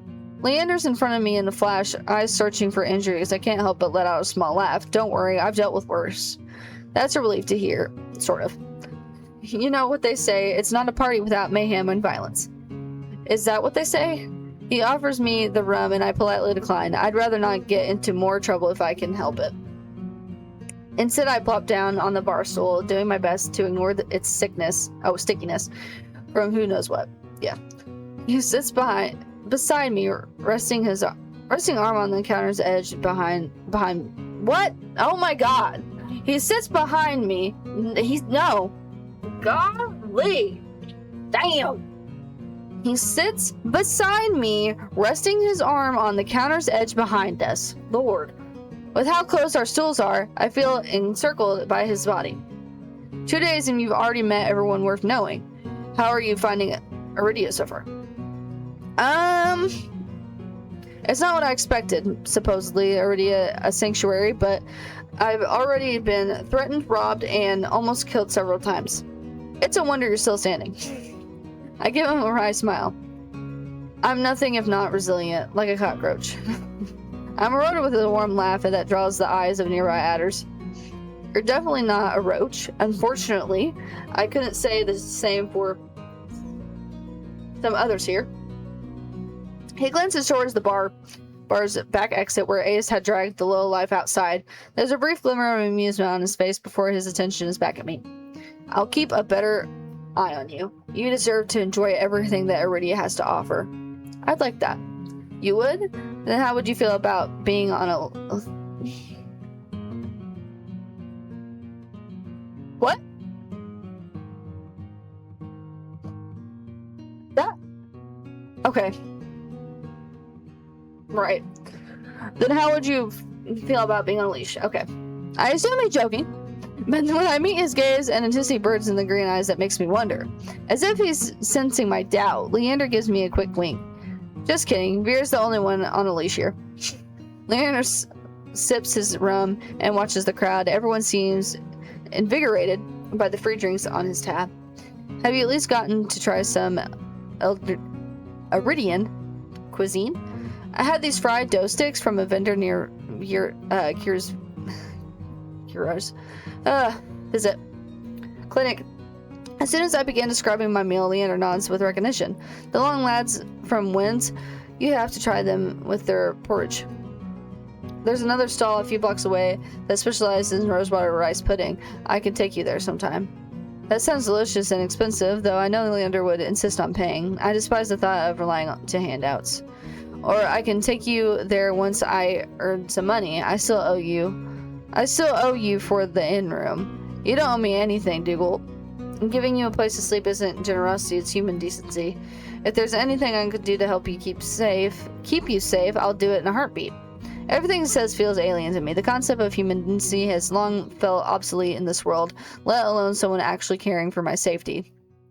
I stare at him, inspecting those clear emerald eyes for any hint of deception. Is there something on my face? I sigh and lean back. If only. Oh, what were you looking for?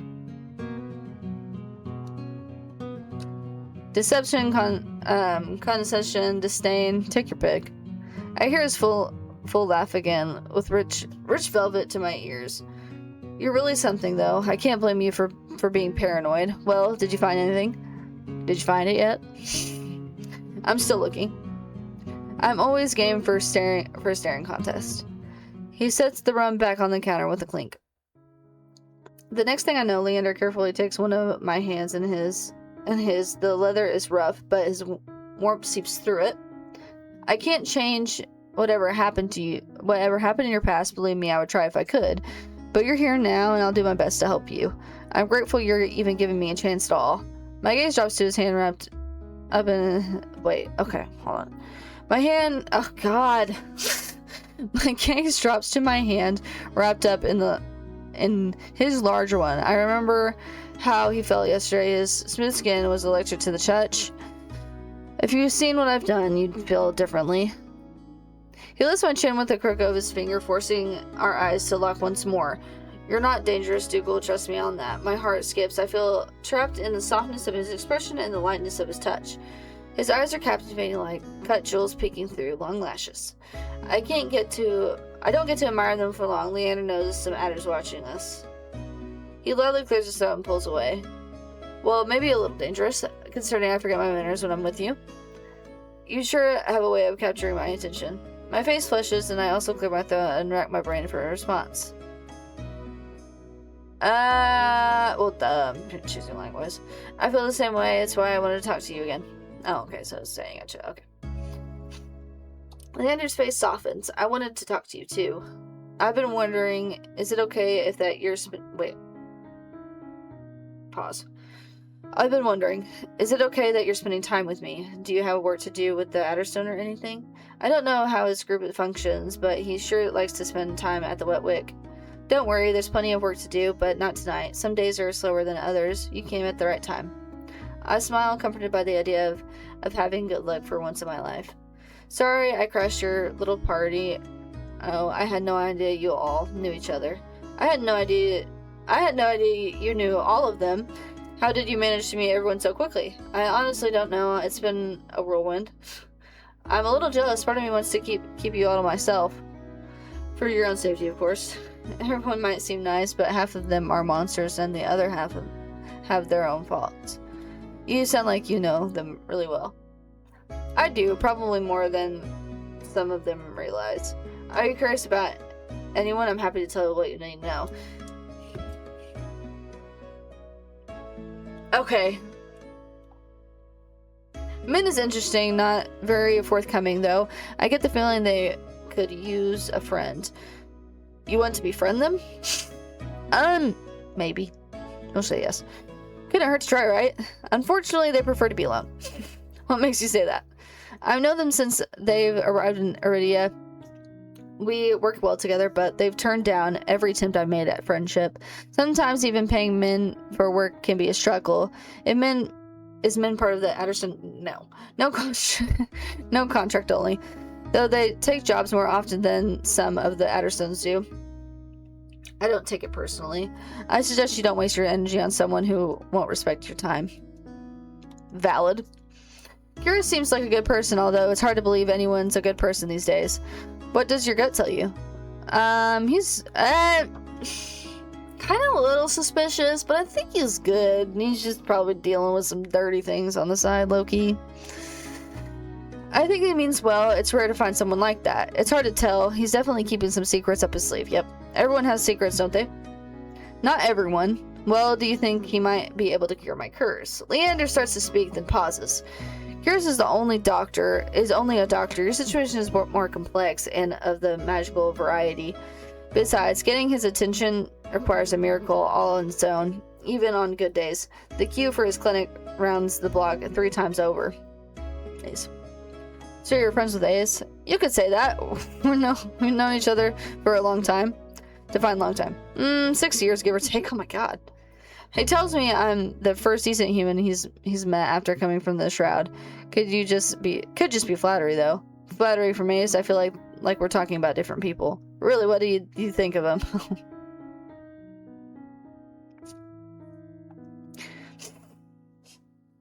I think he's a jerk. I thought he was going to kill me when I first met him. Scared me half to death for no reason. Leander stifles a laugh, eyes twinkling with fondness. Ace does well in Iridia because he knows how to scare people, but don't let that get to you. He's a monster. You don't think he's a threat? Not in the slightest. I like to think of us as rivals. We keep each other on our toes, you know? Being rivals with a monster sounds like a death wish. Well, you should keep your distance from him. But me?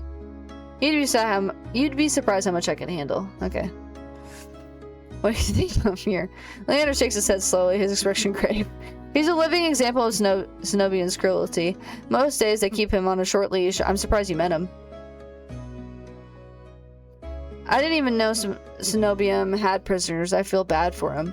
The Cenobian is an ode to false heroism and unethical practices, but Vir is by no means a model citizen. He's on that leash for the good of the people. You don't want to know the rumors I've heard. Apparently he's done some reprehensible things, but if you hate the Cenobium, do you actually believe that? To love or hate the Cenobium is one thing, but take one look at Vir in combat and you'll know he's better off in a cage. By the way, have you kept our little secret? Our secret? He wiggles his fingers at me. Oh, he means smokers. No one knows except you. Leander beams, his bright eyes crinkling at the corners. My heart flutters. I'm relieved to hear that. Let me know if you have some time to talk privately. I've gathered some relevant information that you might be interested in. Really, that was fast. I live to serve. It's barely been a full day, and I don't doubt that Leander is flooded with connections, but I wonder what he's been able to dig up on so soon. What kind of information?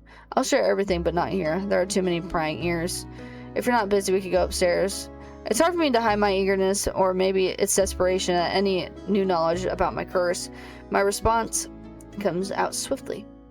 I'm not busy. Leander gets to his feet and accessories jingle with every movement. After you.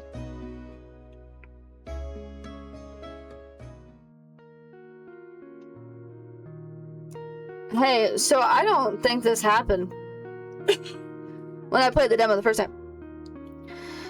Only after we entered my inn room do I start to overthink the situation. This room is a little more than a dark box with a bed in the middle, which I forgot to make. Well, I didn't forget. I just never expected to have guests. Yet here I am next to Leander alone. Leander locks the door behind us. Oh, okay. Peace and quiet. Alright. Except for the ongoing buzz in the bar right beneath us, suspicious thuds from nearby rooms. Leander moves with familiarity through the space. With a flick of his fingers, the scones? Is that what those are called? Scones light up on the wall? He makes spell work look so effortless. Dim amber light washes over us. He plops onto the edge of the disheveled, squeaky bed. I shift awkwardly. The chair looks far too rickety, so my only option would be to sit beside him. My heart itches at the thought. Is something wrong? I shake my head, quickly waving my hands back and forth. No, nothing's wrong. Leander squints his eye at me. You seem uncomfortable. A long silence later, he clicks his tongue. Shit, I'm so considerate. This is your private space now, isn't it? And I shouldn't be barging in here like this. No, that's not. I'm sorry, Dougal. You've been through so much the past couple of days. We could talk about this tomorrow. You should rest. Pending blows on my chest over everything he's done for me. I can't shut him out. What if there is no tomorrow? When he moves to stand, I rush without thinking, and I put my hand firmly on his shoulder, and I reset him on the bed. I'm above him now, staring at. I'm above him now, staring down at his wide green eyes with barely a breath of air between us. I didn't think this far ahead. I didn't think at all. Instead, I forced out the only words out of my mind. Don't leave, please. Dougal. You're afraid. My fingers tremble. I'm about to pull away when Leander catches both of my wrists in his hand. He guides my hands back to the broad shoulders, my palms resting firmly against him. I won't leave you, Dougal. Tears sting at the back of my eyes. I wanted so badly to believe those words. I tried to muster as much strength as possible so my voice isn't a crow. Do you promise? I promise.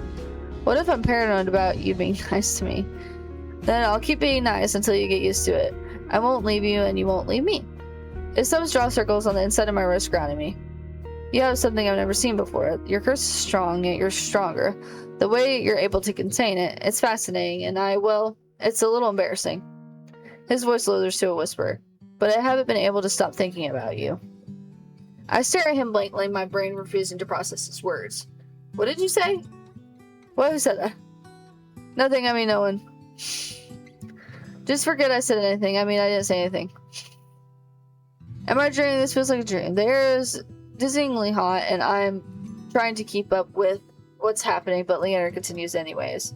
I may be getting carried away with this, but it's not every day I find something that truly challenges me.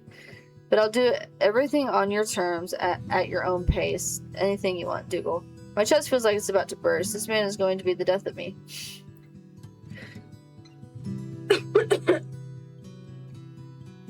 I kind of want to ask what he wants first. He's seeming...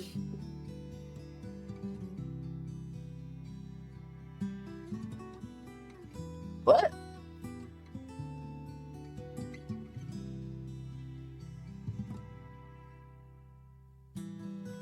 Yeah, well, anyways. So, Leander feels too good to be true. I'll pick the red option in a minute! What do you want? For the briefest moment, I see a flash of something in Leander. Something's really hot. Too many things, but I'll start with you. He slides his hands down and wrists to my paws and gently brings them down between us. If you want me to stop, tell me. Whoa. I'll tell you. He chuckles lightly, and I feel his breath brush against my cheeks, and I haven't been this close to someone in a long time. Slowly, he begins unwinding my bandages, stopping occasionally to glance at me. I don't take my eyes off of him. He tugs one of my gloves off with his teeth. What is going on? This is going so fast.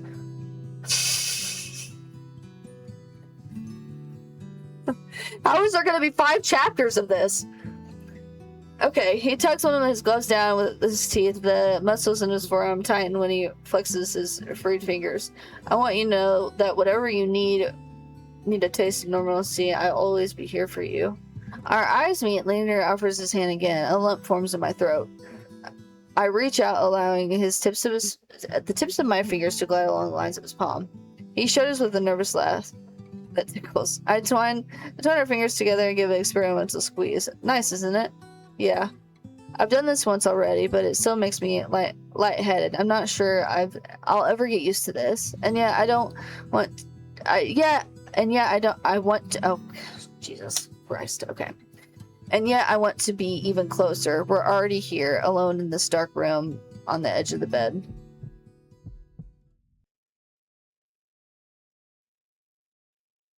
A sharp gasp escapes me and I quickly pull away. I can't let this get out of hand.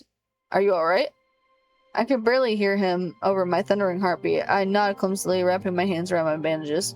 Yeah, I'm fine, sorry. I think I'm just kidding. I'm overwhelmed! He gives me a face smile. That's cute. Luckily, we're already in your room. I'll get out of here and let you get some rest. I'll let out a breathlessly laugh. Okay. I'm going back. I thought maybe I'd get but no. I can't deny what I want, and it must be obvious to Leander too, but instead of having a monochrome a restraint. I put it out. Okay. Dougal says I want to touch your face. Are you more forward than I thought? Is that okay?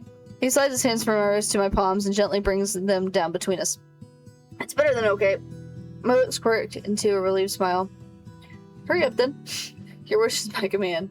He begins unwinding the bandages, stopping occasionally to glance at me. I don't take my eyes off of him. When his hands are free, I start small, carefully grazing the edge of his jaw with the pads of my fingers. Dude, I got freaking mold hands, and I'm just... It literally explains or Dougal's hands are like molded flesh. That shit has to stink a little bit.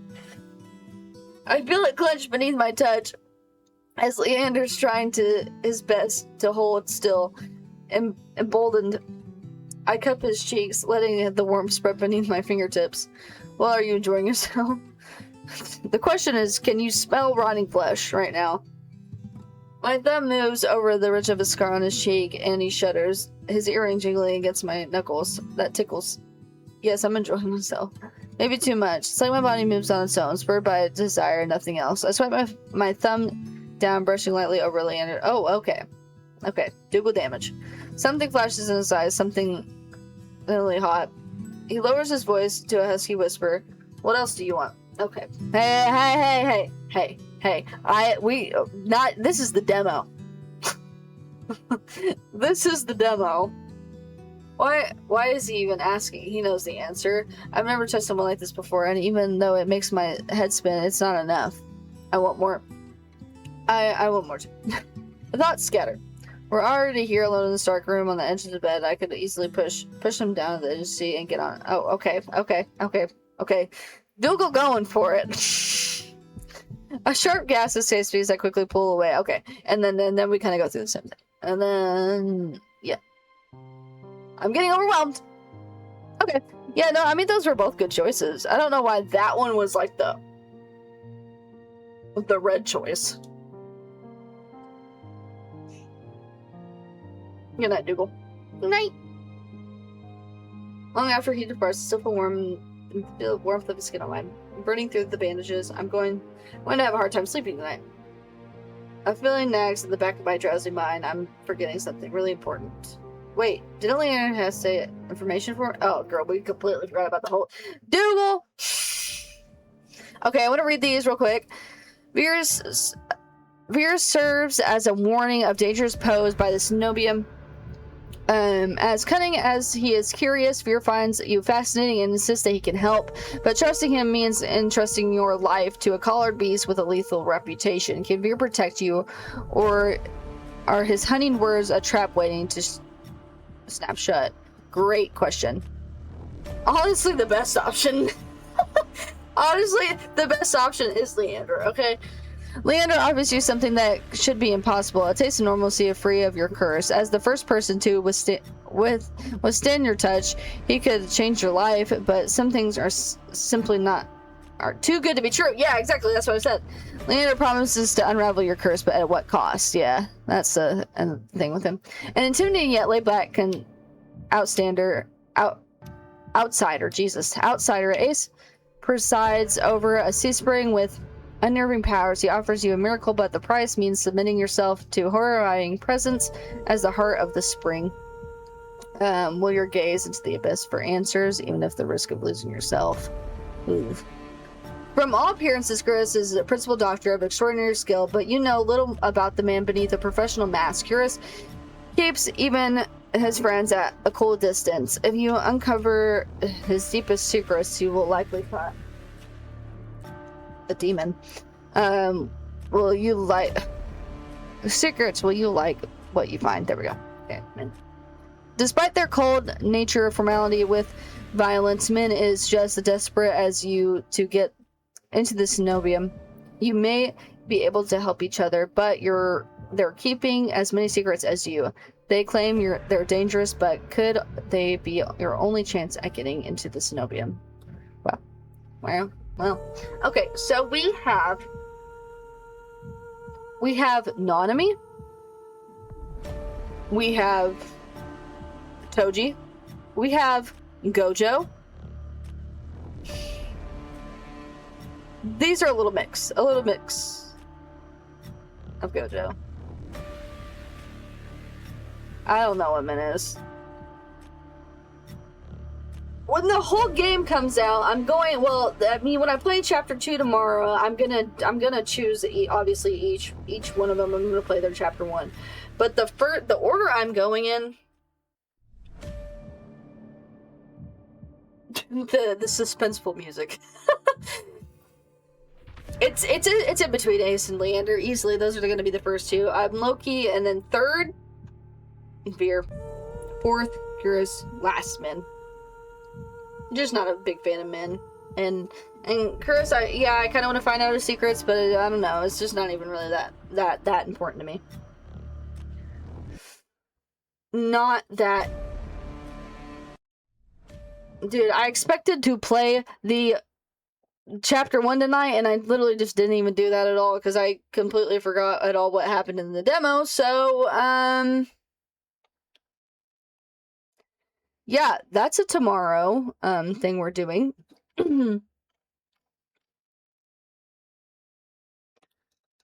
Tomorrow will be, yeah, tomorrow we'll be playing chapter 1, and I'll be doing probably each one of the runs like I did this, because I didn't even do that before when I played the demo. So that will be tomorrow. My dogs are going crazy downstairs. But yeah, I'm ending stream there. I wanted to play a little bit of Overwatch, but this was a 4-hour stream session. And honestly, I would start chapter 1, but I'd be up all night. I'd be up for the rest of the night. I got work in the morning. I can't be doing all that. So I got to get off. That was fun. Thanks for joining. The VOD will be up. I'm excited for the VOD. I'll be doing some clips and all of that sort of things. But thanks. We got a new follower tonight too. Bye.